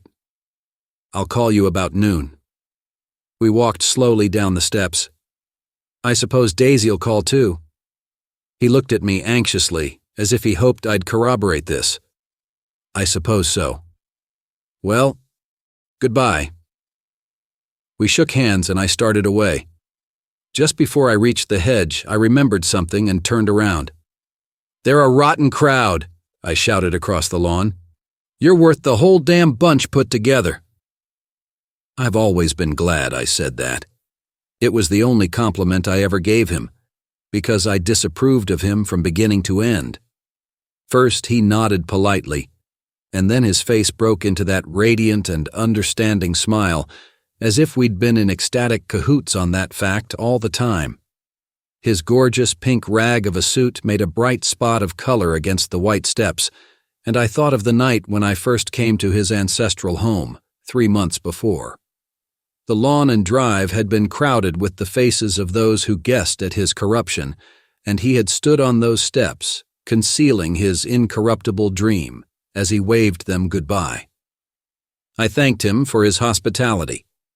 We were always thanking him for that, I and the others. "Goodbye," I called. I enjoyed breakfast, Gatsby. Up in the city, I tried for a while to list the quotations on an interminable amount of stock, then I fell asleep in my swivel chair. Just before noon, the phone woke me, and I started up with sweat breaking out on my forehead. It was Jordan Baker. She often called me up at this hour because the uncertainty of her own movements between hotels and clubs and private houses made her hard to find in any other way. Usually her voice came over the wire as something fresh and cool, as if a divot from a green golf links had come sailing in at the office window, but this morning it seemed harsh and dry. "I've left Daisy's house," she said. "I'm at Hempstead, and I'm going down to Southampton this afternoon." Probably it had been tactful to leave Daisy's house, but the act annoyed me, and her next remark made me rigid. "You weren't so nice to me last night." How could it have mattered then?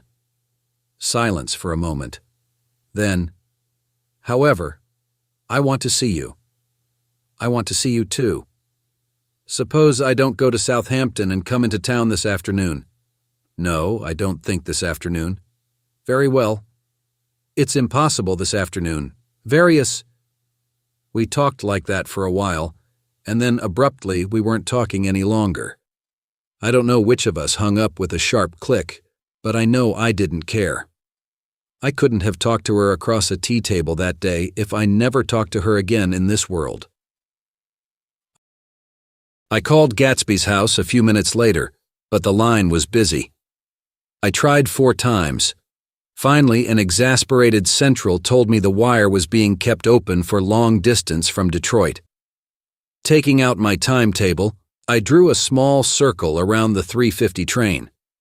Then I leaned back in my chair and tried to think. It was just noon. When I passed the ash heaps on the train that morning, I had crossed deliberately to the other side of the car. I supposed there'd be a curious crowd around there all day, with little boys searching for dark spots in the dust, and some garrulous man telling over and over what had happened, until it became less and less real even to him, and he could tell it no longer, and Myrtle Wilson's tragic achievement was forgotten.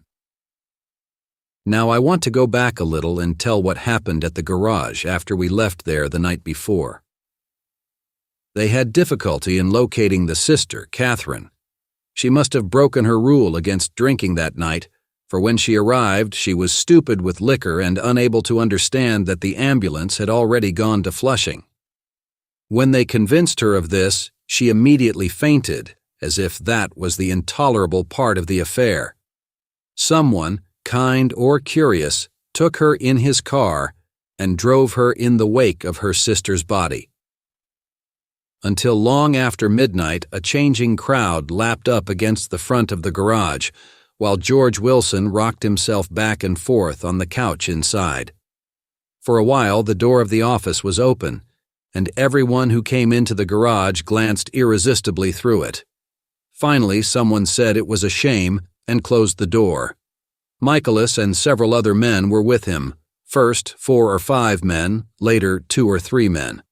Still later, Michaelis had to ask the last stranger to wait there 15 minutes longer, while he went back to his own place and made a pot of coffee. After that, he stayed there alone with Wilson until dawn. About 3 o'clock, the quality of Wilson's incoherent muttering changed. He grew quieter and began to talk about the yellow car. He announced that he had a way of finding out whom the yellow car belonged to, and then he blurted out that a couple of months ago his wife had come from the city with her face bruised and her nose swollen. But when he heard himself say this, he flinched and began to cry, "Oh my God," again in his groaning voice. Michaelis made a clumsy attempt to distract him. "How long have you been married, George? Come on there, try and sit still a minute and answer my question. How long have you been married?" 12 years. Ever had any children? Come on, George, sit still. I asked you a question. Did you ever have any children? The hard brown beetles kept thudding against the dull light, and whenever Michaelis heard a car go tearing along the road outside, it sounded to him like the car that hadn't stopped a few hours before. He didn't like to go into the garage because the workbench was stained where the body had been lying, so he moved uncomfortably around the office. He knew every object in it before morning, and from time to time sat down beside Wilson, trying to keep him more quiet. "Have you got a church you go to sometimes, George? Maybe even if you haven't been there for a long time. Maybe I could call up the church and get a priest to come over and he could talk to you, see? Don't belong to any. You ought to have a church, George, for times like this. You must have gone to church once. Didn't you get married in a church? Listen, George, listen to me. Didn't you get married in a church? That was a long time ago." The effort of answering broke the rhythm of his rocking. For a moment he was silent. Then the same half-knowing, half-bewildered look came back into his faded eyes. "Look in the drawer there," he said, pointing at the desk. "Which drawer?" "That drawer, that one." Michaelis opened the drawer nearest his hand. There was nothing in it but a small, expensive dog leash made of leather and braided silver. It was apparently new. "This?" he inquired, holding it up. Wilson stared and nodded. "I found it yesterday afternoon. She tried to tell me about it, but I knew it was something funny." "You mean your wife bought it?" "She had it wrapped in tissue paper on her bureau." Michaelis didn't see anything odd in that, and he gave Wilson a dozen reasons why his wife might have bought the dog leash. But conceivably, Wilson had heard some of these same explanations before, from Myrtle, because he began saying, "Oh my God," again in a whisper. His comforter left several explanations in the air. "Then he killed her," said Wilson. His mouth dropped open suddenly. "Who did?" "I have a way of finding out." "You're morbid, George," said his friend. "This has been a strain to you, and you don't know what you're saying. You'd better try and sit quiet till morning." "He murdered her." "It was an accident, George." Wilson shook his head. His eyes narrowed and his mouth widened slightly with the ghost of a superior, "I know," he said definitely. "I'm one of these trusting fellas, and I don't think any harm to nobody, but when I get to know a thing, I know it. It was the man in that car.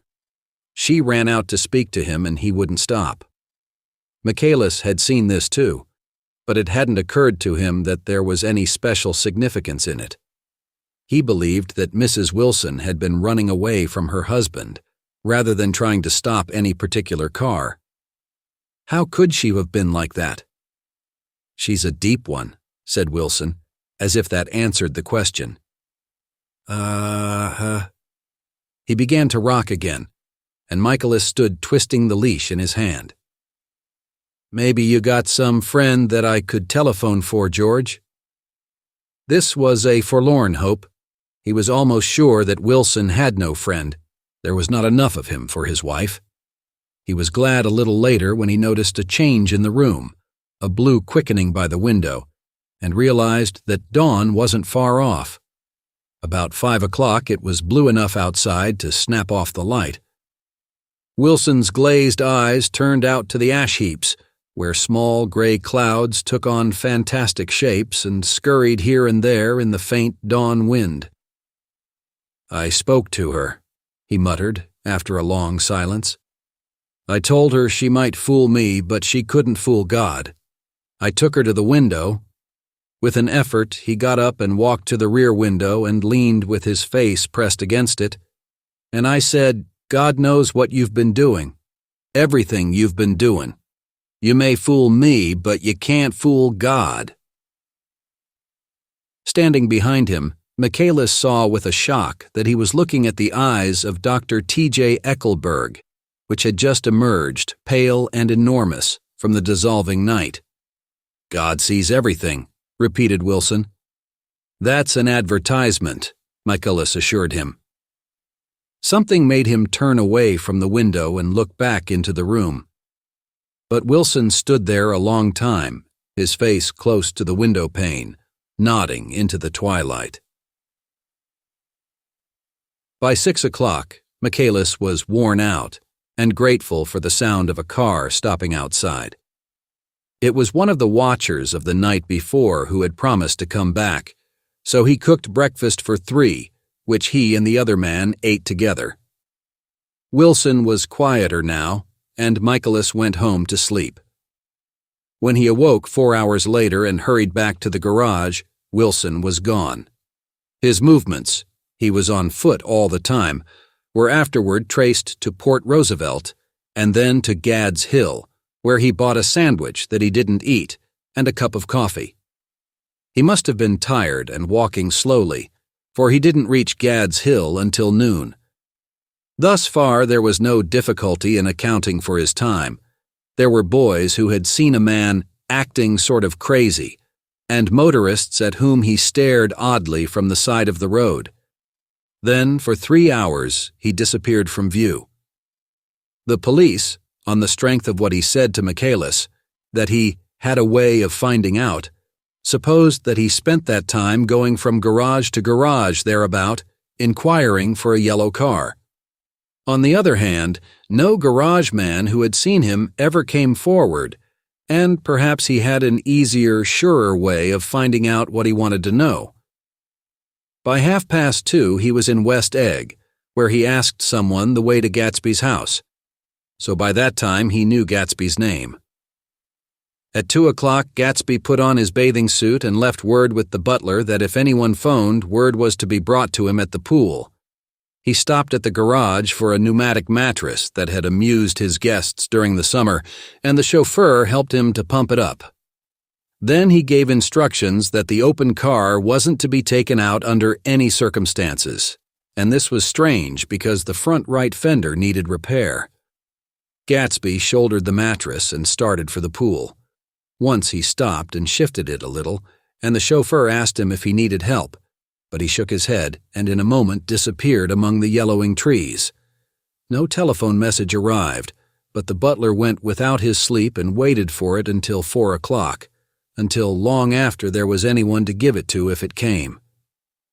I have an idea that Gatsby himself didn't believe it would come, and perhaps he no longer cared. If that was true, he must have felt that he had lost the old warm world, paid a high price for living too long with a single dream. He must have looked up at an unfamiliar sky through frightening leaves and shivered as he found what a grotesque thing a rose is and how raw the sunlight was upon the scarcely created grass. A new world, material without being real, where poor ghosts, breathing dreams like air, drifted fortuitously about, like that ashen, fantastic figure gliding toward him through the amorphous trees. The chauffeur, he was one of Wolfsheim's protégés, heard the shots. Afterwards, he could only say that he hadn't thought anything much about them. I drove from the station directly to Gatsby's house, and my rushing anxiously up the front steps was the first thing that alarmed anyone. But they knew then, I firmly believe. With scarcely a word said, 4 of us, the chauffeur, butler, gardener, and I, hurried down to the pool. There was a faint, barely perceptible movement of the water as the fresh flow from one end urged its way toward the drain at the other. With little ripples that were hardly the shadows of waves, the laden mattress moved irregularly down the pool. A small gust of wind that scarcely corrugated the surface was enough to disturb its accidental course with its accidental burden. The touch of a cluster of leaves revolved it slowly, tracing, like the leg of transit, a thin red circle in the water. It was after we started with Gatsby toward the house that the gardener saw Wilson's body a little way off in the grass, and the Holocaust was complete. Chapter 9. After 2 years, I remember the rest of that day, and that night and the next day, only as an endless drill of police and photographers and newspapermen in and out of Gatsby's front door. A rope stretched across the main gate, and a policeman by it kept out the curious. But little boys soon discovered that they could enter through my yard, and there were always a few of them clustered open-mouthed about the pool. Someone with a positive manner, perhaps a detective, used the expression madman as he bent over Wilson's body that afternoon, and the adventitious authority of his voice set the key for the newspaper reports next morning. Most of those reports were a nightmare, grotesque, circumstantial, eager, and untrue. When Michaelis's testimony at the inquest brought to light Wilson's suspicions of his wife, I thought the whole tale would shortly be served up in racy pasquinade. But Catherine, who might have said anything, didn't say a word. She showed a surprising amount of character about it, too. Looked at the coroner with determined eyes under that corrected brow of hers, and swore that her sister had never seen Gatsby, that her sister was completely happy with her husband, that her sister had been into no mischief whatever. She convinced herself of it, and cried into her handkerchief, as if the very suggestion was more than she could endure. So Wilson was reduced to a man deranged by grief, in order that the case might remain in its simplest form, and it rested there. But all this part of it seemed remote and unessential. I found myself on Gatsby's side and alone. From the moment I telephoned news of the catastrophe to West Egg Village, every surmise about him and every practical question was referred to me. At first I was surprised and confused. Then, as he lay in his house and didn't move or breathe or speak, hour upon hour, it grew upon me that I was responsible, because no one else was interested. Interested, I mean, with that intense personal interest to which everyone has some vague right at the end. I called up Daisy half an hour after we found him, called her instinctively and without hesitation, but she and Tom had gone away early that afternoon and taken baggage with them. Left no address? No. Say when they'd be back? No. Any idea where they are? How I could reach them? I don't know. Can't say. I wanted to get somebody for him. I wanted to go into the room where he lay and reassure him. I'll get somebody for you, Gatsby. Don't worry. Just trust me and I'll get somebody for you. Meyer Wolfsheim's name wasn't in the phone book.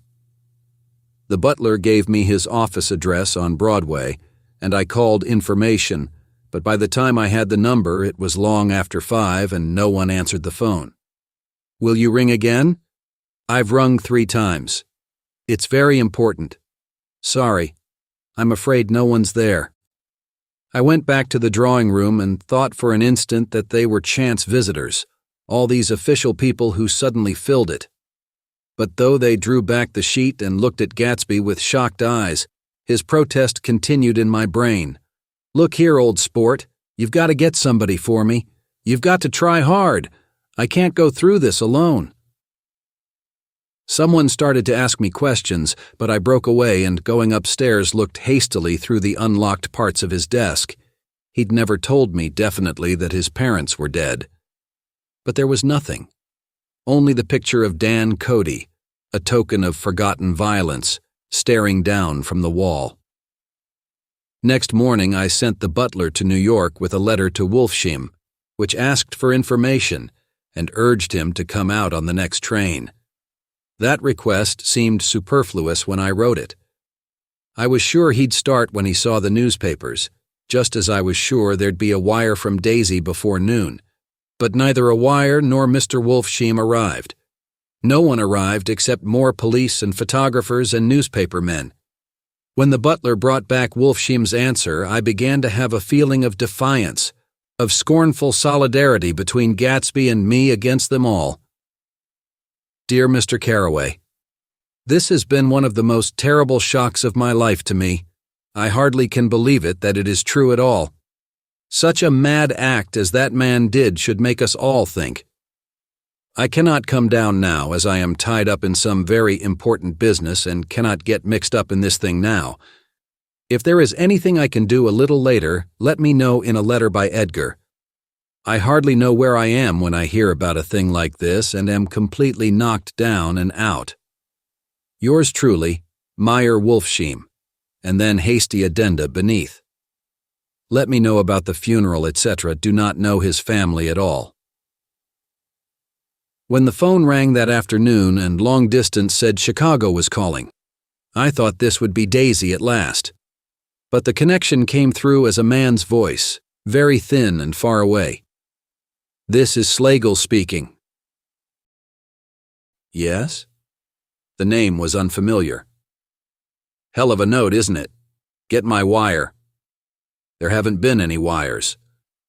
Young Park's in trouble, he said rapidly. They picked him up when he handed the bonds over the counter. They got a circular from New York giving him the numbers just 5 minutes before. What do you know about that, hey? You never can tell in these hick towns. Hello? I interrupted breathlessly. Look here, this isn't Mr. Gatsby. Mr. Gatsby's dead. There was a long silence on the other end of the wire, followed by an exclamation, then a quick squawk as the connection was broken. I think it was on the 3rd day that a telegram signed Henry C. Gatz arrived from a town in Minnesota. It said only that the sender was leaving immediately and to postpone the funeral until he came. It was Gatsby's father, a solemn old man, very helpless and dismayed, bundled up in a long, cheap ulster against the warm September day. His eyes leaked continuously with excitement, and when I took the bag and umbrella from his hands, he began to pull so incessantly at his sparse gray beard that I had difficulty in getting off his coat. He was on the point of collapse, so I took him into the music room and made him sit down while I sent for something to eat. But he wouldn't eat, and the glass of milk spilled from his trembling hand. I saw it in the Chicago newspaper, he said. It was all in the Chicago newspaper. I started right away. I didn't know how to reach you."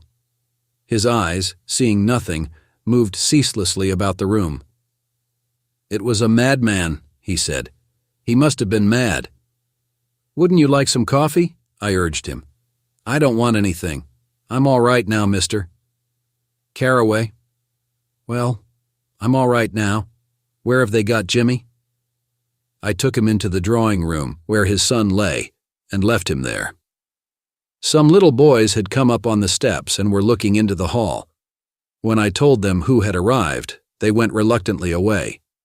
After a little while, Mr. Gats opened the door and came out, his mouth ajar, his face flushed slightly, his eyes leaking isolated and unpunctual tears.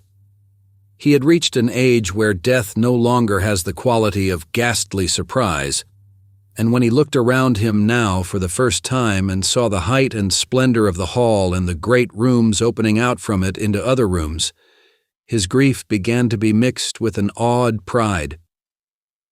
I helped him to a bedroom upstairs. While he took off his coat and vest, I told him that all arrangements had been deferred until he came. "I didn't know what you'd want, Mr. Gatsby. Gats is my name. Mr. Gats. I thought you might want to take the body west." He shook his head. "Jimmy always liked it better down east. He rose up to his position in the east. Were you a friend of my boy's, mister?" "We were close friends. He had a big future before him, you know.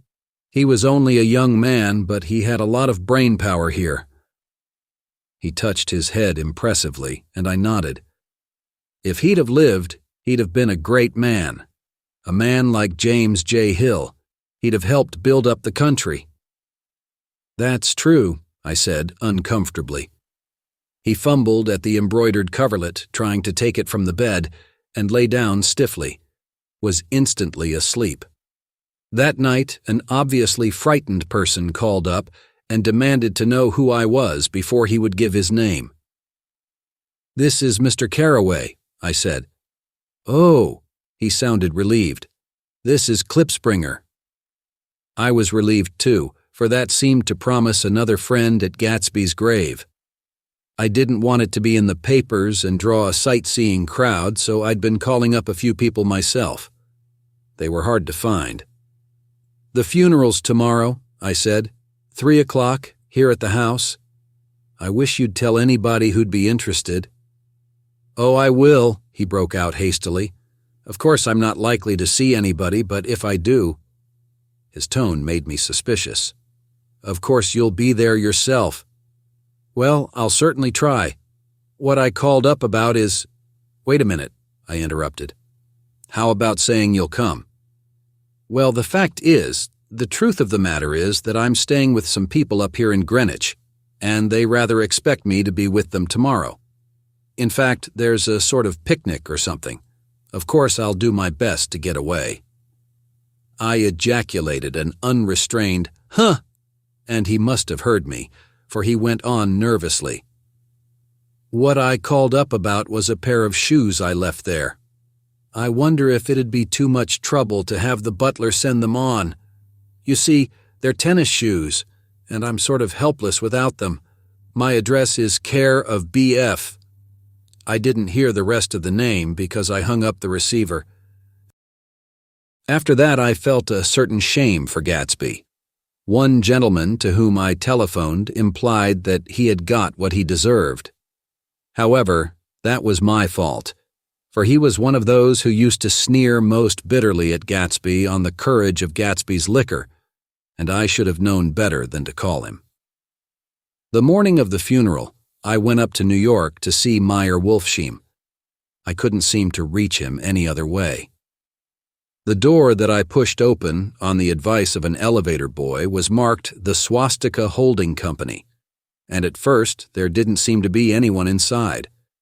But when I'd shouted hello several times in vain, an argument broke out behind a partition, and presently a lovely Jewess appeared at an interior door and scrutinized me with black, hostile eyes.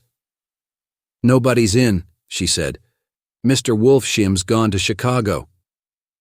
The first part of this was obviously untrue, for someone had begun to whistle the rosary, tunelessly, inside. Please say that Mr. Carraway wants to see him. I can't get him back from Chicago, can I? At this moment, a voice, unmistakably Wolfsheim's, called, "Stella!"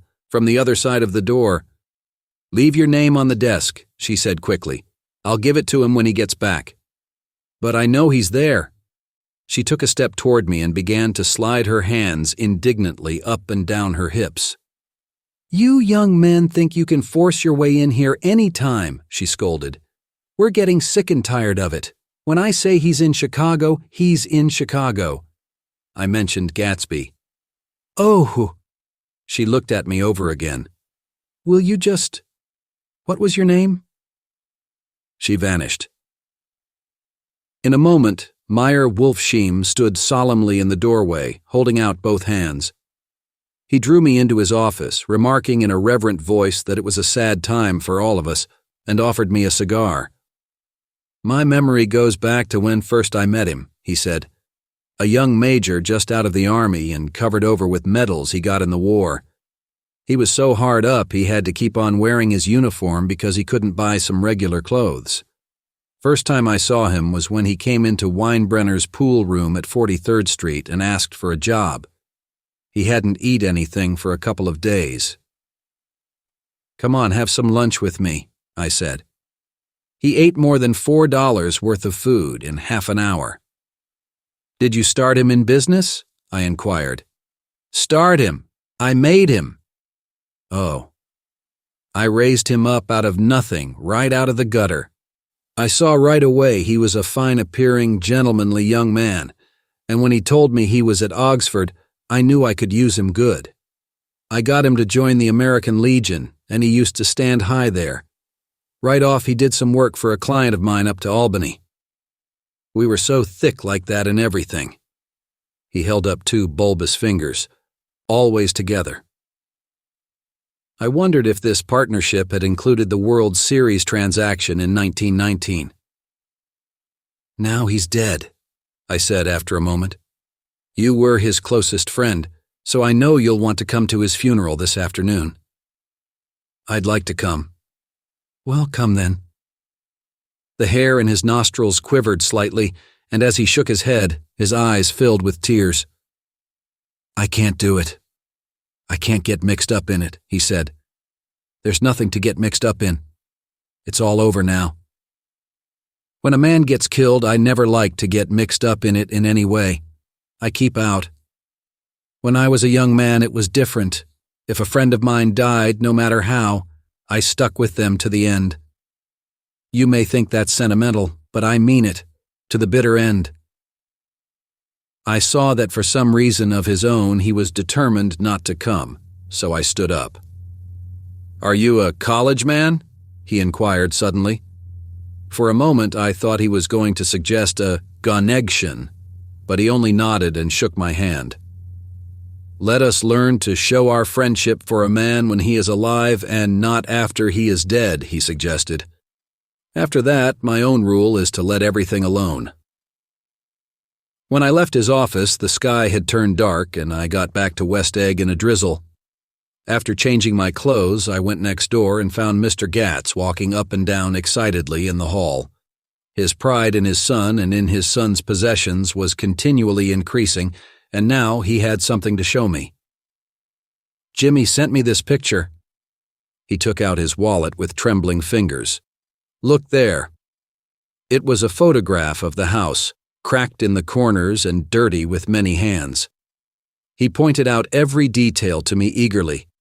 "Look there," and then sought admiration from my eyes. He had shown it so often that I think it was more real to him now than the house itself. "Jimmy sent it to me. I think it's a very pretty picture. It shows up well." "Very well. Had you seen him lately?" "He come out to see me 2 years ago and bought me the house I live in now. Of course, we was broke up when he run off from home, but I see now there was a reason for it. He knew he had a big future in front of him, and ever since he made a success, he was very generous with me. He seemed reluctant to put away the picture, held it for another minute, lingeringly, before my eyes. Then he returned the wallet and pulled from his pocket a ragged old copy of a book called Hop-Along Cassidy. "Look here, this is a book he had when he was a boy. It just shows you." He opened it at the back cover and turned it around for me to see. On the last flyleaf was printed the word schedule and the date, 12th of September, 1906. And underneath, rise from bed, 6 o'clock a.m., dumbbell exercise and wall scaling, 6:15 to 6:30 a.m., study electricity, etc., 7:15 to 8:15 a.m., work, 8:30 a.m. to 4:30 p.m., baseball and sports, 4:30 to 5 o'clock p.m., practice, elocution, poise, and how to attain it, 5 o'clock to 6 o'clock p.m., study needed inventions, 7 o'clock to 9 o'clock p.m., general resolves, no wasting time at shafters, or a name indecipherable, no more smoking or chewing, bath every other day, read one improving book or magazine per week, save $5, crossed out, $3 per week, be better to parents. "I came across this book by accident," said the old man. "It just shows you, don't it? It just shows you." Jimmy was bound to get ahead. He always had some resolves like this or something. "Do you notice what he's got about improving his mind? He was always great for that. He told me I ate like a hog once and I beat him for it." He was reluctant to close the book, reading each item aloud and then looking eagerly at me. I think he rather expected me to copy down the list for my own use. A little before 3, the Lutheran minister arrived from Flushing, and I began to look involuntarily out the windows for other cars. So did Gatsby's father. And as the time passed and the servants came in and stood waiting in the hall, his eyes began to blink anxiously, and he spoke of the rain in a worried, uncertain way. The minister glanced several times at his watch, so I took him aside and asked him to wait for half an hour. But it wasn't any use. Nobody came. About 5 o'clock, our procession of 3 cars reached the cemetery and stopped in a thick drizzle beside the gate. First a motor hearse, horribly black and wet. Then Mr. Gats and the minister and me in the limousine, and a little later 4 or 5 servants and the postman from West Egg in Gatsby's station wagon, all wet to the skin. As we started through the gate into the cemetery, I heard a car stop and then the sound of someone splashing after us over the soggy ground. I looked around. It was the man with owl-eyed glasses whom I had found marveling over Gatsby's books in the library one night 3 months before. I'd never seen him since then. I don't know how he knew about the funeral, or even his name. The rain poured down his thick glasses, and he took them off and wiped them to see the protecting canvas unrolled from Gatsby's grave. I tried to think about Gatsby then for a moment, but he was already too far away, and I could only remember, without resentment, that Daisy hadn't sent a message or a flower. Dimly, I heard someone murmur, "Blessed are the dead that the rain falls on," and then the owl-eyed man said, "Amen to that," in a brave voice. We straggled down quickly through the rain to the cars. Owl Eyes spoke to me by the gate. "I couldn't get to the house," he remarked. "Neither could anybody else." "Go on," he started. "Why, my God, they used to go there by the hundreds." He took off his glasses and wiped them again, outside and in. "The poor son of a bitch," he said. One of my most vivid memories is of coming back west from prep school and later from college at Christmas time. Those who went farther than Chicago would gather in the old dim Union Station at 6 o'clock of a December evening, with a few Chicago friends, already caught up into their own holiday gaieties, to bid them a hasty goodbye. I remember the fur coats of the girls returning from Miss This or That's, and the chatter of frozen breath and the hands waving overhead as we caught sight of old acquaintances and the matchings of invitations. "Are you going to the Ordways, the Herseys, the Schultzes, and the long green tickets clasped tight in our gloved hands. And last, the murky yellow cars of the Chicago, Milwaukee, and St. Paul Railroad, looking cheerful as Christmas itself on the tracks beside the gate. When we pulled out into the winter night and the real snow, our snow, began to stretch out beside us and twinkle against the windows, and the dim lights of small Wisconsin stations moved by, a sharp, wild brace came suddenly into the air. We drew in deep breath of it as we walked back from dinner through the cold vestibules, unutterably aware of our identity with this country for one strange hour, before we melted indistinguishably into it again. That's my Middle West. Not the wheat or the prairies or the lost Swede towns, but the thrilling returning trains of my youth, and the street lamps and sleigh bells in the frosty dark and the shadows of holly wreaths thrown by lighted windows on the snow. I am part of that, a little solemn with the feel of those long winters, a little complacent from growing up in the Carraway house in a city where dwellings are still called through decades by a family's name. I see now that this has been a story of the West after all. Tom and Gatsby, Daisy and Jordan and I were all Westerners, and perhaps we possessed some deficiency in common which made us subtly unadaptable to Eastern life. Even when the East excited me most, even when I was most keenly aware of its superiority to the bored, sprawling, swollen towns beyond the Ohio, with their interminable inquisitions which spared only the children and the very old, even then, it had always, for me, a quality of distortion. West Egg, especially, still figures in my more fantastic dreams. I see it as a night scene by El Greco, 100 houses at once conventional and grotesque, crouching under a sullen, overhanging sky and a lusterless moon.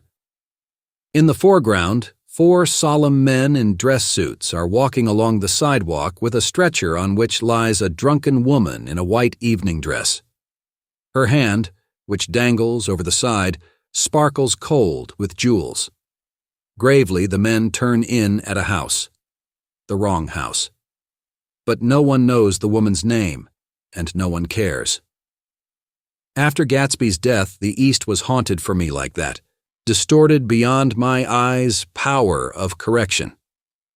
So when the blue smoke of brittle leaves was in the air and the wind blew the wet laundry stiff on the line, I decided to come back home.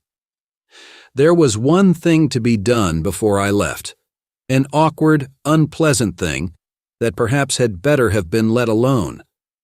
But I wanted to leave things in order, and not just trust that obliging and indifferent sea to sweep my refuse away. I saw Jordan Baker and talked over and around what had happened to us together and what had happened afterward to me, and she lay perfectly still, listening, in a big chair. She was dressed to play golf, and I remember thinking she looked like a good illustration. Her chin raised a little jauntily, her hair the color of an autumn leaf, her face the same brown tint as the fingerless glove on her knee. When I had finished, she told me without comment that she was engaged to another man. I doubted that, though there were several she could have married at a nod of her head. But I pretended to be surprised. For just a minute I wondered if I wasn't making a mistake. Then I thought it all over again quickly and got up to say goodbye. "Nevertheless, you did throw me over," said Jordan suddenly. "You threw me over on the telephone. I don't give a damn about you now, but it was a new experience for me, and I felt a little dizzy for a while." We shook hands. "Oh, and do you remember," she added, "a conversation we had once about driving a car?" "Why, not exactly." "You said a bad driver was only safe until she met another bad driver?" "Well, I met another bad driver, didn't I? I mean, it was careless of me to make such a wrong guess. I thought you were rather an honest, straightforward person. I thought it was your secret pride." "I'm 30, I said. I'm 5 years too old to lie to myself and call it honor." She didn't answer. Angry and half in love with her and tremendously sorry, I turned away. One afternoon late in October, I saw Tom Buchanan. He was walking ahead of me along Fifth Avenue in his alert, aggressive way, his hands out a little from his body as if to fight off interference, his head moving sharply here and there, adapting itself to his restless eyes. Just as I slowed up to avoid overtaking him, he stopped and began frowning into the windows of a jewelry store. Suddenly he saw me and walked back, holding out his hand. "What's the matter, Nick? Do you object to shaking hands with me?" "Yes. You know what I think of you." "You're crazy, Nick," he said quickly. "Crazy as hell. I don't know what's the matter with you." "Tom," I inquired, "what did you say to Wilson that afternoon?" He stared at me without a word, and I knew I had guessed right about those missing hours. I started to turn away, but he took a step after me and grabbed my arm. "I told him the truth," he said. "He came to the door while we were getting ready to leave, and when I sent down word that we weren't in, he tried to force his way upstairs. He was crazy enough to kill me if I hadn't told him who owned the car. His hand was on a revolver in his pocket every minute he was in the house." He broke off defiantly. "What if I did tell him? That fellow had it coming to him. He threw dust into your eyes just like he did in Daisy's. But he was a tough one. He ran over Myrtle like you'd run over a dog and never even stopped his car." There was nothing I could say, except the one unutterable fact that it wasn't true. "And if you think I didn't have my share of suffering, look here. When I went to give up that flat and saw that damn box of dog biscuits sitting there on the sideboard, I sat down and cried like a baby. By God, it was awful. I couldn't forgive him or like him, but I saw that what he had done was, to him, entirely justified. It was all very careless and confused. They were careless people, Tom and Daisy. They smashed up things and creatures and then retreated back into their money or their vast carelessness or whatever it was that kept them together and let other people clean up the mess they had made." I shook hands with him. It seemed silly not to, for I felt suddenly as though I were talking to a child. Then he went into the jewelry store to buy a pearl necklace, or perhaps only a pair of cuff buttons, rid of my provincial squeamishness forever. Gatsby's house was still empty when I left. The grass on his lawn had grown as long as mine. One of the taxi drivers in the village never took a fare past the entrance gate without stopping for a minute and pointing inside. Perhaps it was he who drove Daisy and Gatsby over to East Egg the night of the accident. And perhaps he had made a story about it all his own. I didn't want to hear it, and I avoided him when I got off the train. I spent my Saturday nights in New York because those gleaming, dazzling parties of his were with me so vividly that I could still hear the music and the laughter, faint and incessant, from his garden and the cars going up and down his drive. One night I did hear a material car there and saw its lights stop at his front steps. But I didn't investigate. Probably it was some final guest who had been away at the ends of the earth and didn't know that the party was over. On the last night, with my trunk packed and my car sold to the grocer, I went over and looked at that huge, incoherent failure of a house once more. On the white steps, an obscene word, scrawled by some boy with a piece of brick, stood out clearly in the moonlight, and I erased it, drawing my shoe raspingly along the stone. Then I wandered down to the beach and sprawled out on the sand.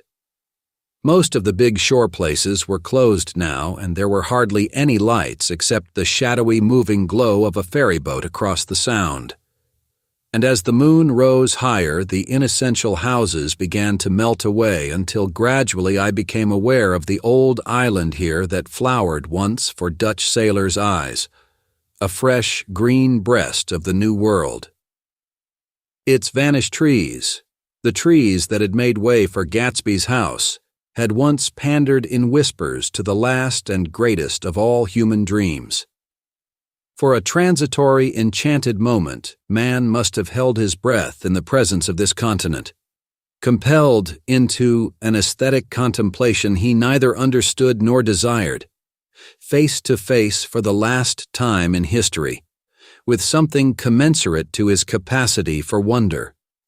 And as I sat there brooding on the old, unknown world, I thought of Gatsby's wonder when he first picked out the green light at the end of Daisy's dock.